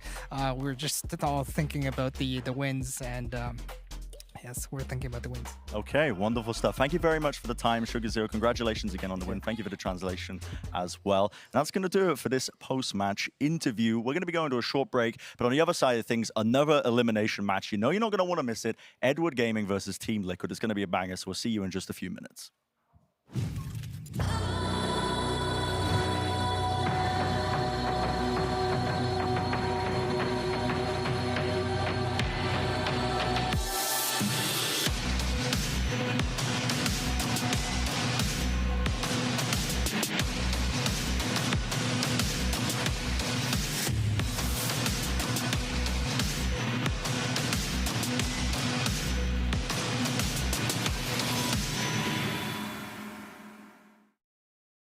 We have to tell everyone that we just switched to Verizon's new Welcome Unlimited plan for just $30. I've already told everyone. Wait, did you say Verizon for just $30? It's their best unlimited price ever. $30? That's awesome. Yeah, and it's from the most reliable 5G network in America. For $30 a line, I'm switching now. Yeah, it's easy. And you get $960 when you switch the whole family. Oh, wow. I gotta let my buddies know. We're already here. The network you want, the price you love, only from Verizon.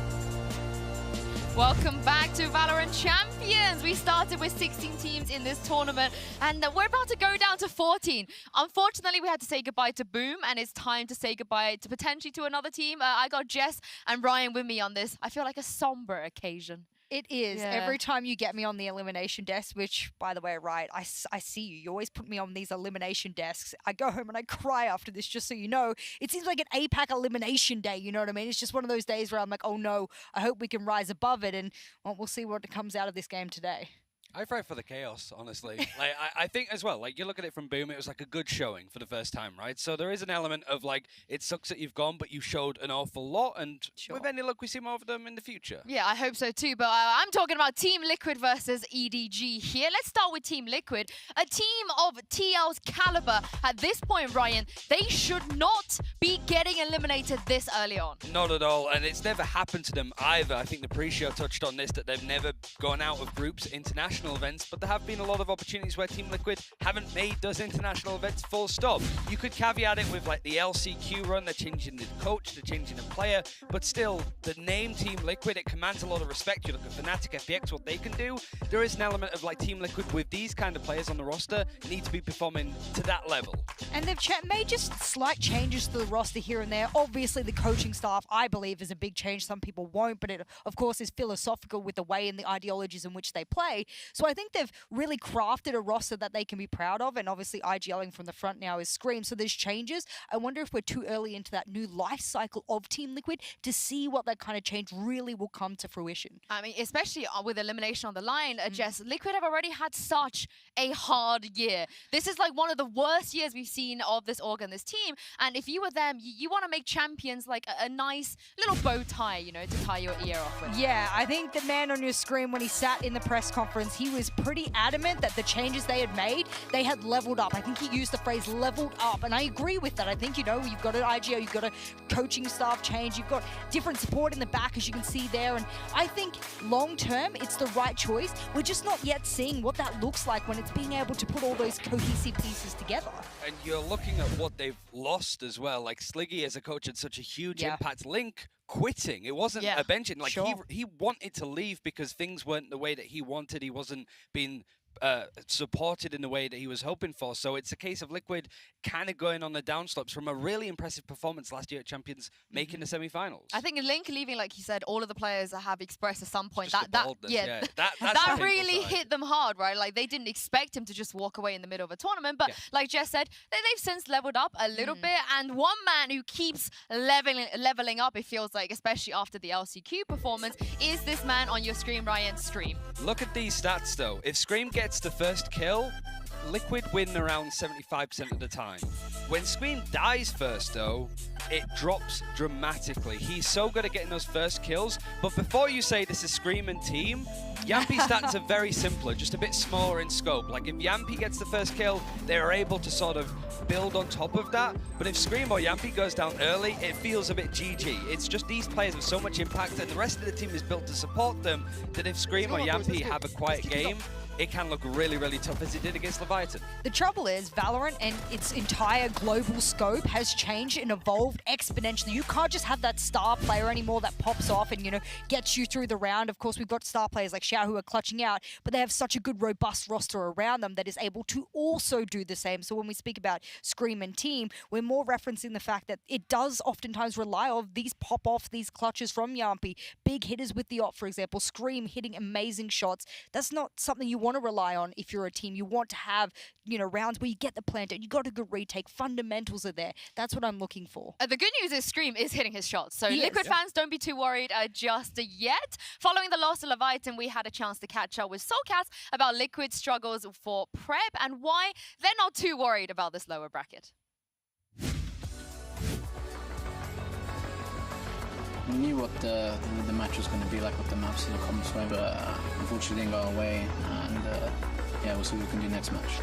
I think what probably impacted it the most was the prep time that we had, because obviously we just played OCQ, so they had a lot of like data on us and we didn't have much time. We had like 2 days before coming to Turkey to practice. I think the biggest like strength that we have is obviously firepower. So like if we get comfortable in the game and we start hitting our shots, then we become definitely like a real big threat. A-side, but Liquid have actually been able to take some deep control. They're not even going to use it to fight towards the side. They're just trying to fight long. And Solkaz is still managing to win these duels. He's got a screen to back him up as well. We don't know much about EDG. We've had some practice against some chaotic teams before. We kind of know what to expect. When the games go like really random, there's like random peaks, random pushes. It kind of just turns into like a massive free-for-all. We've had some experiences there. I mean, this is Team Liquid's home, the lower bracket. We thrive in this type of situation. Team has done this before where they've started from the lower bracket and they've managed to pull the way all the way to the top, like Optics, for example. So what's stopping us here?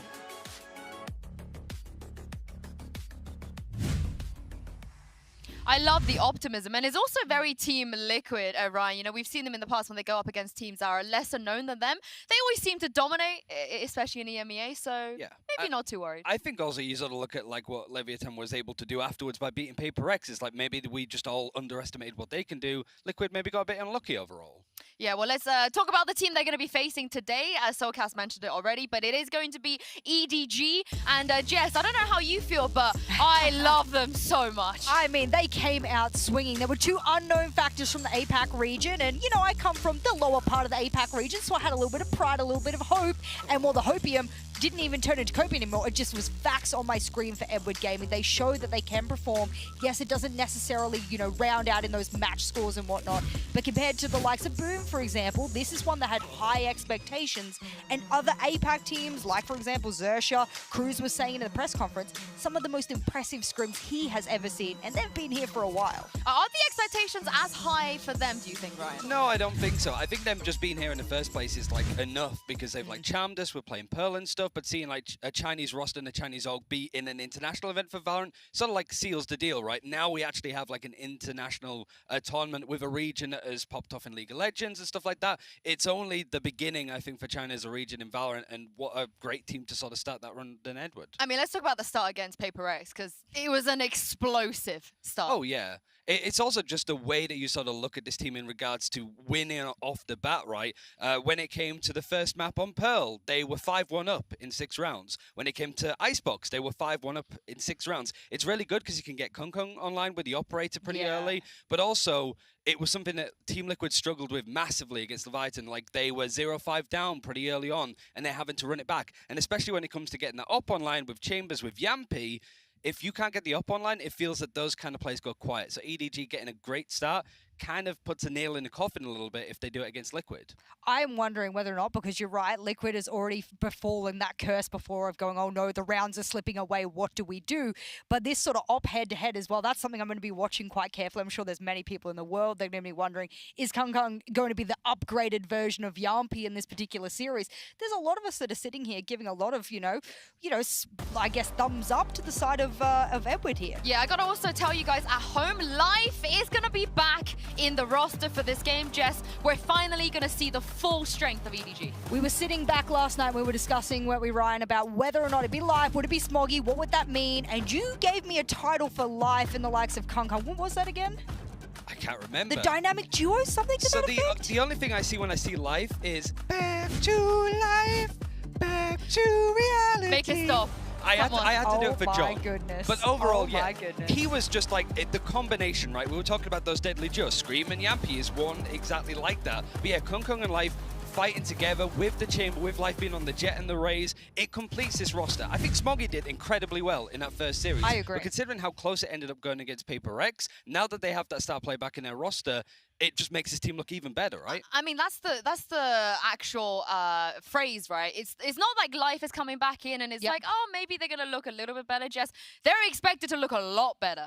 That's something that I already feel kind of good with because I was already impressed by what Edward put on our screens, and Life was the one sitting on the bench, and he's going, "Oh, you wait till I'm back, honey. Don't worry. You'll see what it's really about here at Edward Gaming." And does Edward game? I don't know. We'll find out when Life puts some life into this roster for today's game because that's what I want to see. There were so many words that you just said. I did just wrap there on. were I so apologize. many words. I Does apologize. Edward game is my favorite, though. Does Edward game? Does Edward game? I mean, we'll find out today. Yeah, we will find out indeed.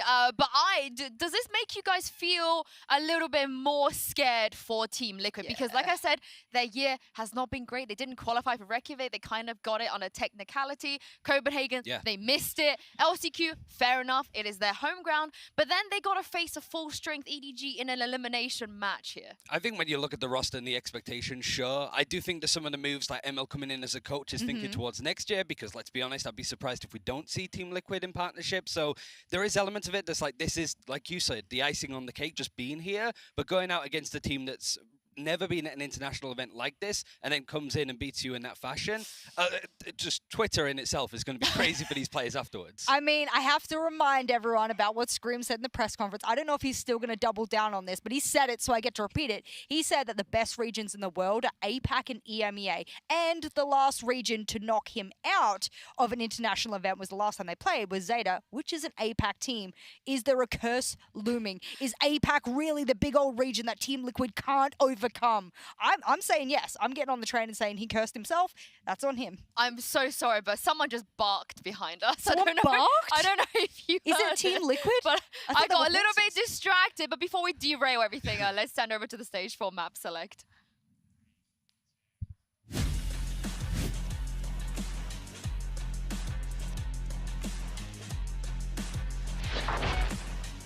Well, let's talk about some maps. I think for Team Liquid, the vetoes could be a little bit more straightforward in terms of where they're going to ban, but ADG have taken away the Haven, which we've seen them play so far already.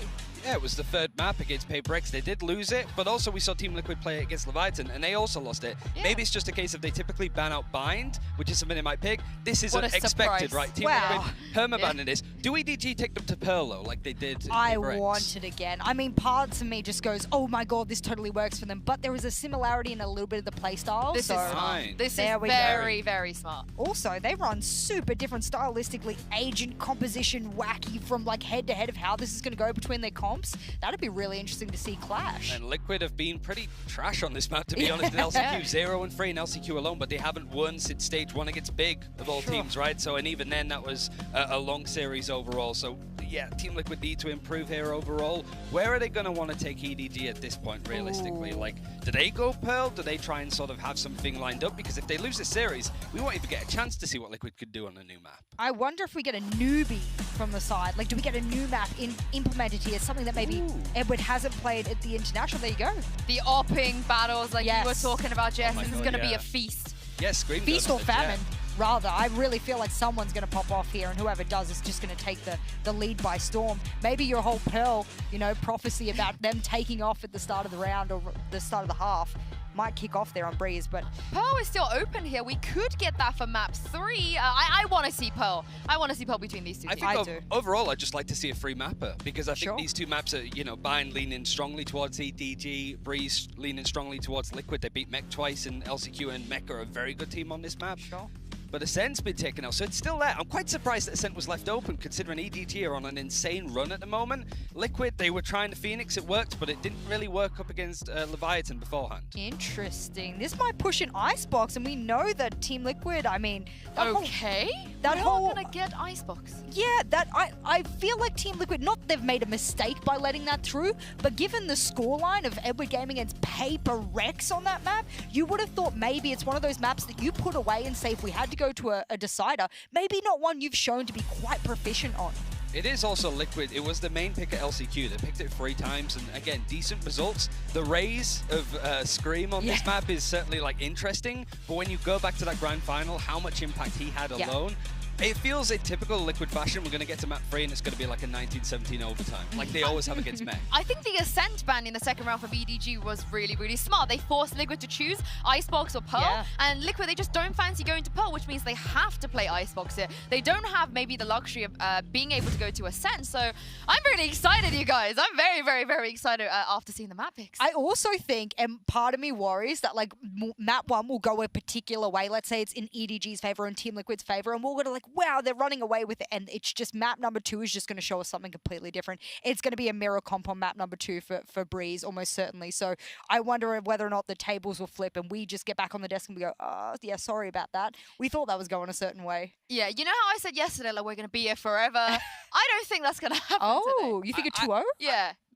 Who to EDG? No, I just think it's going to be fast. I think it's all about like breaking expectations. I think like it's just those elements like Liquid. Yeah, this is a tough map for them. They need to bounce back. Yeah, well, we're going to send this over to a break, and when we come back, we're going to go into Agent Select. Don't go anywhere.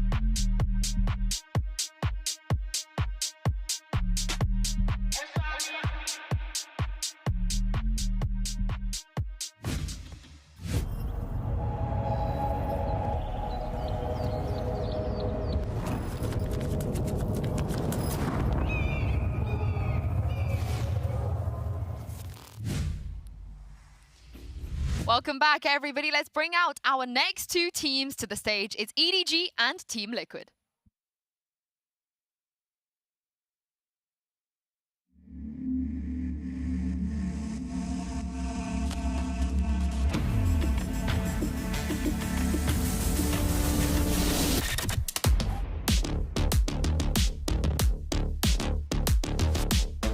Show. Yampy.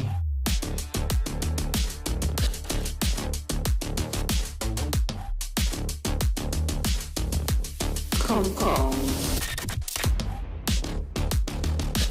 Libera.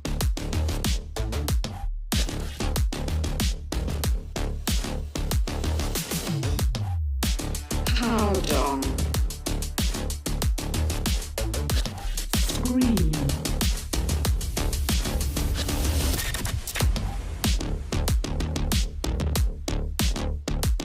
Nobody. Soulcast.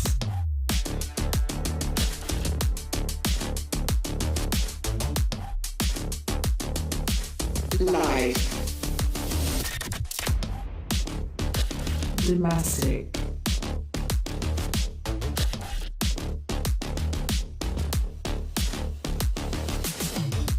After. Emil.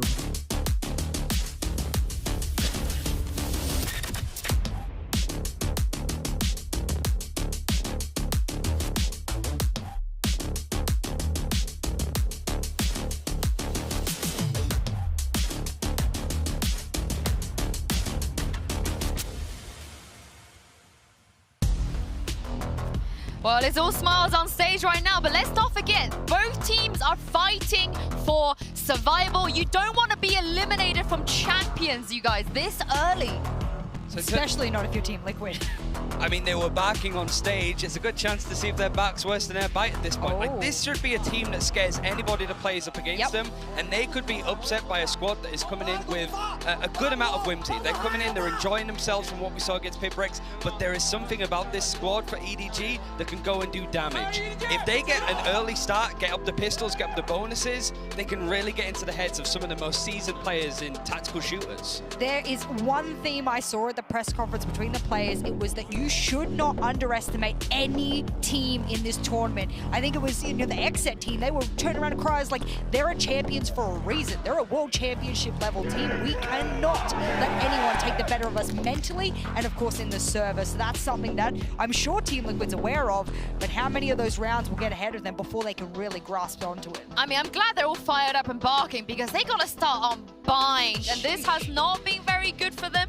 Contrastingly, Kankan and Life, Ryan, you were talking about the early start. If Kankan and Life just come on the server and explode the way that they were expecting them to do, this could look really grim for Liquid. As a Raze and a Jet as well. So the thing about EDG's comp on this map is they don't play Viper, which is crazy. They pick up the Breach, which is something that Team Liquid used to do, but they've sort of gone back to Scream being on Raze, Yampy being on Chamber. Very de facto straightforward. We've seen that comp a lot. But it's the fact that Liquid have lost 5 times in a row against some decent teams in the EMEA, your Mechs, your G2s, your Na'Vis. It sort of goes down the list and you're thinking like, Liquid, you're on this international stage. This is one of your worst performing maps so far, especially in recent tournaments with Dimasic, with Emil as a coach. So does that then prompt a change of some kind? It's risky. This is an elimination game. Do you go with what you know, put it in the server, refine it, reflect on what you've done wrong, and then go into it, or does something change? Well, we're about to answer your question right here because we're into the Prime Gaming Agent Select, and it's a change straight away. Okay. Yampy is not playing Chamber. Guess what?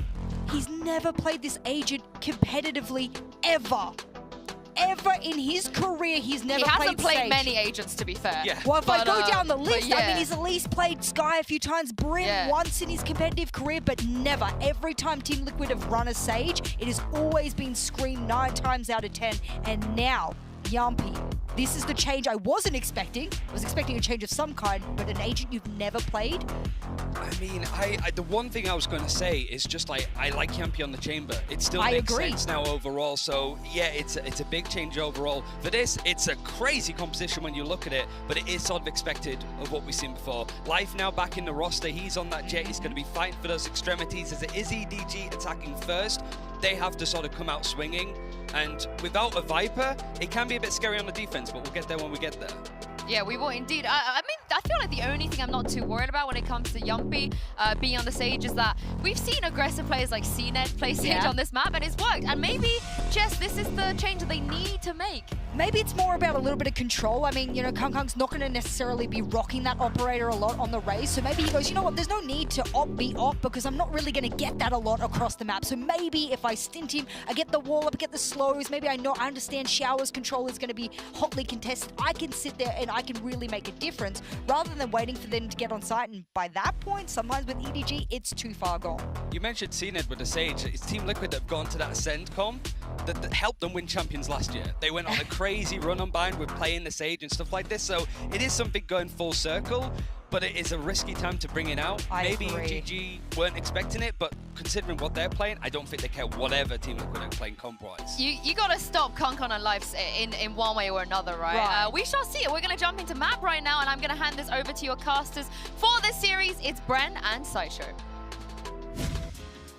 Thank you very much, Yinsu and the Analyst S crew. Yes, I am excited to jump into this one, Josh, because we have our second elimination match here at Champions 2022, Edward Gaming versus Team Liquid. Everything on the line. One team going to be moving forward, the other one going to be ending their year earlier than they want. Yeah, and I think Liquid have spent a lot of their career, and maybe a lot of 2022, being the dark horses. They got that invite to Reykjavik, which was a bit of a free roll for them, but specifically to bang off what Ryan was saying on the desk, Liquid have never been eliminated in groups, and he said in global events, I went back, I'm pretty sure that also counts in across every event they've played in Valorant. Maybe I've missed something, but as far as I can tell, Team Liquid, they just make playoffs. And so for them to lose out here would be pretty horrendous. For EDG, the pressure is completely off their shoulders. And Team Liquid are the ones going aggressive first up short. Trailblazer and a wall off into the one side. It's a really aggressive approach, and look at this. He's just being completely sandwiched, taken out early on. But they're being driven into Dimasic right now. So Dimasic is in elbow, and he's utilized the Molotov perfectly here to buy time and set up this flank. In the meantime, Kang in market. Yeah, Kang's just going to be watching for these rotations. You can hear all of them coming out already. Look at the fight that's taking place. And an impeccable timing once more. 2 kills, just watching market. And side control is theirs. The spike, quick tap just to try and bait some utility out. You're running right into that one. How Dong still denies. You're going to keep flying through the right clicks of the Vera. You got to be kidding me. 3 kills on the pistol. And he's isolated it down just to Kang, but the timing once more. This guy is just elite. 4 in the round, pound for pound, answering back. If you thought this game wasn't going to be entertaining, oh, take a look, sit yourself down, get ready for this one. I mean, Kang and Life having an awesome pistol round, but also adapting to what Liquid threw at them. Liquid set the tempo here, and I don't know that that's going to be the case all the time, because EDG are quick. But that push down short funneled EDG up long, and they still had the presence of mind to leave a lurker to pounce on the rotates. And you can see Emil there getting rocked instantly as the pistol round strat falls to pieces.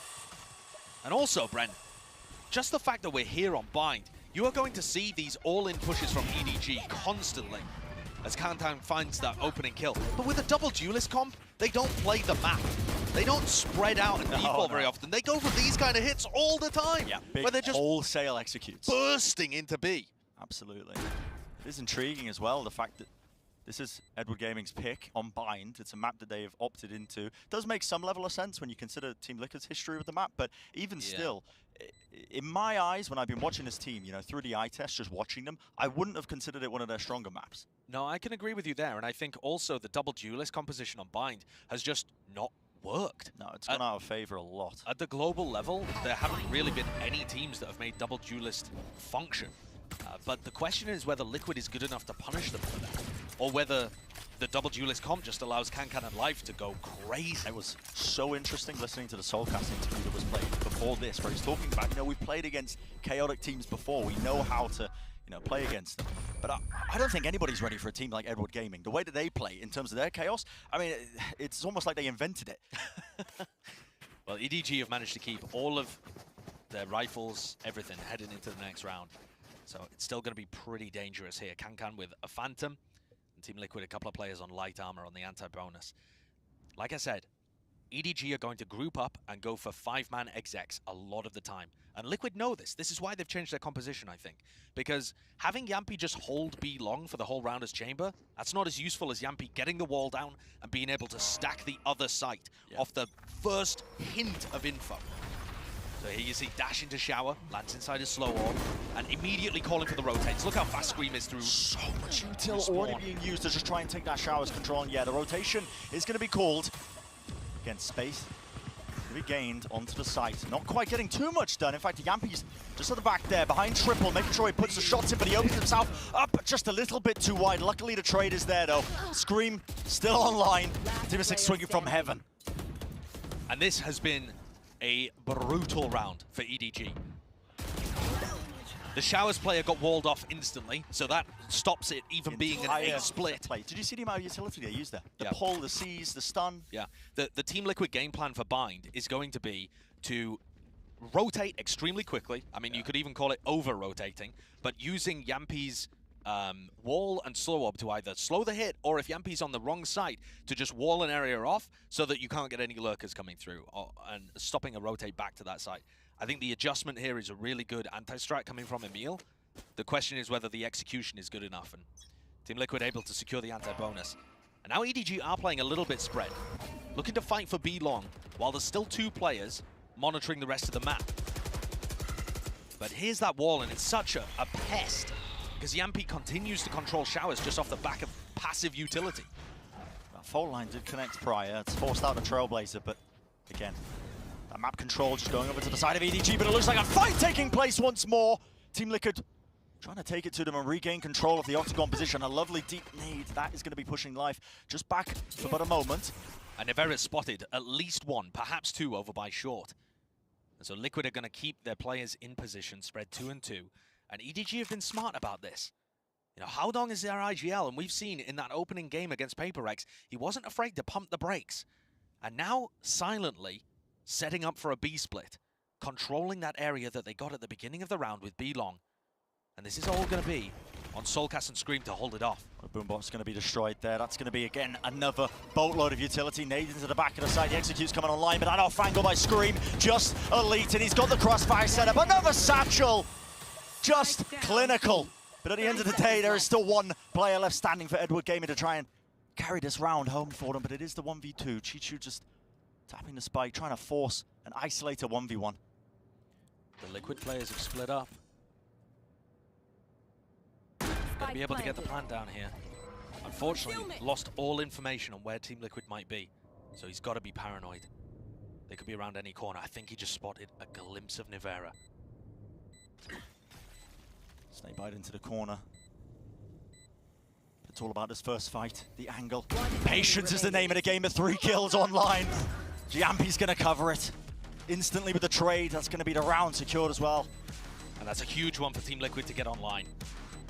Yampi splitting up into that situation could have been a bit of a problem had she should have been able to realize which direction the final player was coming from.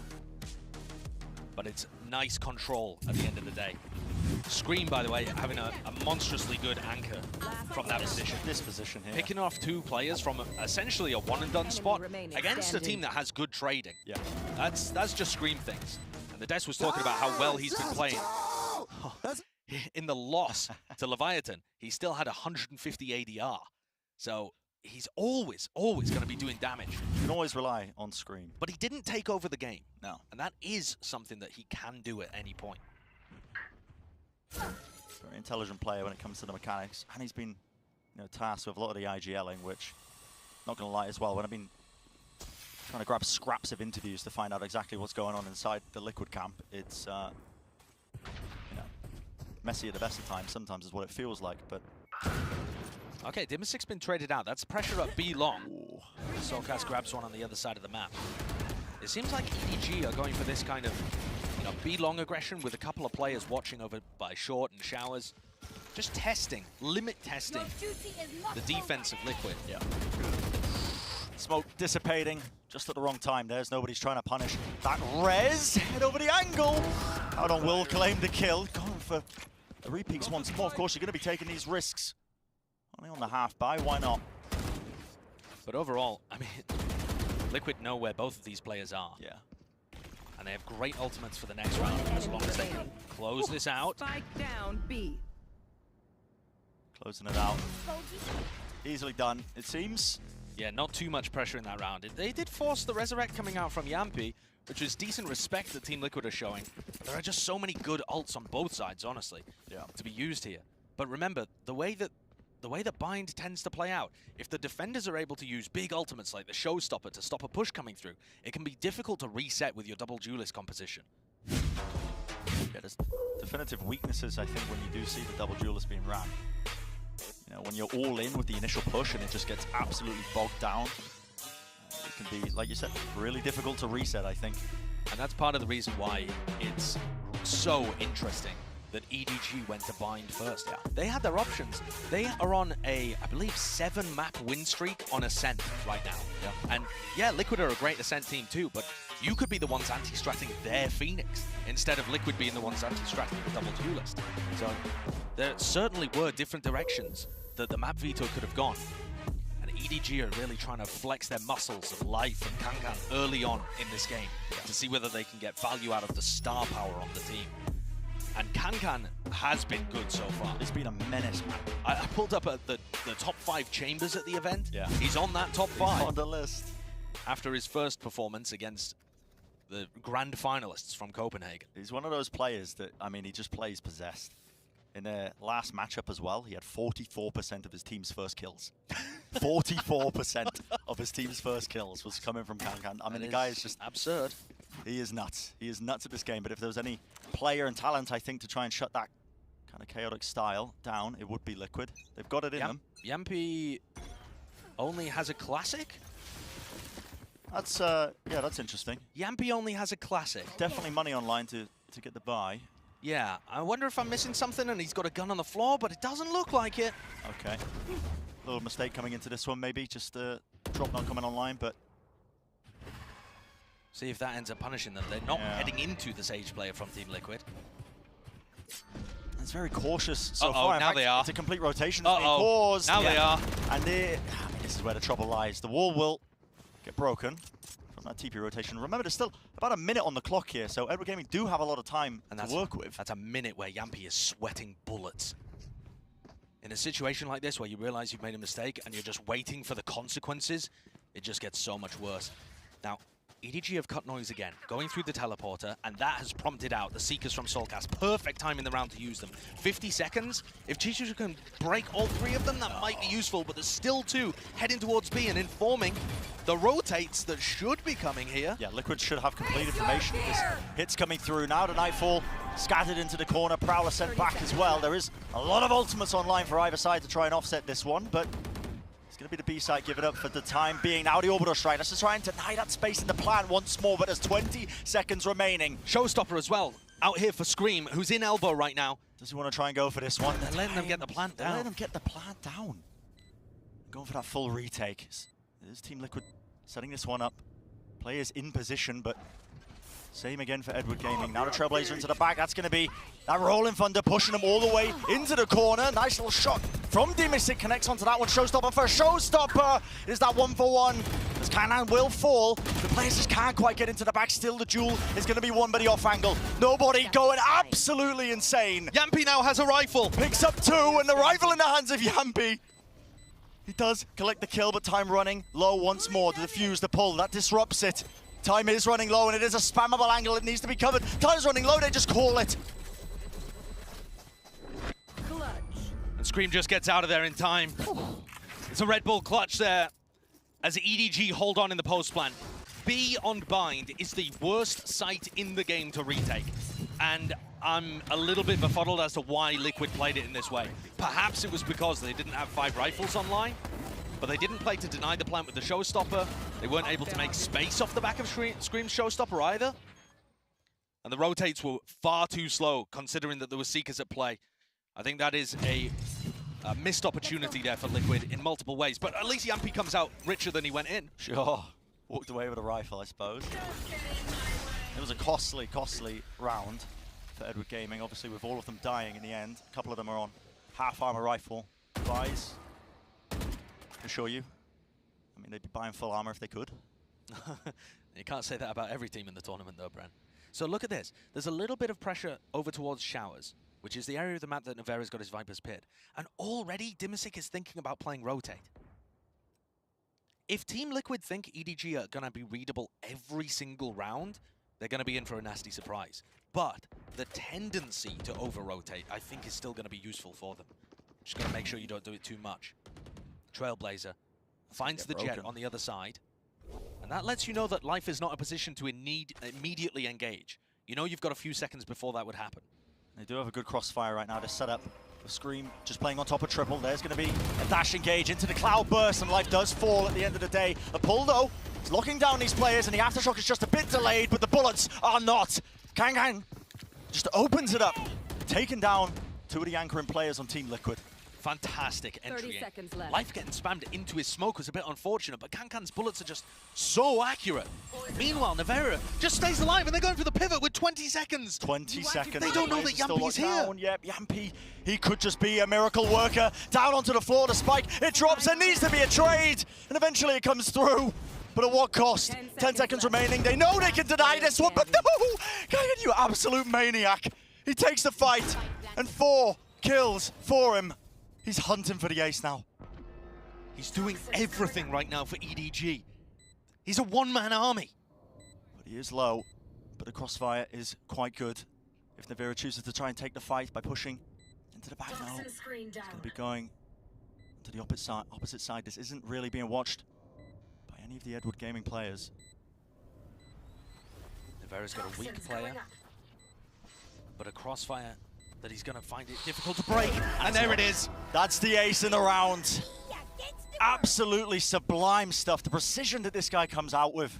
That is one of the most impactful aces that you will see spread across a round. I mean, Kankan just rips apart the A defense. Look at these shots. The first one onto Scream as he swings, and then Soulcast then trades out the rest of his team that are waterfalling from Hookah and wins the clutch at the end. Not just that, but he relieves pressure to get the plant down. I mean, he literally did everything in the round. Yeah. The only resource he had available to him was the rest of his team sending their lives away to make space. I can't believe the confidence of that as well.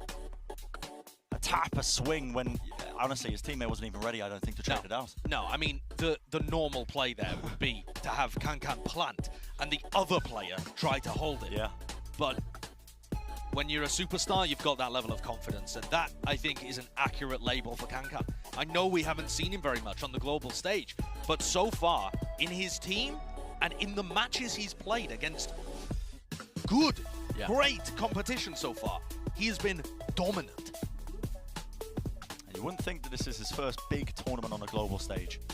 With, you know, truly across the world international competition. Obviously, they went through that East Asia LCQ to get here. They dominated their opponents.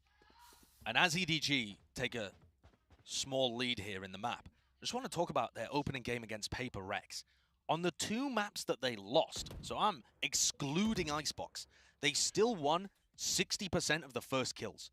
What? I mean, it's just absurd, isn't it? What they were struggling with was actually converting those into round wins against the best teams in the world. And so that's certainly something to keep our eyes on. Get out of my way! Same util set up to try and take that Showers control. So that pull, the C's over the top as well, but again, respect is shown by Team Liquid. Backing away to Trailblazer, okay, into the nade as well. The updraft's not a single lick of damage for life, but Nevera still holding down the fort as well from that one particular angle. Still the players will fall. Liquid's with a fast rotate, but they are smoked off from all of these positions. There has to be a bit of respect, and a rifle has been acquired. And it's so rough for Dimasic right now. Heading through market, but with only a judge to play with. Great timing from Yampy, catching life as he was spamming. Yeah, really clean stuff, honestly. The Storm as well. Drop, that is the spike still planted. And Dimasic rotating with a judge, but player not known. Classic whipped out 2 shots to the cranium. That will do it. Just down to Howdong now. And he's been swarmed from every position. The jump in judge play. Perfect, again with the swing from Yampy, making sure that he supplements all the chaos in the round. Yeah, what a great play by Yampy. Thanks. Finding that opportunity to drop down from heaven. If he goes down there, it's round over. That's the kill that flips everything. Liquid are keeping pace. Certainly one of their weaker maps. I mean, what? Just a little bit of moments before disaster there. EDG are going to get pushed down onto a thrifty buy. Kankan's still with a showstopper. Yeah, that's what I'm looking at. And also, EDG just look dangerous on these kind of rounds. You know, Liquid, when they played against Leviathan, were losing so many eco rounds. Yeah. Or rather, anti-eco rounds. They just couldn't shut down the stingers and the sheriff plays. Sheriff play. Yeah, these guys are really dangerous. So 3 players to start from Team Liquid over on B. And again, EDG on the eco rounds are just playing spread, not to trade for each other, not to group up and overwhelm. They're just really spreading out around the map and trying to find 1v1s. Just trying to find those pickoffs, but the angles are watched. Yeah. One enemy remaining. This kind of strategy is just so easy for Team Liquid to deal with. Yeah. Liquid's individual skill is never in question. That's one of the big reasons that they can sometimes be a frustrating team to watch.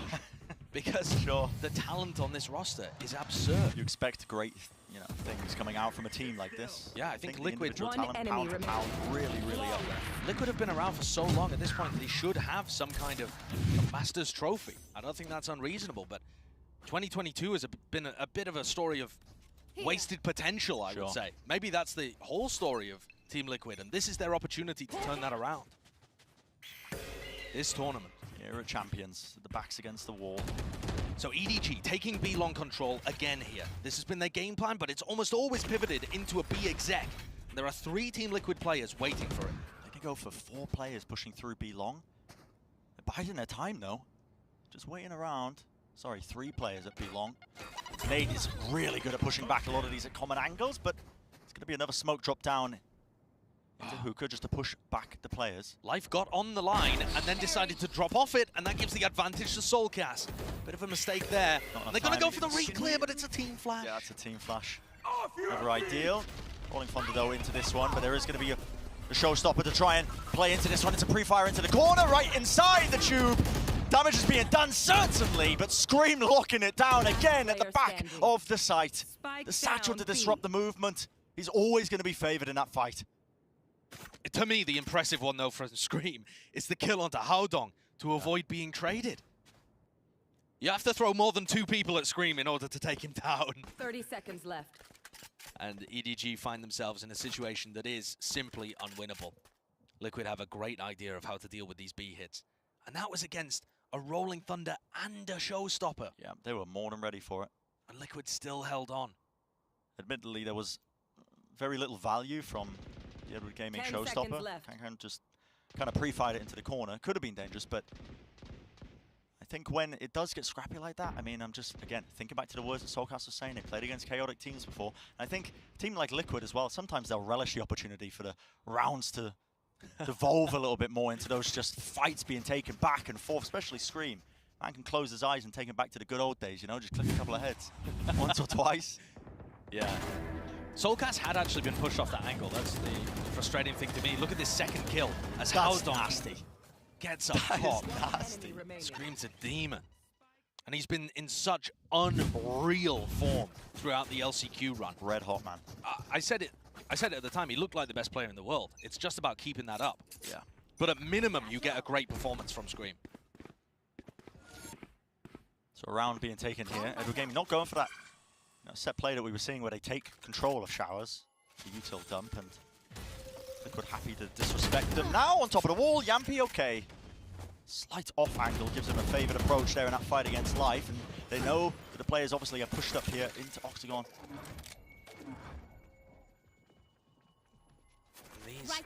These eco rounds, they've just not been able to apply enough pressure on one side of the map to make space for the lurks. Kankan just finds a glimmer of an opportunity. He does pull Scream back over to A. Maybe there's some kind of chance here. But once more, the defensive setup looks good, and once more, they give away a player because there's no distraction on the other side of the site. EDG look frankly lost in these eco rounds. Their approach to bind there, maybe not quite tested enough on the global stage. Oh, the strike just being held down. And yeah, it's just too obvious that the players of Edward Gaming are just loitering around that area. 30 seconds left. Making too much noise. Obviously, there's still that half by round, but they're not really showing too much incentive, I think, to cook anything up that's unique. It's really does feel like they're just leaning onto that raw mechanical ability, hoping that they get given windows of opportunity to take fights at the sheriffs and whatnot, but... One enemy but even when they do, there's Scream on the other end. Yeah. And he is going to be getting up to another showstopper. One after the other. Oh, she's just going to be looking for a couple of kills. The double face. Tap, Dimisic. That's going to be a rifle removed at the end. Yeah. He still has enough money to buy. So final round of the half, EDG, with one last shot of making this a decent one. But apart from the pistol and the follow-up, they've won 2 rounds here. Yeah. 2 rounds out of 9. Again, it comes back to that earlier question of, Out of all the maps to take Liquid to, this was the wrong one, I think. Was, I think, the wrong one as well. It's still... You'll have to wait and see, but the double duelist idea is something that you need to... it seems like teams need to be shown it doesn't work firsthand. Sure. At the lands. And EDG haven't had that experience before. Okay, this so round is that final opportunity, Josh. Liquid are kind of scrambling in spawn right now, trying to get the read on where everybody is going. They know that EDG are going to group up and go for a big exec, so they're not too worried about giving them, you know, space on the map. Yeah. And for EDG, they're trying to make a little bit of noise over towards B, grouping up for a short exec. But Yampy has an operator in his hands. Here comes the fight. Another Nightfall going to be pushing back into short. Does latch on. Yampy from Heaven's going to get smoked off. So that operator angle, no good for the time being, or at least for a couple of seconds until it eventually dissipates. And it is going to be that site control. Spike needs to go down, though. Kankan wants to push this one. Yeah, I mean, this is so risky, especially when there's so many Team Liquid players just ready to face you. And there you go, punished. The Seekers now to try and get them right back into the fray. Showstopper in his hand. The movement was beat for about a second, but still claims the kill. Player standing. Just down to Shishu, not enough. Again, that is a beautiful, beautiful retake there from Liquid. Yeah, they're looking superb, and Scream is delighting in this gladiatorial battle where he just gets to take every duel he possibly wants. That is a flawless. It is really just his comfort zone, I think. He's 13-4, taking all of the fights at the front, demanding a duel to the death with these EDG players. It's been a relatively simple game plan across the board, I think, from Liquid. They've got a good read on which direction the attacks was coming from. Just, I think, the nature of the comp as well. It's pretty obvious when you see that utility coming out. But we'll send it down to the analyst test. Let's break it down for the first half and set us up for that second one as well. What have you got for us, guys? Let's break it down. You guys want to break it down? Okay, no, never mind. We've already had Ryan. Where's Golden Boy when you need him? They mentioned the comp change. Brent was talking about that. Let's talk about that here because Ryan, Sage going in for Team Liquid, we didn't expect that. What did you make of Yampy? It felt like a bit of a rock, paper, scissors from beta, right? Where loads of people were running double duelist. The Sage worked so well at just shutting down some of the rotations, making sure that EDG can go for those splits. But Yampy moving on to the Sage for the first time, pretty good start. Also in regards to like Team Liquid, they won every single first kill. They got the first kill on all 12 rounds, which is one of the areas, the win conditions for EDG, right? Like, they got more first kills against Paper X, but still lost the series. They were so good at finding openings. They found literally none today. I think Yampy finding all of this control, winning out clutches, stalling, taking fights. It's these kind of moments where the aggressive side of double duelist on attack on bind found very little. I love his use of the walls as well. There was one wall you're like, oh, what's that? I was so confused. Yeah. But I think it's sectioning, you know, the site, being able to create your own angles and whatnot. I love that from Yampy. But looking forward into the second half, I have a bit of a worry because if you've watched the last 4 times Team Liquid has attempted to play bind, then I'm looking at the fact that they've merely won 3 rounds maximum on their attacking side the last 4 times. In fact, there was one match against M3 Champions that they won 0 attacking rounds. This is a team that struggles very much on their attacking side on bind, and that's where I'm going to put a huge asterisk. It looks like they're doing good, but trust me, ladies and gentlemen, EDG can really rip apart the second half. Yampy's too... I'm waiting for him to do something crazy. He's playing so conservative. Maybe he's saving it for the attack side? Maybe playing a bit scared. Maybe. Just more passive overall, so like they're not really wanting to give anything to EDG because they know that EDG can run with it. Well, I can't wait to see their attack side going into this, throwing this back to Brent and Saisho to break it down. Yeah, certainly going to be some breaking going on, I think, if Team Liquid continue this pace. Look at Life at the bottom of the scoreboard there as well. Obviously competing away from the rest of his team, having to play remotely because of COVID, and didn't get to play the opening game either, where Smoggy filled in. So, a rough opening to the global stage for Life, and part of why they've struggled so much with those first kills. It was their area of domination, and yet they found none of it, as Ryan was pointing out. Let's see what the answer is here, because this is immediately fast showers control. The snake bites were layered down. This is a clear set strategy, and there's no attempt to try and break this wall. In fact, the spike is going to go down without any problems at all. The Ascend pistol round. They've stolen the comp, they've stolen the strat as well. Those were your champions from last year. Team Liquid taking a page out of the book. Yeah, why not? Use a bit of an older play. Yambi, though, okay with a short. He does not get the one he was looking for, but there is utility online for Team Liquid to deny a lot of time off of this one. Still, the kills are starting to flow in the way of Edward Gaming. Molly, though, on the floor, posing a bit of a problem, and still that flank, the one extremity there, nobody will be losing that fight. And time's still running so low. Frenzy spray downstream, just can't quite find it. Devastating to him, and he dived! You can't do it to him like that! Welcome to Champions. Oh my word. They've just been done dirty. Whipping out the knife, man. There. That's a backbreaker. That's a brutal one. And if there was any chance of getting that confidence back into this map, had to be winning that pistol round. Yeah. Yeah, they really did. Of the four rounds that EDG have won, 3 of them have been off the back of hero plays. Round 1 was a 1v2, round 6 was a 1v2, and then you had the Kankan ace. Just the default plan has been getting no value. And Scream is just so willing to take these fights once more. Knows the players are not going to be equipped with much else. The rest of his team's going to be back in as well. Good Gaming just dropping like flies.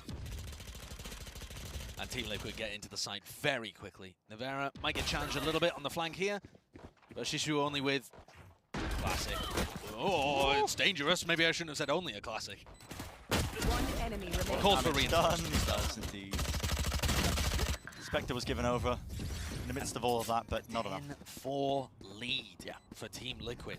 Just absolutely running away with it here. Running away with it.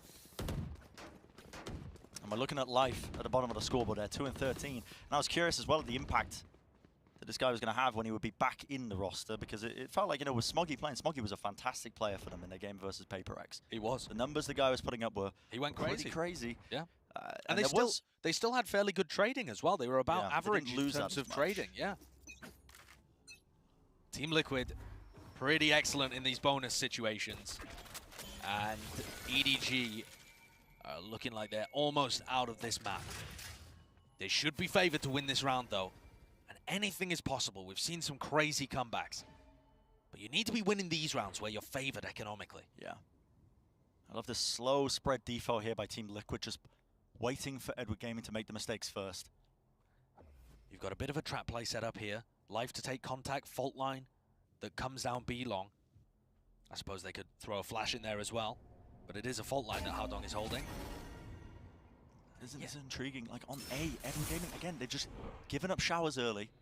Content for it. With the Viper util, the wall goes up here, so that's going to be a boombot to try and find it, but slightly timing, but it does give itself away, so that is valuable information. And with the Sage, you're fine giving up showers if there's a wall in the way. Oh, there we go, can. Finding the opening duel, the raise diff. It's a big kill to find. And time is running relatively low, you're just swinging into it. Of course, the dash, just to evacuate. Life's going to get, I believe, his 3rd kill there of the map. Left. And the trap had already been abandoned, so they're not going to set back up for that one. But the rest of Team Liquid are heading into B here. Really dangerous, Josh. There's 20 seconds remaining. And they're in a 3v5. And what is the call? You're going to be committing into this one with 3 players. The crossfires from Edward Gaming. Look at that. Once more, locking down the line-of-sight angles. Spike down B. All up to Navera, but the spike nowhere near him. It's going to be the Edward Gaming winning this round, getting their 5th one on the board. And doing it without losing too many players. Yeah, hopefully not losing too many more rifles to Navera here. And nobody might go for another little peek. No, they keep the Vandal. So EDG escape with the anti-bonus and a lot of weaponry here. They've still got a fighting chance heading into this half. And I think, weirdly enough, I know it sounds counterintuitive, but the double duelist composition on Bind, I think it's easier to shut down when the double duelists are attacking. You might think double duelists should be really good on attack, but it's just so readable. Yeah, you mean on Bind in particular? On Bind in particular, yeah. On defense, you're letting the game come to you, and there's still opportunities for Life and Kankan to take fights on their own terms. So maybe there can be some sort of setup here. That's a slow orb into a molly that traps Chishu inside showers. Really big set play. Scream's been flashed though. Unsure the direction of that one. How do you shut that one? What a down, shot. Cool, calm, and collected. And the angles, it is just a bit of a swarm now. Coming around Team Liquid. Vera's going to make a play though, pushing through the snake bite. Not ready for it, but he is vulnerable. Sets up life for the kill. Very late lurk here from Dimisic as well. Could be back through showers. Unexpected. And he could be everything for them. He's already found the one kill. There needs to be the support, and the swing is eventually there. 2 kills. Life. Dash going to be fading away, but he does catch it. Down to that 1v1, and you're right, Josh. Dimisic, he's bought enough time, and he's got the kills on top of him with the orbital strike. And Dimisic could be anywhere right now. Top short, showers. The stress piling up, ticking away. You have to stick this one. Dimisic doesn't choose to take the fight. Swings into it anyway. Handed to him on a platter. 3 kills for it. And the intelligence that he's just orchestrated over that round really did just carry him. Yeah, awesome play there by Dimisic. The timing on that lurk back through showers. So good. And overall, the strategy from Team Liquid was lovely. They had a slow orb lineup, the molly lineup as well from the Brim. Landed to trap Shishu inside showers, and then Dimisic late flanks way later in the round. Look at him, no problems whatsoever. Cool as a cucumber. We're going to see that Edward Gaming timeout.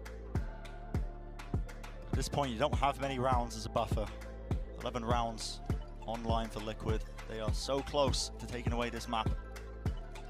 Yeah, I think EDG's defensive side might look significantly better than their attack, but they just don't have the rounds to play with, like you said, Brent.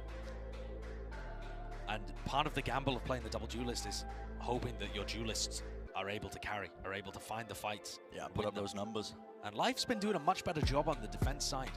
But again, you have no buffer here. And Liquid are feeling easy. When Scream's playing like this, when he's 16-7. The game does become a lot easier. With Scream putting up these kind of numbers. Yeah. EDG are going to have to dig really deep here. They've shown us some interesting ideas on the defensive side, but they're going to have to seize control of the tempo of this game. Yeah. Curious if they want to go for some sort of aggressive play to try and take some of that map control early. They do have a showstopper in the back pocket of Can. Look at the starting positioning here. So passive. Anticipating a big short push, I think. Yeah. And Scream with a judge. That's the molly lineup that they were doing. That lands outside showers. So you can see it bouncing off the roofs. And Scream's already in. He's in lamps. Yeah, with the Trailblazer to support it as well. So he gets good information knowing that this area of the map is clear. Nade over the top to deny the plant. That's going to be colliding. Yampy pays for it with his life, but the spike is at least down. That puts down that time pressure. Boombot's going to be spotting Scream. Still holds it down with the angle, and he claims the kill. Nerves of steel. The big ultimate that I think Edward Gaming were relying on is going to be taken away from them, and it's looking inevitable at this point. Yeah, it's comprehensive outplay in rounds like this. They're not even bothering to save the Brimstone Molly for the post plant. They just are hyper confident they're going to be able to collect every flank. Again, that time pressure starting to really make itself known for Edward Gaming. Jump peak, it's running so low here. You want to take the fights, but right into the rifles. Yeah, you can take down Scream, but guess what? The team's backing right from short. Match point. The nerves here to just tank the damage when Can knows where you are off the Boombot information and just hold for the kill. Sure. And look at this again. Team Liquid, they're always prepared for the short push. You can see the positioning when they start the round. They're expecting EDG to explode through short. It looks like they might be about to, I think. But Liquid are so ready. Yeah. Really far back. Going to be a smoke that ends up going up, actually. Moving his way towards showers there, but look at the position of the Dimisic. I mean, the guy is just... He's in the place where you buy guns. He went to the bathroom at the start of the round. I mean, he's AFK. But this is prep diff. This is Emil and the rest of the team doing their job, adjusting the composition, and understanding how EDG play. This is anti-stratting. And this is why EDG, I think, have made a big mistake picking Bind into Liquid. It's just that one more round. That's all Liquid need. Take away Binds, not even their map pick. Seekers now going to give them good information, so Soulcast's going to be leading the way with the rest of his team, but drop down. That was an updraft. Over the wall. Headshots claimed, but that's going to be a res almost immediately afterwards, and the stun. I think the fault line do a decent amount there. Just collecting this wall is so pesky, though. Break through the portions of it. There's no more updrafts for Life to try and get over this one. Bit of a jump peek now with the ultimate showstopper inside against the wall. Nivira just beaming them all down. Fights being taken all over the bloody place, and at the end of the day, it's Team Liquid on top. Scream with a little fist pump there, but that one was fairly trivial for the EMEA team coming out of LCQ.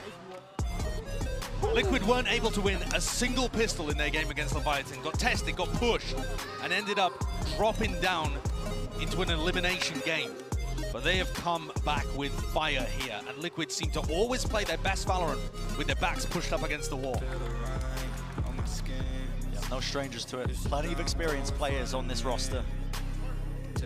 Obviously, early days yet in the series, but a great start for them taking that initial map. And now we're going on to their map pick. You gotta do your wrist warm-ups. Of course. Yeah, this one was a comprehensive flattening of EDG's approach to bind. And I think, Brent, this is what you should expect from EDG playing on some of their maps. They simply haven't been tested against the global elite competition. Sure. And so they don't know which ideas are going to work and which ideas aren't. That only comes from playing against the best and getting all of your weaknesses punished. Getting tested in this fashion. Why wouldn't they be confident? I mean, they cruise through the East Asia LCQ, dominating, not losing a map. But here, it's different competition. Yeah. The confidence was so high as well from the Liquid players. You could hear them screaming across the stage. I mean, we're high up over here. Yeah. But those guys, they were making some noise every single round. I mean, just absolutely elite stuff from Liquid. Really clean, clinical stuff as well. That's going to do it for map number 1. Going to go to a short break on the other side of things. Of course, our analyst desk sets us up for map number 2 and the rest of the series. Don't go anywhere, you know, you're not going to want to miss it.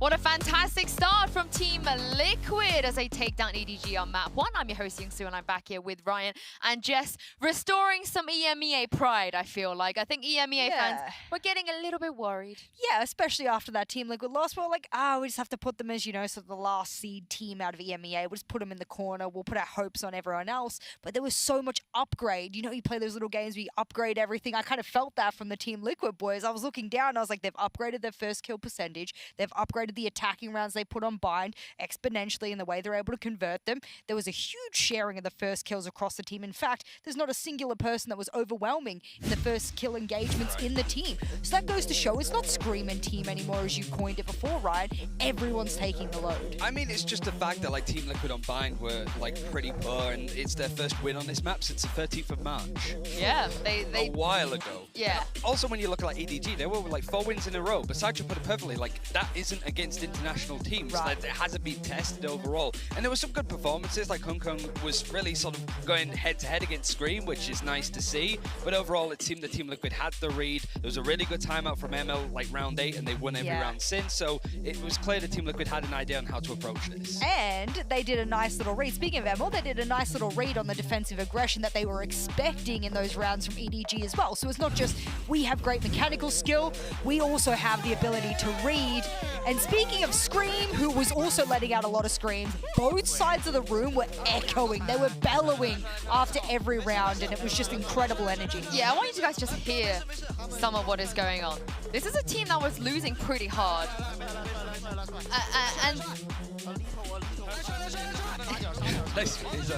Yeah, I mean, they were losing pretty hard and they were still standing up. They were still giving it. They're screaming. They're taking the full Ryan experience of being here at LAN. Yeah, and I think it's the right approach against Liquid. Like, really get into their heads. And considering EDG had a pretty good start, like they won pistols. Liquid picked up their first pistol this tournament in the second half. But like, it was a great start for EDG. They got it, but then Liquid adjusted nicely. Yeah, I got a moment of silence for this next thing we're gonna show you. It's the Verizon high-speed moment of the match. This one goes to Demasig, and I feel like you love to see it, but also like you hate to see it as well. What I like is watch when he decides to do it.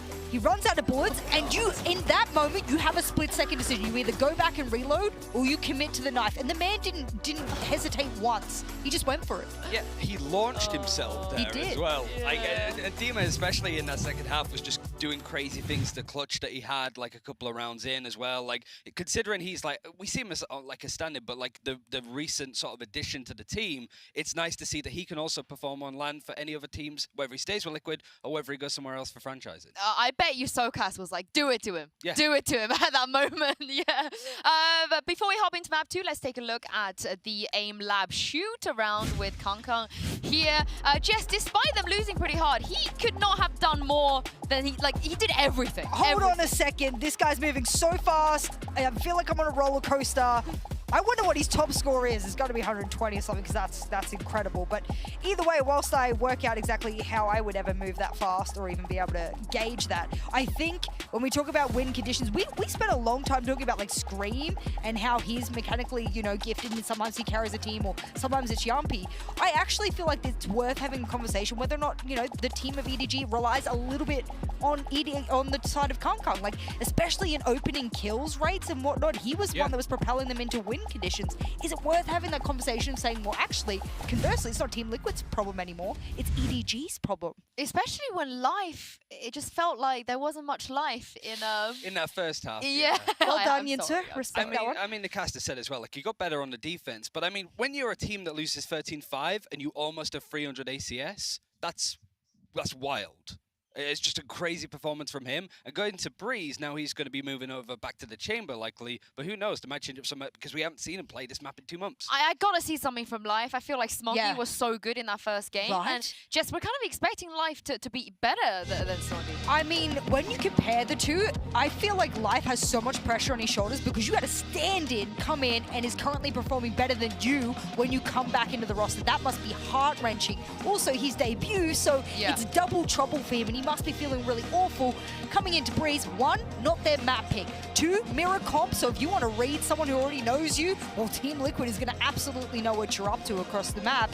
And long-range engagements, when we're talking about these opping, this is Kangkang's opportunity, but conversely, Life really manipulate the map on the side of where Kangkang is able to dissect it.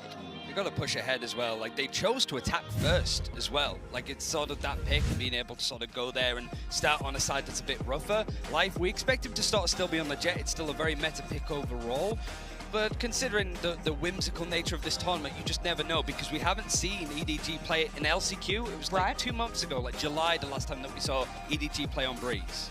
Of course, Life still playing at the hotel, not with the team quite yet. Maybe that's affecting him a little bit. We know that EDG, they spoke about how they were really afraid of being nervous. Right. Of course, his teammates, they had a chance to kind of shake off the nerves. So Jess, let's hope that map 1 was just him being a little bit nervous. I always give teams the benefit of the doubt, and like map 1's debuts, especially for Life specifically, I always give them a map or even a series. Yeah. You know, unfortunately, they don't have a series to be able to have that buffer room with, but Cruz from Xerxia said it himself off. Even this many lands in, Xerxia still struggles with confidence. They still, to this day, at lands, struggle with confidence, taking those engagements and trusting themselves the same way they do regionally. So I would not be surprised if a team who's having their first debut is having those same mental problems. It's a huge area in esports. Just to come in, everybody's excited to see him play, to see this full roster play and perform right. So yeah, there's going to be pressure if he's still feeling a little bit under the weather as well. That's obviously going to have an impact overall. But it is just like that push through for EDG. Like, this is still a great chance to like test themselves up against some of the most tenured players and one of the biggest orgs in esports, full stop, with Team Liquid. There's still stuff to gain, but I still fancy EDG just getting the game in their momentum and really putting the pressure on Team Liquid.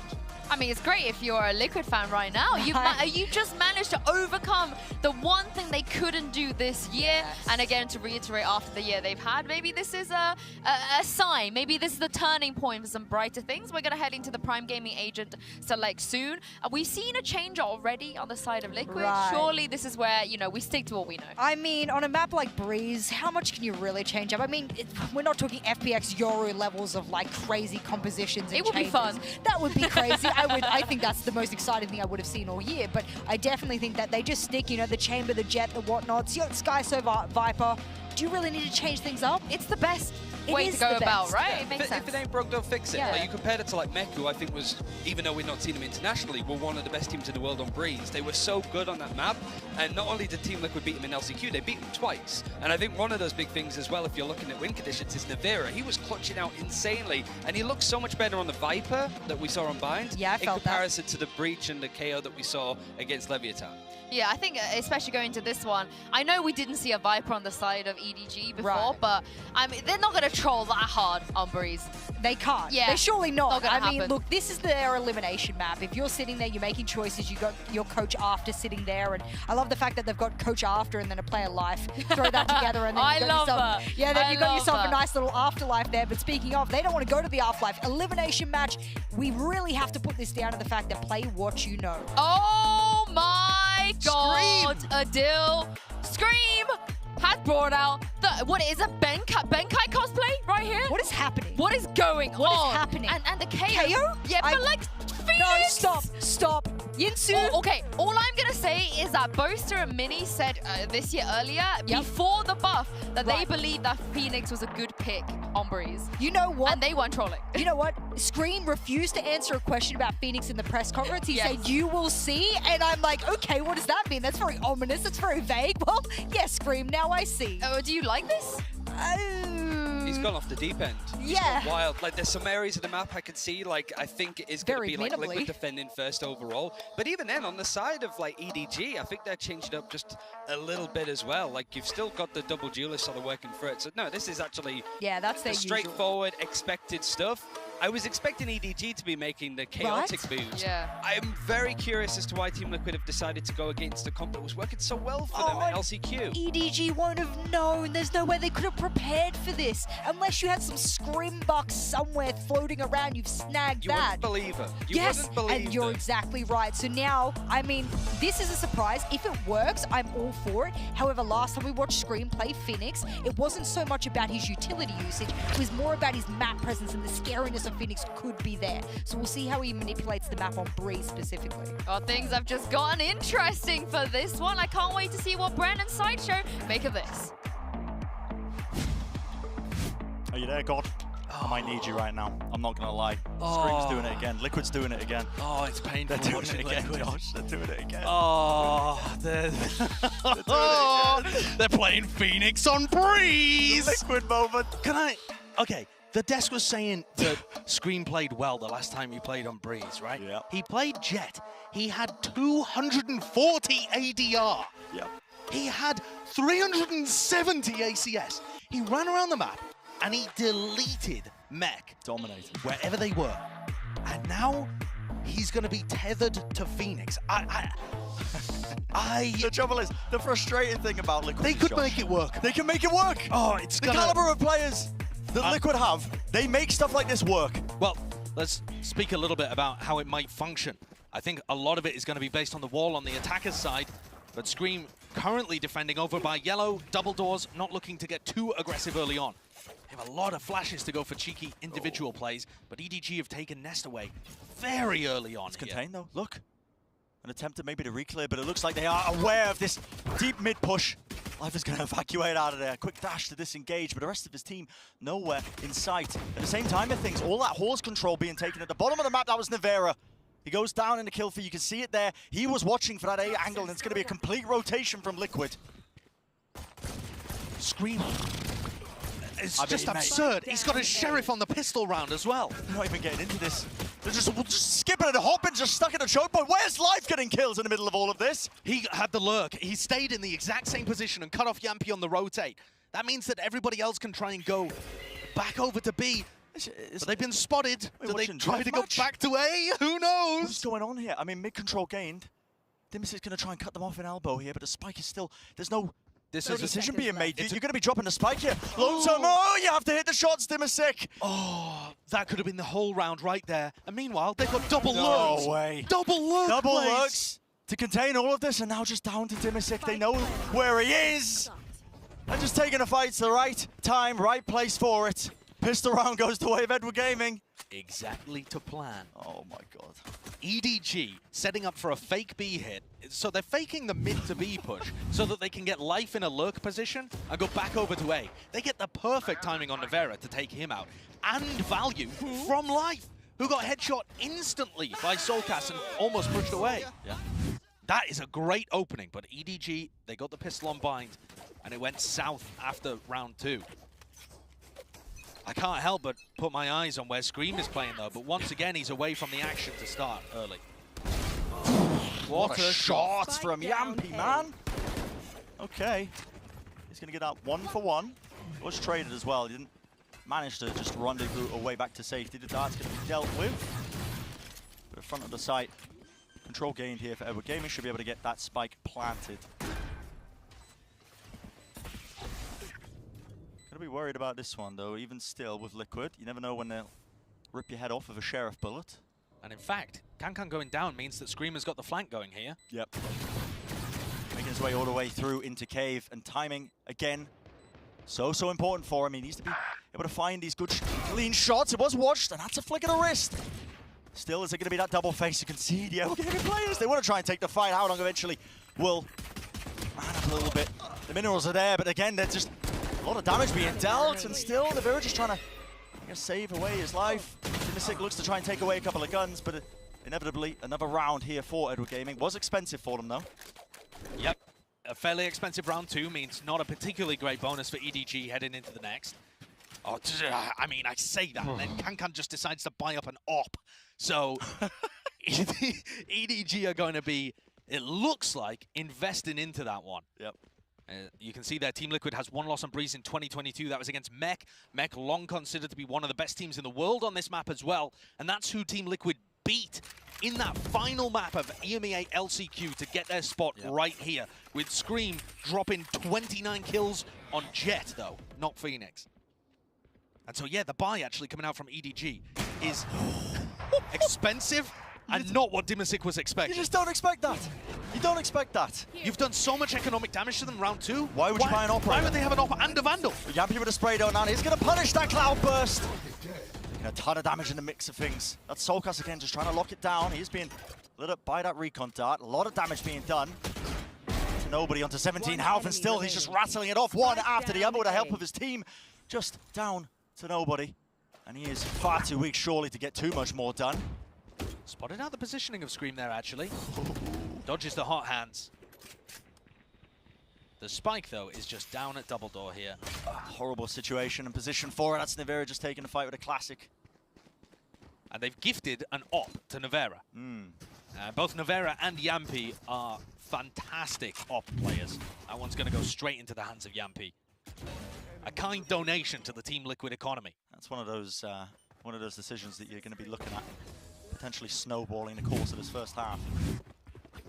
And just so many questions here for EDG as to whether or not they even bother investing. Yeah, it's Life is one away from getting his Blade Storm up. Okay. And so I would have expected them to be playing for that, but they're not at all.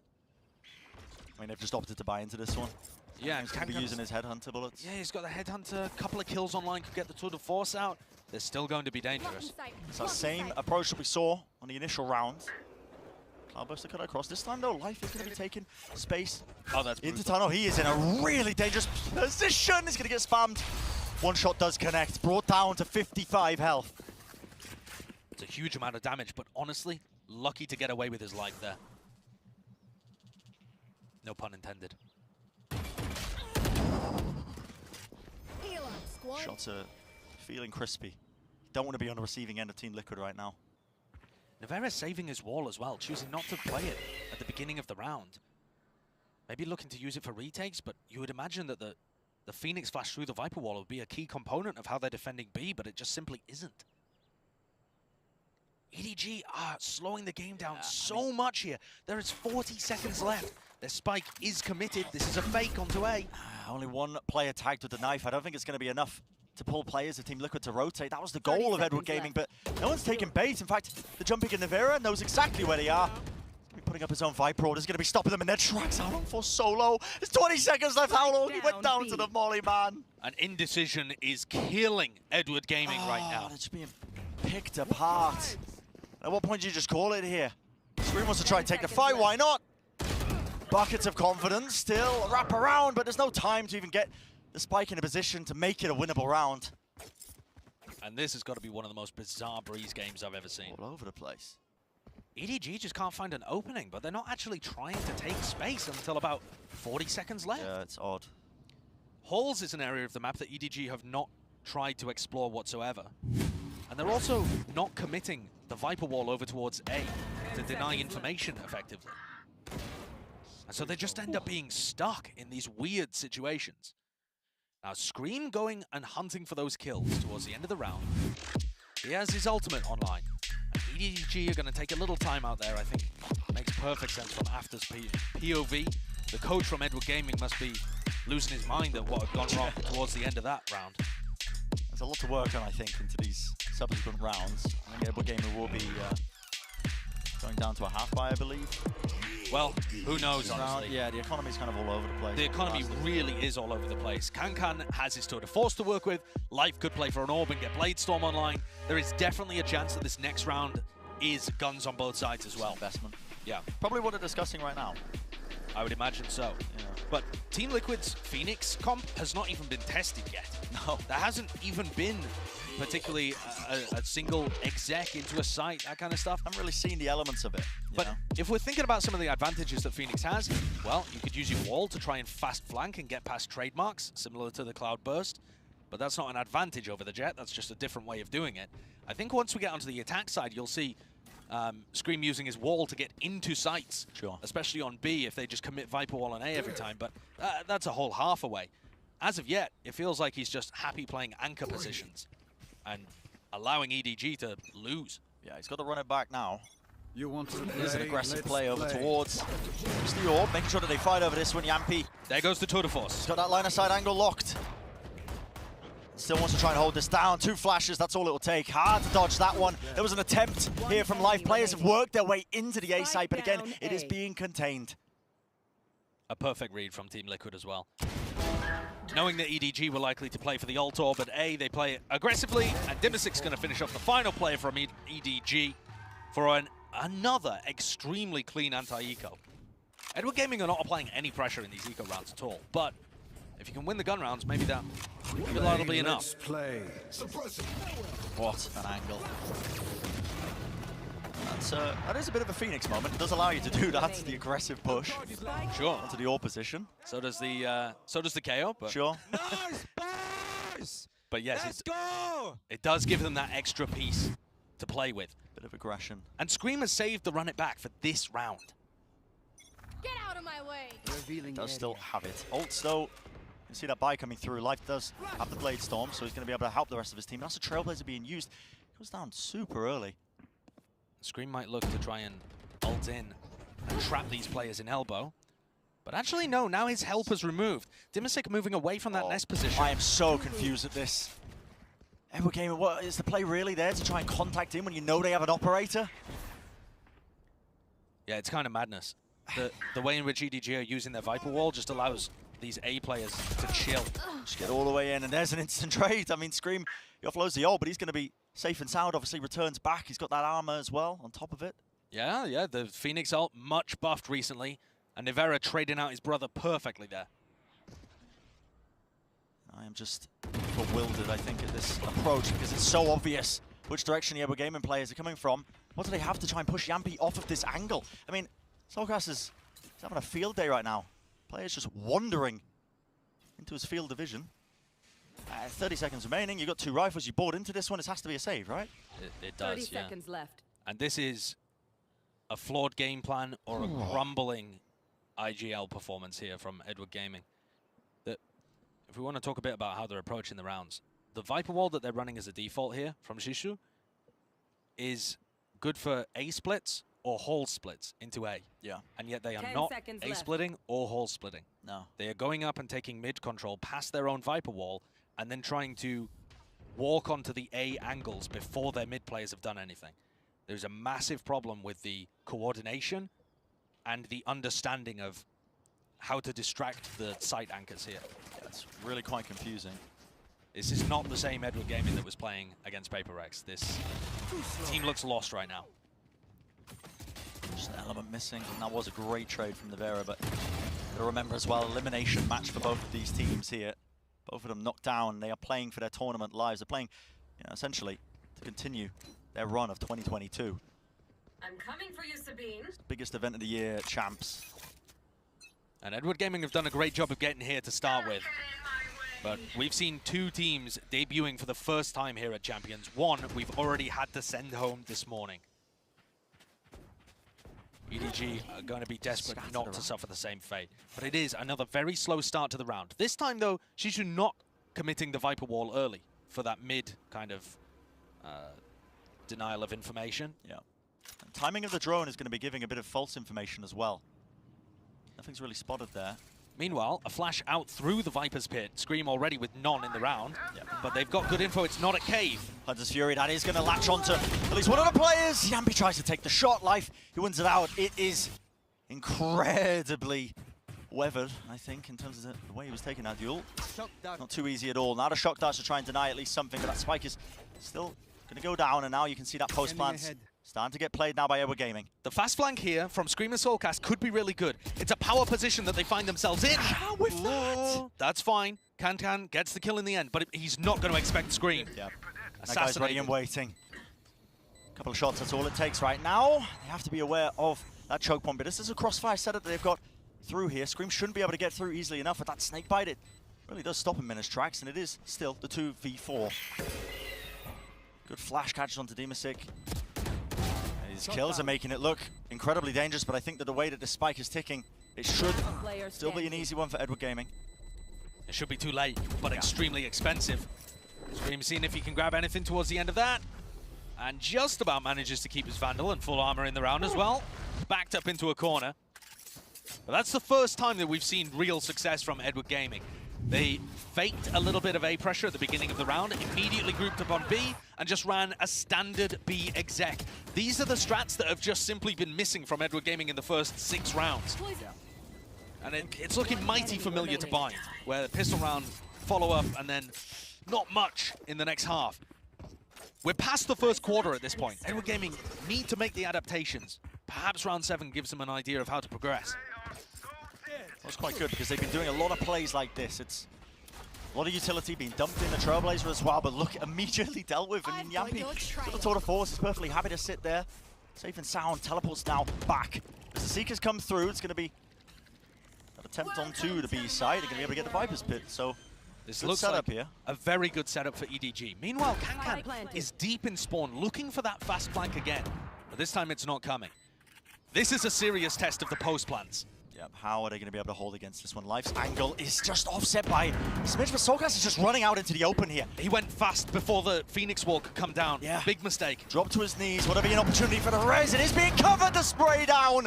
How long just playing close up to the wall. And what a play from the IGL. A flash play into the corner sets his team up once more. And they are evened up. EDG finding success out of the most basic default B hits so far. Team Liquid were playing a full retake setup that time and just couldn't quite get the execution on that one.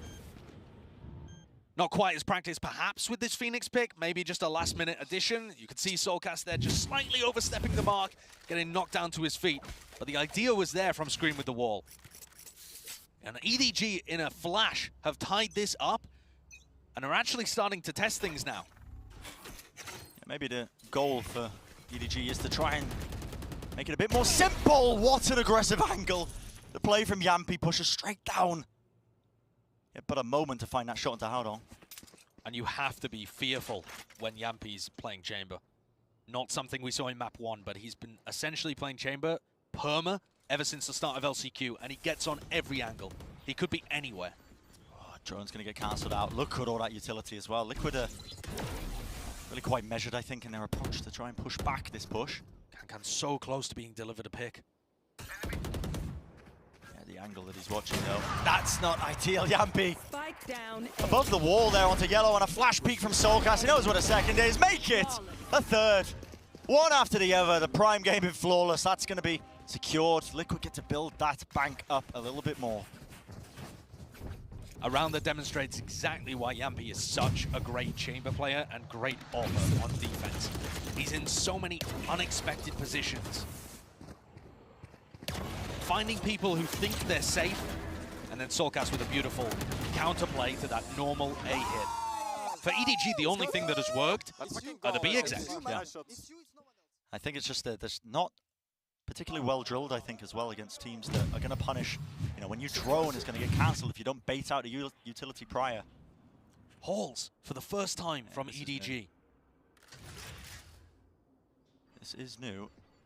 This time you start to see that Viper wall that was being used earlier. Shishu, that does give them a way into Halls. They haven't actually used it to put it up at any point. Now you're going to see that Klabos over the top. He is revealed. Great recon. Yeah, that's fantastic with that dart. Lights him up, Soulcast. This guy is unleashed right now. One after the other. The swings just immaculate. And the punishment once more is there. Not going to be let out of Halls. Keeping them contained. Team Liquid seem to have getting back control of this half. Absolutely. Just a single blip there, and Liquid are straight back into it. The recon dart could not have been more perfect from Demasig. It is a bit of luck, just that the pulse happened to hit Life as he was going for his dash. Yeah, if the dash had been half a second earlier or later, maybe Life doesn't get scanned like groceries there as he's just on top of yellow. The perfect reveal. Now you're in round 11 here. The money obviously not good for Edward Gaming. Going to be going into this with the half buy. Is there going to be anything more creative? So far, we haven't seen anything too special. Get out of my when way. they do have these sheriffs in their hands, it's usually just looking for picks like it is now. Toxin screen down. And this wall in every round is just getting countered by that trademark from Yampi anyway. Spot somebody over towards elbow. Here's the running. Ooh, the shots. But not quite there. Just too late. Yeah, too late with the swing. There's another attempt to try and take this fight. There's a lot of damage being exchanged.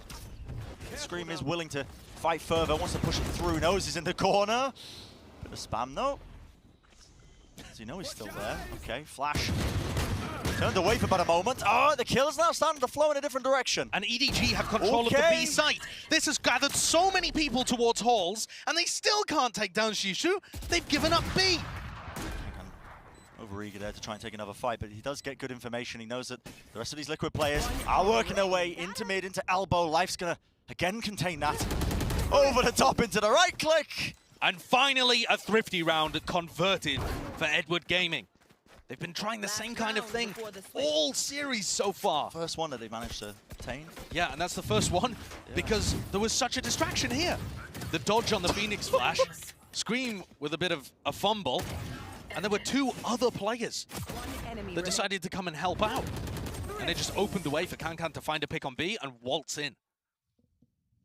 And suddenly this half, I mean, this half has just been so dominant for Team Liquid, and yet the scoreline does not reflect that in the slightest. Yeah, you're potentially looking at 6-6.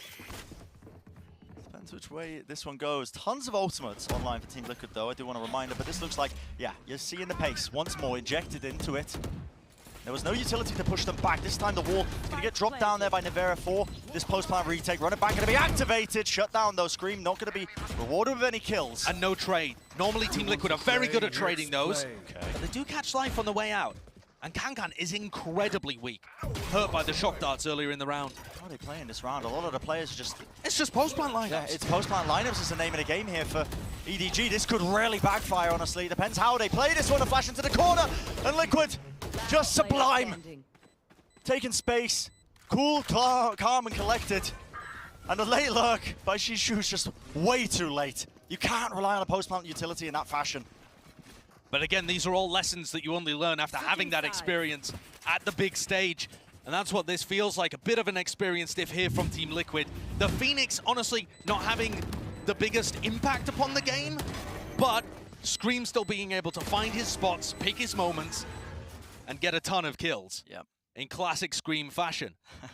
We'll see what the game plan is for them on the other half, though, because attack is where it will truly be tested. That is the big question. We'll send it down to the desk to break down what we've seen thus far. Thank you very much. Guys, let's just talk about the Phoenix, Jess. We didn't expect it. What did you make of it? I mean, look, there was only few parts of the map I could really see him having a very big effectiveness on, and I was like, okay, what does that look like for Scream? Does he, hold towards those tight corners? Is that something that the Phoenix is prevalent for? Is it a little bit more, we saw him use his hot hands both for healing and for a little bit more proactive aggressiveness. He had a bit of an impact there, but just like the last time we saw him play Phoenix, it wasn't heavy utility, but there was a particular round where he did manage to take that control, but it relies on there being a solo player really there. It relies on no trades being able to be called, and that's what we're talking about. It's those moments there. Yeah. They're a little bit few and far between, so a lot of it does just come down to raw firepower. It's like Liquid know that EDG are going to go for these splits by going through like cave and then trying to go through doors. So Script is just pushing a particular area. However, I do think that it's pretty good looking for EDG. Life especially, sort of leading the line overall, looking a lot better than he did in that first half of Bind. Now starting to bounce back. He's on an average of like ACS of 247. On defense, it's a little bit lower, but I think that if Life can start building it up, if he can get the up online especially, I don't know how much I like the Phoenix on attack. And I think that Life is the pivotal point to actually shut that down and stop those executes going in. Mind you, how many flashes on those retakes that EDG have to deal with? Maybe conversely on the attacking side, having the flash drives, having Kerbal come out, I think that's going to be huge for the side of Team Liquid. I will say retaking it looked good, and retake's kind of just a converse version of attacking, so let's see if that kind of plays into this. I know you don't like the Phoenix on attack, but the ultis, I want to see how many Scream can farm on this half. Of course, if EDG, they don't win this half, we're going to have to say goodbye to them, Bren and Sayasho. There's a lot of pressure going into the second half. And that's a beautiful setup here with this elimination game, because it is a ton of pressure on the shoulders of Edward Gaming. EDG, I mean, they made waves in the East Asia LCQ to get here, but this map, this is what they got to overcome right now, Josh, to just stay in this series and stay in the tournament. They've already put Chinese Valorant on the map by turning up to Champions and representing East Asia. That is for sure. But they would have wanted so much more out of this appearance if they do end up going home right here. On the pistol, you can see Team Liquid leaning towards B. Scream buying a wall on the pistol round with a frenzy. The wall is so good for this. This is exactly what you expect him to go for. Stand up though, and the trademark. The trademark, the trailblazer, everything. For EDG, they need to shut down these pushes in the choke point. That is the counter to playing Phoenix. You need to fight the choke points. They can't dash, engage, and get past you and break your crossfires. And look at this space that nobody has gained. He's made this play all the way into cave with the deep Viper wall, setting up with his teammate. He's going to be giving him a lot of mid-round information. They'll be able to hear Dimisic there as well. But not necessarily whether Dimisic has left. And this is going to be a re-hit over towards B. Yampi spotted. So much comes down to this duel, but Yampi decides to evacuate. Yeah, backs away.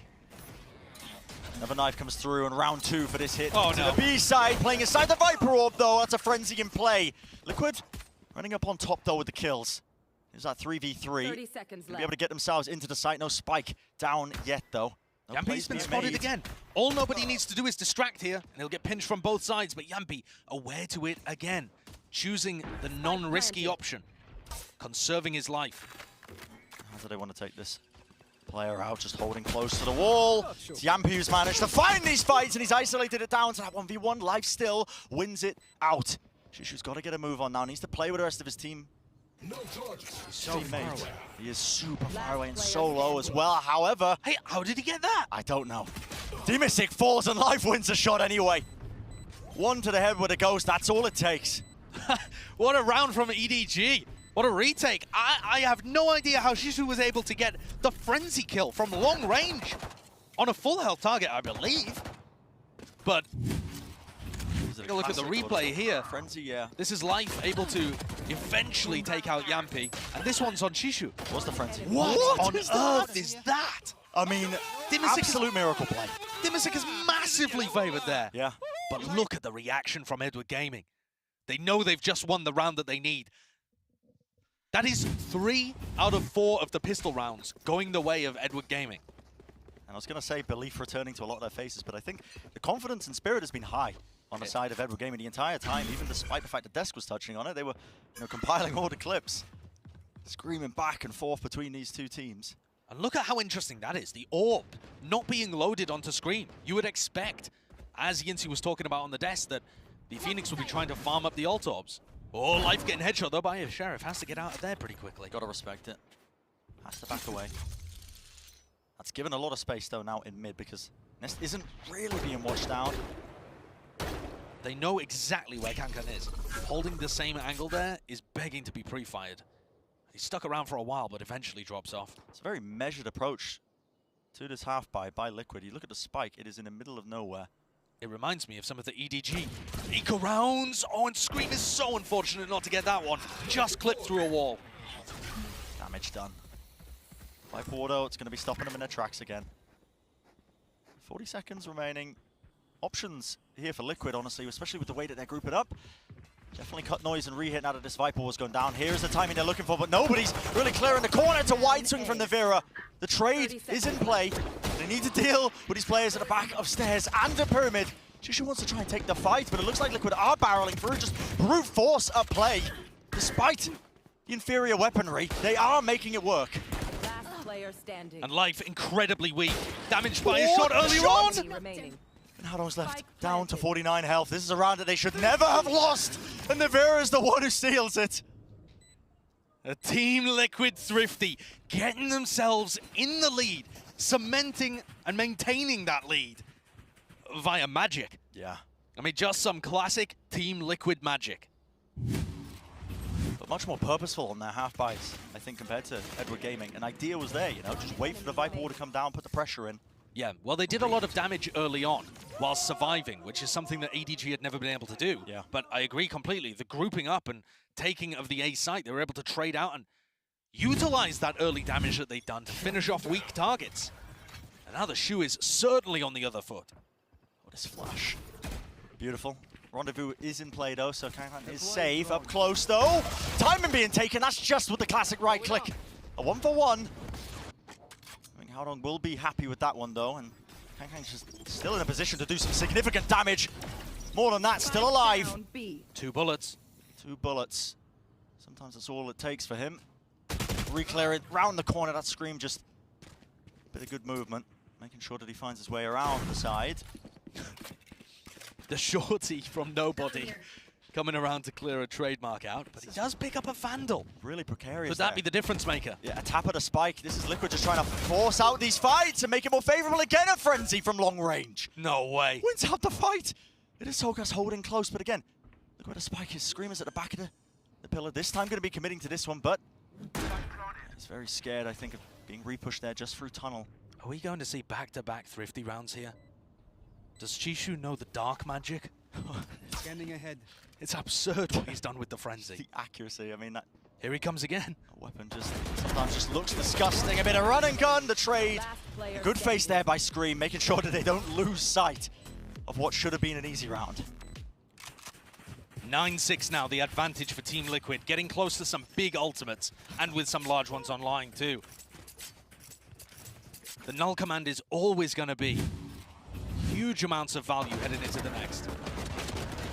If Soulcast had been dealt with a little earlier, perhaps that could have been possible. If Shishu had been looking the other way, maybe there could have been something going. But at the moment, Team Liquid are muscling their way through. And you've got to expect the null command to be used here. Deep knife. Nice little orb there onto Scream. That puts him online with the ultimate. That's the running back ready. Could we see Life go for a very fast flank here? Bit of play, because right now you kind of just have to give up this site. Scream's already so deep. The nature of the ultimate is able to find some space. Yampi was trying to get that lurk into Halls to try and pincer it back. One after the other. Phantom in his hands. Kangan just really doing some solid work here. But it's all about timing once more. Noise has been made. Life, he did reveal himself there, just running across the sand. Scream was aware. Can't quite find the kill, and it's a third in the play. Never can. Life catching onto Scream. That's the rarest of Scream whiffs. This Viper's Pit has to stay up though. It's everything for them, but a bit of run and gun. And the trade online, a 7th round for Edward Gaming. And what a beautiful round it was for EDG. The null command comes out of Team Liquid, and with Kankan getting turned off, that allows Yampi to go theoretically for this lurk, but Kankan is watching it. And in fact, also not suppressed, not caught by the null command, though they thought he was. So far back. So Yampi ends up giving away the first kill, and Scream, for whatever reason, isn't actually able to deal with Life on the flank. He had a free kill there. Yeah. And Life had time to turn his head around, dash away, and take that one again. Now Team Liquid are the team that have been pushed back down to a half buy. Still dangerous. Scream and Dimisic out with Vandals, but a spread approach. Always dangerous with the rifles in their hands. But it is slow, it's spread, you know. They're dangerous with anything. Yeah. And a delayed Viper's Pit 10 seconds in from Shishu. Just to give enough time, if it had been a fast B hit, for him not to waste the ultimate. Life is content just to get a slight jiggle with the movement for information. But it is a lot of space offered up here to Team Liquid. Of course, they're going to be taking it in mid. And it's the two players with the rifles in their hands, and you're starting to see them put to good use. What a way to open it up. Scream with the follow. And now, an attempt to try and take this A site. The Viper's Pit in the choke point does pose a problem, but might be content just to ignore this one. Another fight being taken. And this is just crumbling before their very eyes. It's another one of these rounds where EDG should absolutely be winning it. And Team Liquid work the map effectively and find picks. EDG with so many holes in their defense. And I just don't see a way for Shishu to be able to get this one. No. Dimisic should be favored here. You see him? Okay. View model problem. Yeah. Just did not quite spot it. The flash around the corner, that is almost impossible to react to. So Scream will clean it up easily enough. Patience was trying to be played there, I suppose, by Howdon, but yeah. Don't worry, you won't win in the round anyway. Okay. But that is diabolical. That's 2 rounds in this second half where EDG should have been favored to win cleanly, and they fumbled the bag. It's just been up and down, but still Team Liquid have held on to this lead in this map. And this is the only map they really need now. EDG are taking a timeout, and just before we disappear, look at the economy there. Yeah. I think they have to invest. They might be taking a timeout to talk about it. Last time they could have forced bought, they took a timeout, and they decided not to. They're approaching round 18 here, and just for everybody at home, they have Bladestorm, they have the Tour de Force available as well, and then they can get rifles on the other 3 players. I mean, choosing to allow Liquid to go up to 11, I think would be it's too the much. backbreaker, I think. It would it's be. the backbreaker. It would be.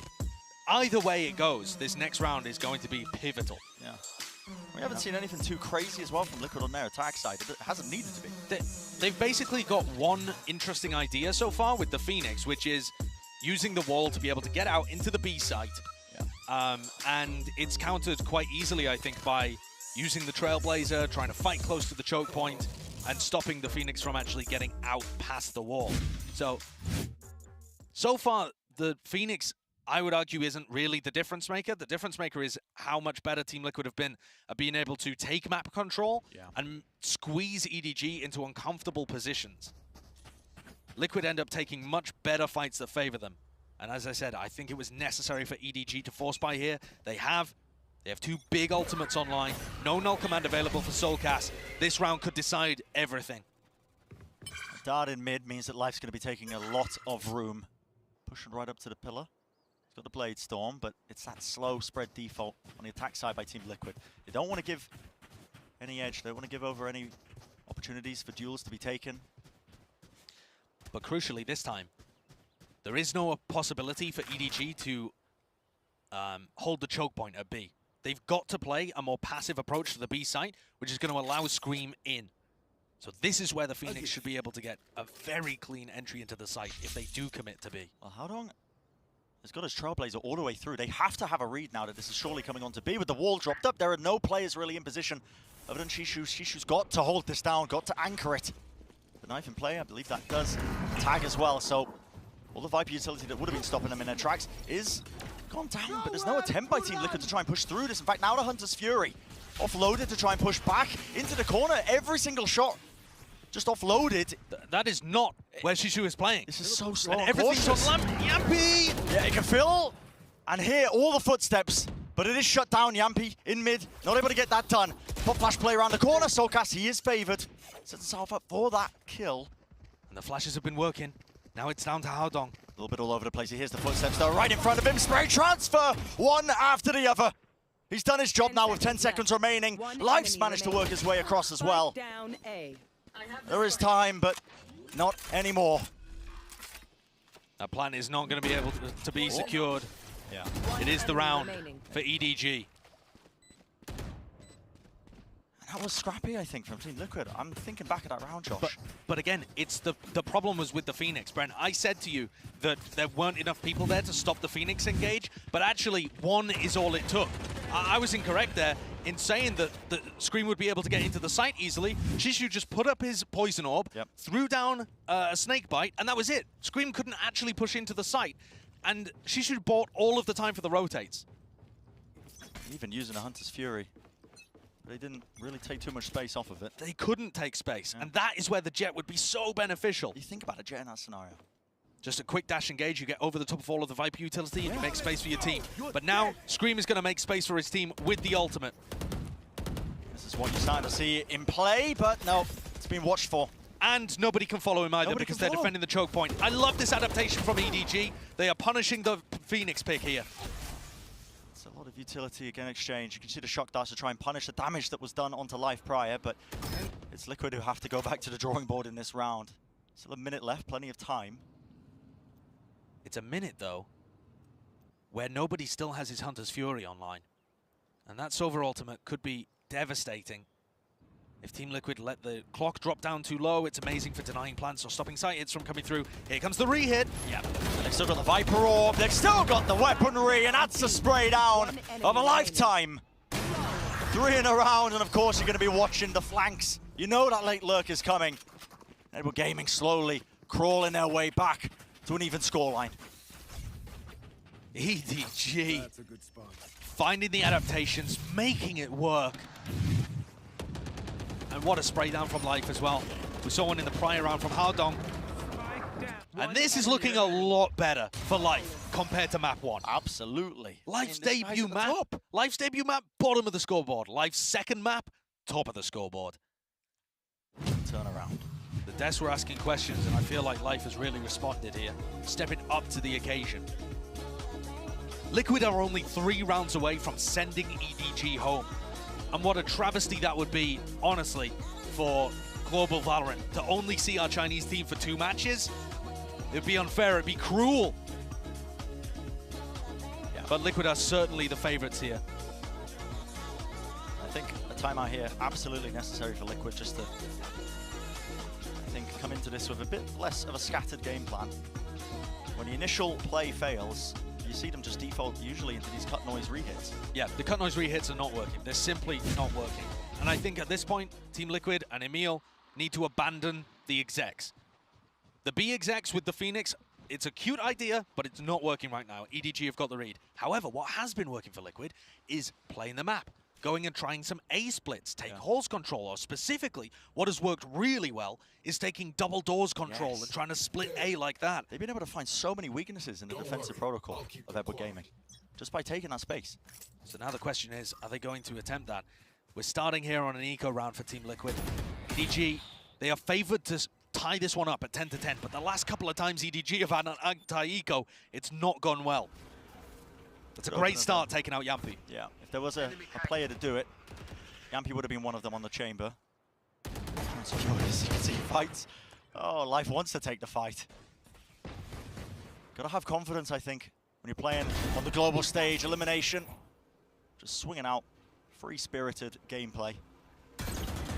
The tag there. Thankfully has a big old concrete pillar to hide behind. And Nevera's the player with the Vandal. Oh, and he was looking to try and get a lurk timing in behind his Viper wall, but he ends up getting picked off. And that entire lurk was stopped by nobody's recon dart. Great utility usage out there. Enemy remaining. And Life's starting to get the confidence flowing now, isn't he? Yeah, certainly. Gives Scream a freebie though, but instant answer. Back 10-10 being the scoreline. Whatever that timeout was that Liquid ended up taking, probably going to be notable here now when they've got the money to get that full purchase, the guns online. What a recovery. Has been really good from EDG. The last 3 rounds been masterfully played, but I think after that Liquid timeout, Emil has certainly given them a plan for this round. What do Team Liquid go for? You can see them on the minimap stacked up towards B. Those hits have not been working. Is this a B fake? Aiming to go somewhere else? They do have the no command in their back pocket. Would increase the likelihood of it doing well, but what a timing to take with Life. Exactly as Scream was getting to the corner, trying to pull out his flash. And it's so important to make sure you take just the right timing with that. Quirky enough that you catch players with the utility in their hands. A little later, and you've got a flash straight into your eyes. Oh, nobody just about escaping there. And this is a buy round that is absolutely crumbling before the eyes of Team Liquid. Vera and Yampy, last 2 players left standing. And remember that stat that Ryan showed you at the beginning of this match? When Scream dies early on, only a 30% chance of victory. And I think the entire game plan fell to pieces there for Liquid.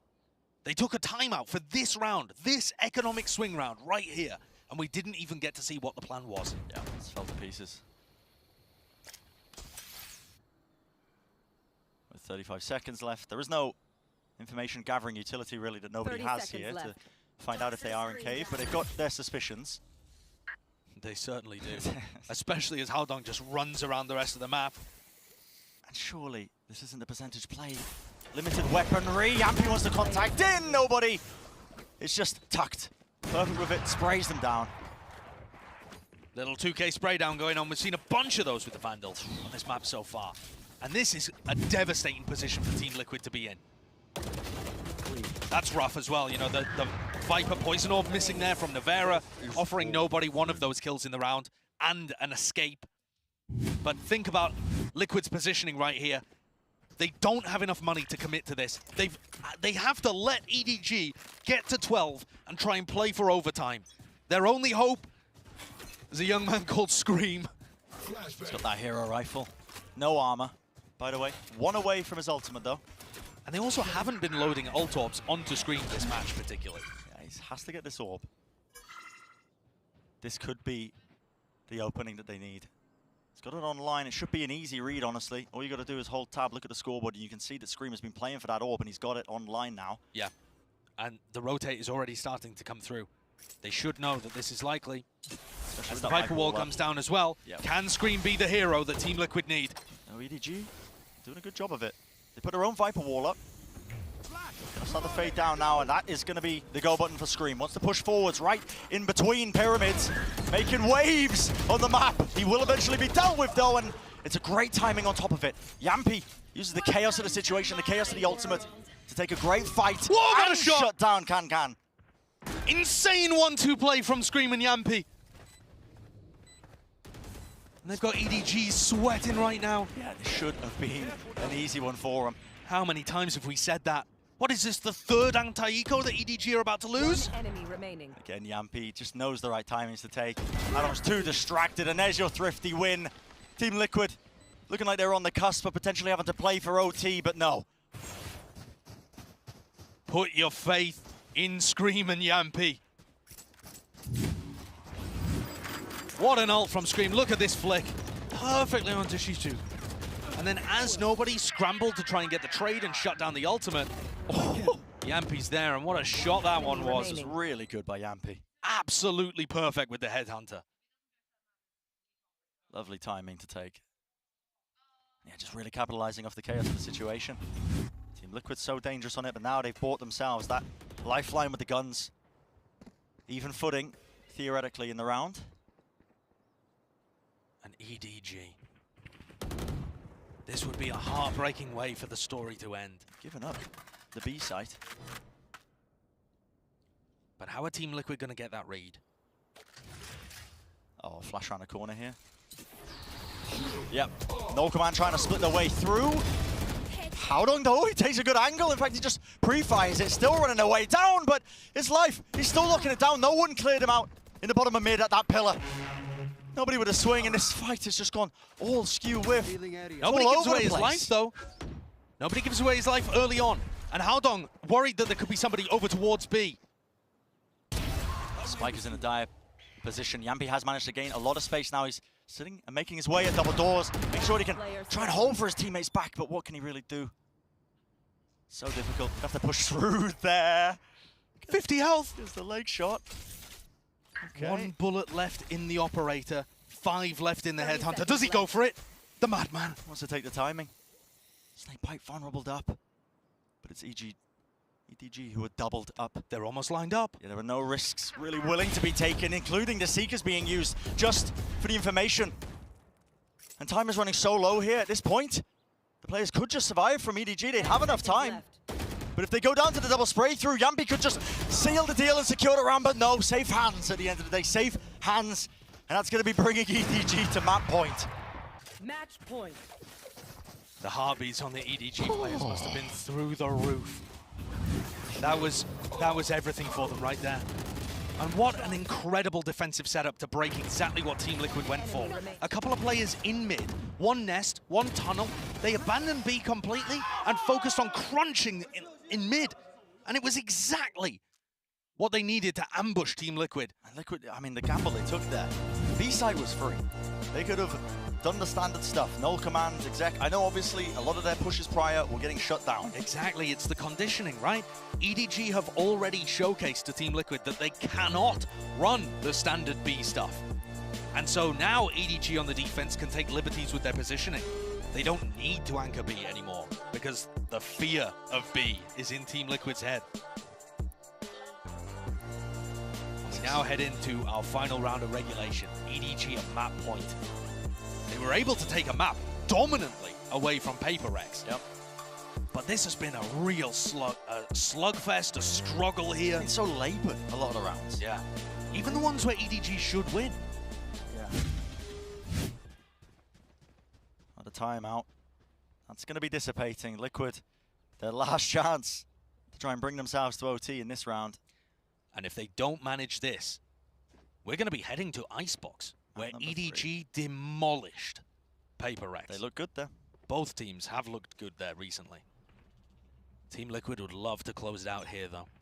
See a bit of a lineup Larry moment occurring. You want to play? This one Let's going. play. Wow, lineup disrupted, I think. This is the bounce lineup that allows for an exec into B, and nobody's seen it. You should have some idea that they're going to be pushing, but this may well be a fake. The drone not being used at the same time as the recon should give this away to EDG. There is no commitment off the back of this. This is where the tension lies. It's a wall to try and split them away across. Team Liquid putting everything into this now. It's going to be that B split, but a Hunter's Fury cuts his way, and Kangang finds the opening, and a rifle at his feet still. Liquid will not be denied this space. Making their way onto that B site, the spike will start to go down. Yampy's got such a great angle here. He drops off it though for a moment, and that allows life out. Get themselves into this post plant, and yeah, Yampy could be everything. All comes down to who can get damage done. The Hunter's Fury. This one from Dimisic. Any targets being found? Not quite. Can't clear it. Scream is so weak using the operator here. Anti-flash position, but he's got the angle anyway, and Yampy returns once more. And Team Liquid bring it to that OT. The players are popping off down there. They're so hyped to have not lost that round.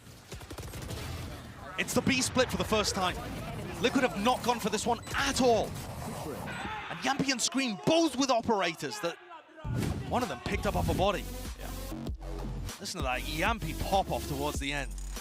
Oh, the players have been vocal. They are hyped.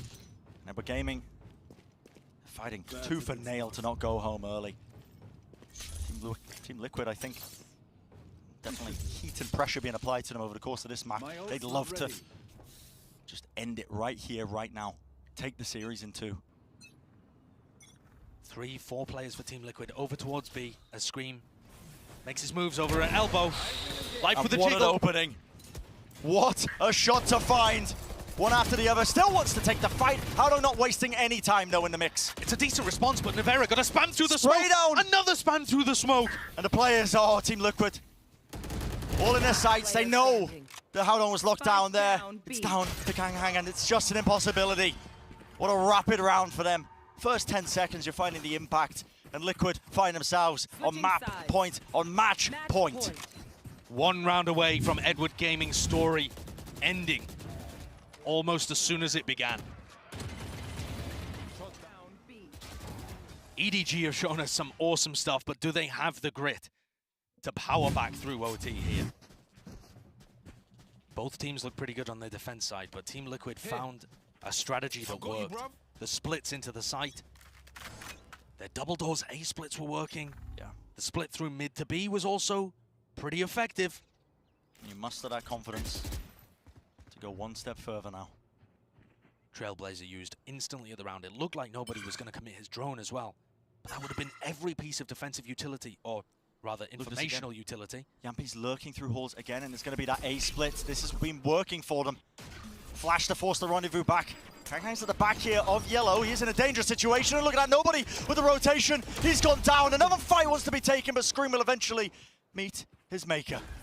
Yampy is so patient right now. He hasn't opened the door to help the rest of his team here whatsoever. He's waiting for a retaker that isn't coming. He wants to play off the chaos that might be about to be injected into the round here, because this is everything now with the door opening up. Has to be eyes on it. Liquid do it! In a rapid fashion, a blink of an eye, it's over before you know it, and Edward Gaming are going to be sent home. They made waves in the East Asia LCQ, but at the end of the day, Team Liquid have never lost in a group stage at these international events. They don't intend to start today. Such tenacity shown from Team Liquid there to get through that final map. But that's got to be painful for Edward Gaming. They've come so far, put Chinese Valorant on the map. It was an underground circuit, honestly, before they stomped their way through the East Asia LCQ.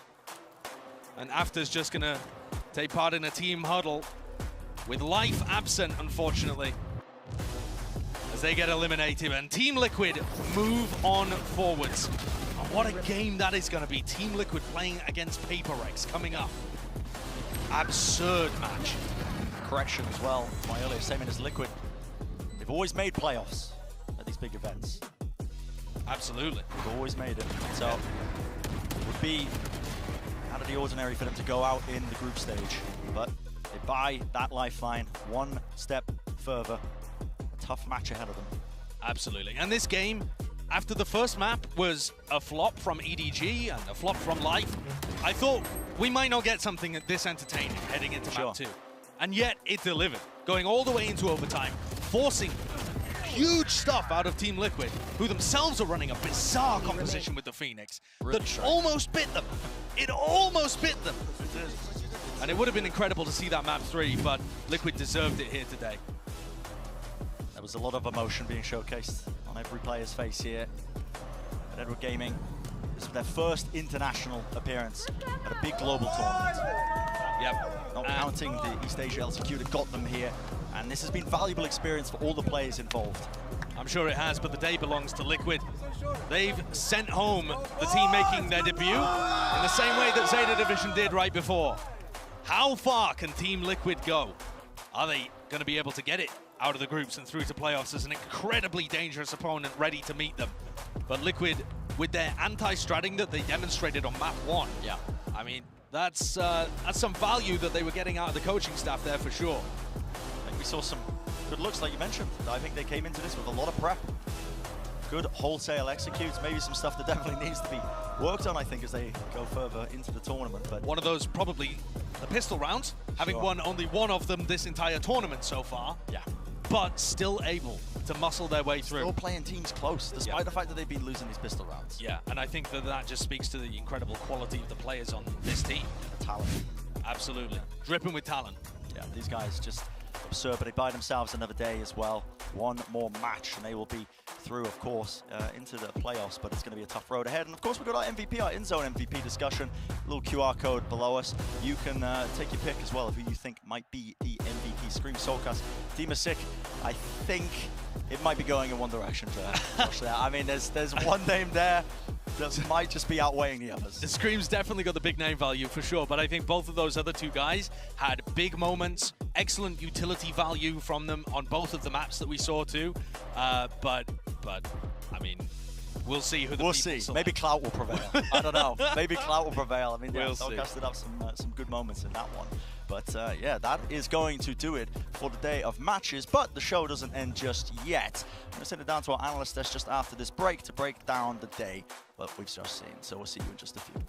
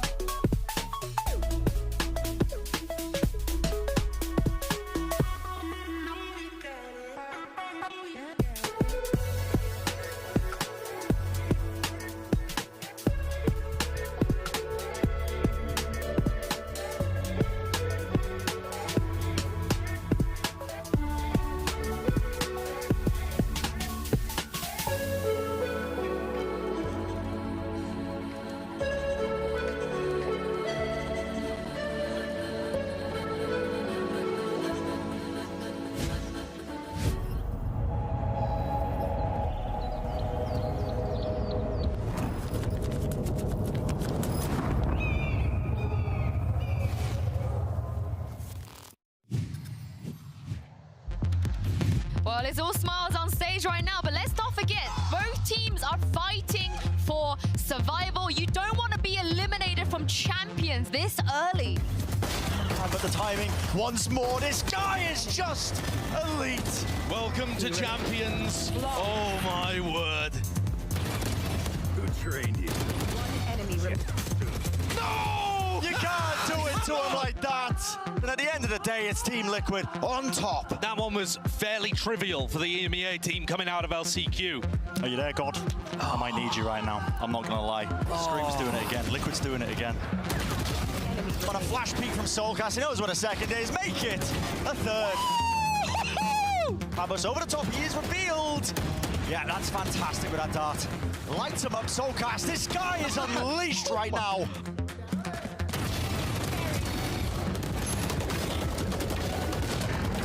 Nice! Nice! One enemy remaining.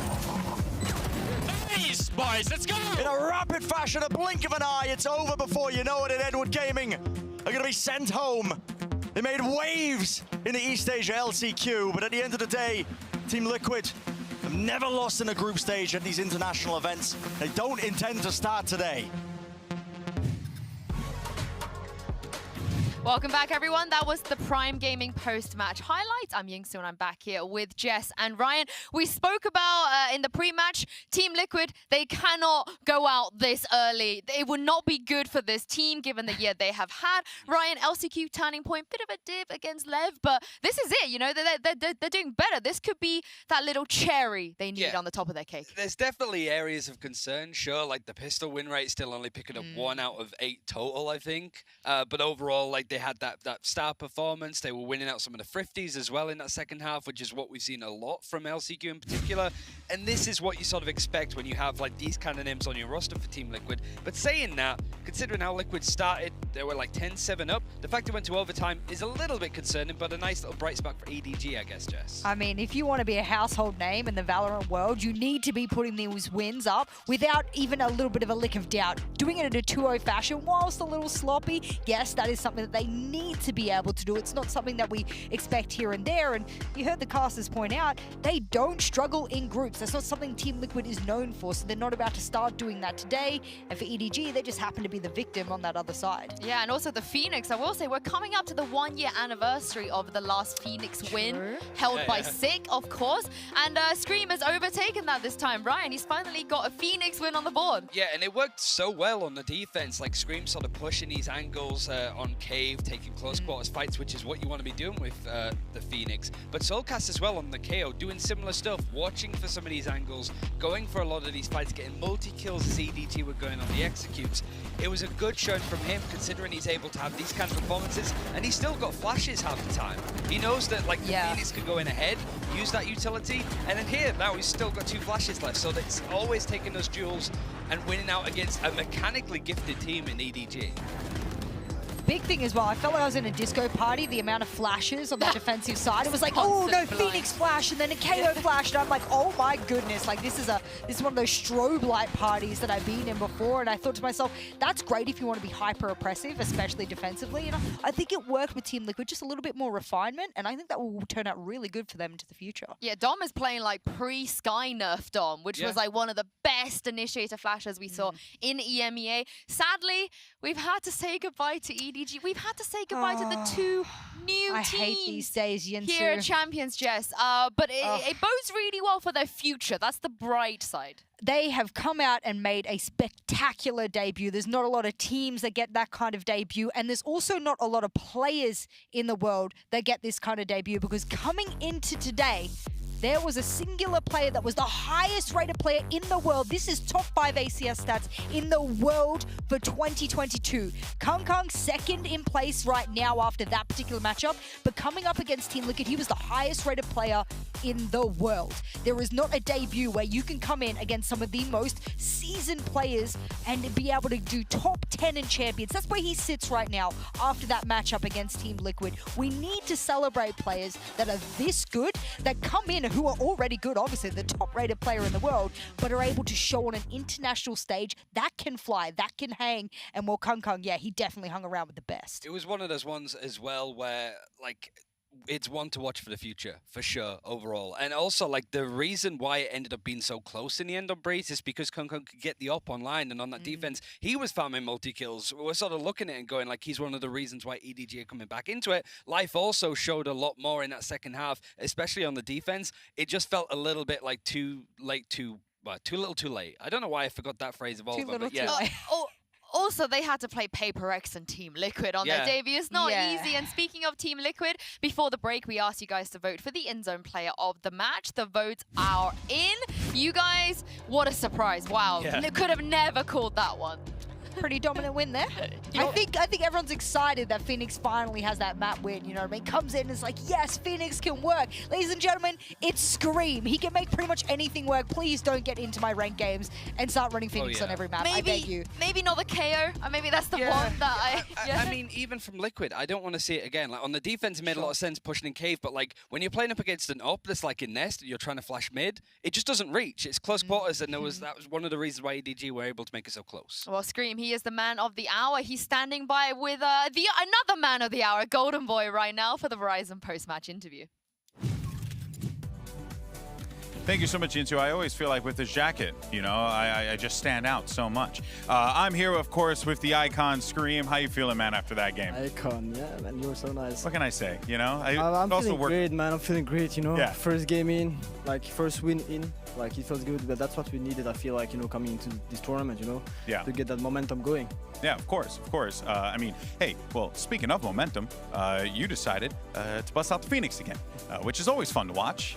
And this time it was successful, so yay, it worked out for you. You played Phoenix quite a bit back in the day. What? I know that there were some updates to the agent and stuff. What changed from then to now, though? Like Phoenix's effectiveness that has, you know, kind of given you the confidence to be able to pick that agent.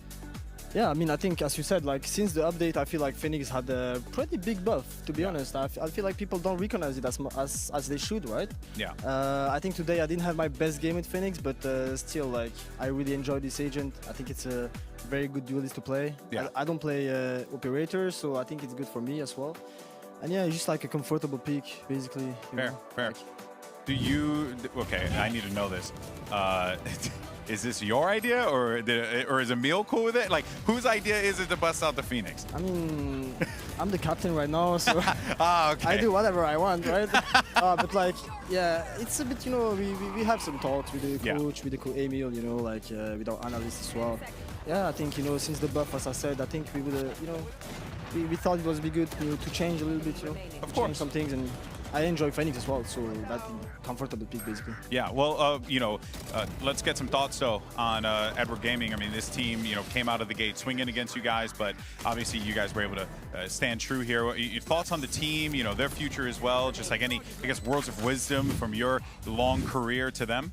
I mean, honestly, I heard a lot of stuff about them, so it was a bit scary coming into the game, you know, like I heard they were really good. And I'm happy we beat them, you know, like they're very young players, they're hitting some really nice headshots, and, you know, I wish them the best for the next tournaments, basically, yeah. Yeah, no, of course, of course. Okay, so here's the thing. In the region, in EMEA, right, you know, obviously FPX, you know, they walked away, Masters champs, right? Everyone's talking about them. Okay, Papa, let's relax for a second. And then we got Fnatic, you know, obviously Boaster's twerking everywhere, so everyone's always talking about him. Do you feel like people aren't putting enough respect on the Team Liquid name? Yeah, everyone loves Boaster, man. Love to my guy. But actually, I don't feel this, you know, I'm not the kind of guy to go read the comments online.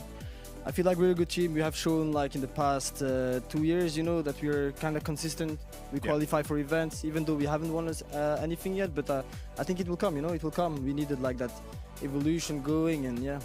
Do you feel like this is the event where it will come, finally? Yeah, I mean, like... Do you feel it? I think, honestly, the first game we played really bad. Like, that was not our level, you know? Yeah, like, also losing all the pistols, losing all the bonus rounds. You guys are allergic to them. Like, the momentum was not there, you know? Yeah. So, you know, getting this win today feels a lot, feels very, very good. You know, the boys are very happy, and I'm very proud. So, yeah, we're going to try to qualify for playoffs, man. Hell yeah, man. Well, congratulations, Scream. Always a pleasure to talk to you, my brother. Always. Finally glad we got to finally make this happen. All right, Yin, so you heard it over here. Let's send it back over to you guys to close out the show for this short day. Feels nice. Don't jinx it, GP. Don't jinx it. I want to know what FPX did to Scream. Oh, can we just get Angel on the Like, phone? what do they do to him? Imagine the trash talk. Considering how much Angel went at his teammate Ardis in that interview, what is he going to say to But, like, Scream of all things? Scream's so nice to Versa, but then he's like, who's FPX? Yeah. It's just, it's good luck from EMEA overall, but I'm still a little bit unsure about Team Liquid going up against Paper X of all teams. So, especially like losing out so many pistols and stuff, I want to see more, but good start. They didn't lose, so. Yeah, it's definitely a good day to survive for Team Liquid, but also Zeta Division earlier, they also survived to see another day, and it's time for our HyperX Reflex moment of the day, featuring Laz from Zeta, and Jess, what a nasty shot this was. I love that he set himself up. What people don't understand about this from the perspective range is that if you position your tippy toes on the edge of that little screen there, you can get the perfect angle over towards screen, and he knew that. He prepared that. He knew there would be a chamber with the rendezvous up there, so, I mean, he deserves that 100%. And I mean, I say he's the best, you know, Valorant player in Japan. Some people might disagree. I don't think anyone disagrees with that. Good, I think that's a very warm take. Yeah. I like it warm. That's how we like it. Well, we've had to say goodbye to 2 teams today, and the bracket looks a bit different because we're about to say goodbye to a few more of them. The nature of competition, of course, and the lower bracket, I feel like in every group right now, it just looks crazy. It's awful. It's actually awful. I think I'm going to put the descriptor of awful next to it because elimination games I already don't like. It hurts my heart. But even more so, the fact that either Loud or Zeta at the bottom there, you're looking over towards, you know, Paper X, Liquid again after today's matchup. And then depending on who wins, Fury or Fnatic moving on against 100 Thieves. There's so many of these lower brackets that I'm just like, I don't like this. I love Group C just because the first games were just whimsical by nature, especially seeing like Xerxia bring out the Euro and the Phoenix themselves, playing up against Crew tomorrow. We still need to see who's going to be going out top seed of that group because we're still waiting on FPX versus Exa.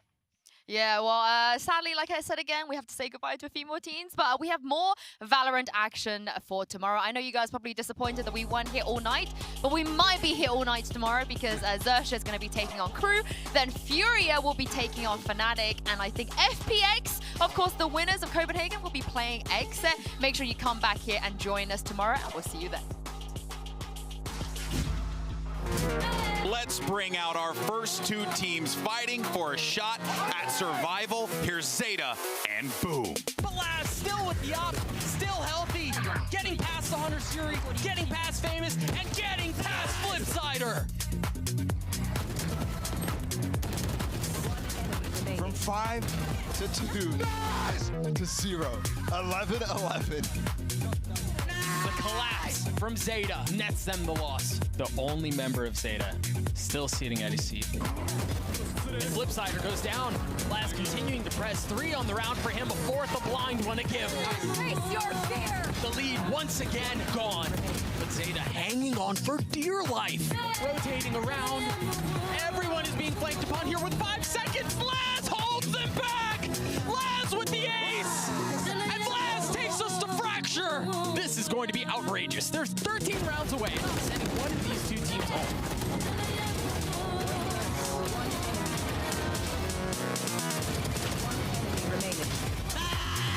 It's a roller coaster. Zeta take the right cross that Boom throw their way and deliver a knockout punch of their own. And now for the Cats of Istanbul. Meow.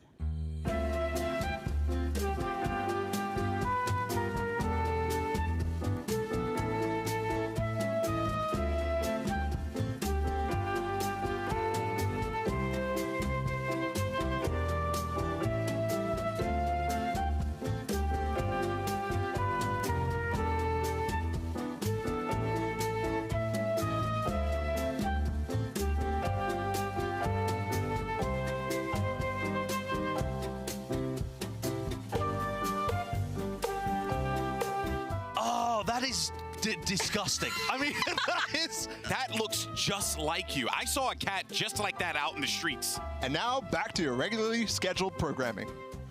Back to life, back to reality. Make it stop. Well, it's all smiles on stage right now, but let's not forget, both teams are fighting for survival. You don't want to be eliminated from champions this early. But the tide timing. Once more, this guy is just elite. Welcome to Champions. Oh my word. Who trained you? No! You can't do it to him like that. But at the end of the day, it's Team Liquid on top. That one was fairly trivial for the EMEA team coming out of LCQ. Are you there, God? I might need you right now. I'm not gonna lie. Scream's doing it again. Liquid's doing it again. On a flash peek from Soulcast, he knows what a second is. Make it a third. Abbo's over the top, he is revealed. Yeah, that's fantastic with that dart. Lights him up, Soulcast. This guy is unleashed right now.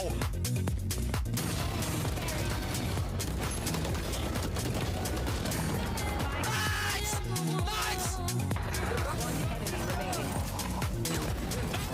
Nice! Let's go! In a rapid fashion, a blink of an eye, it's over before you know it, and Edward Gaming are going to be sent home.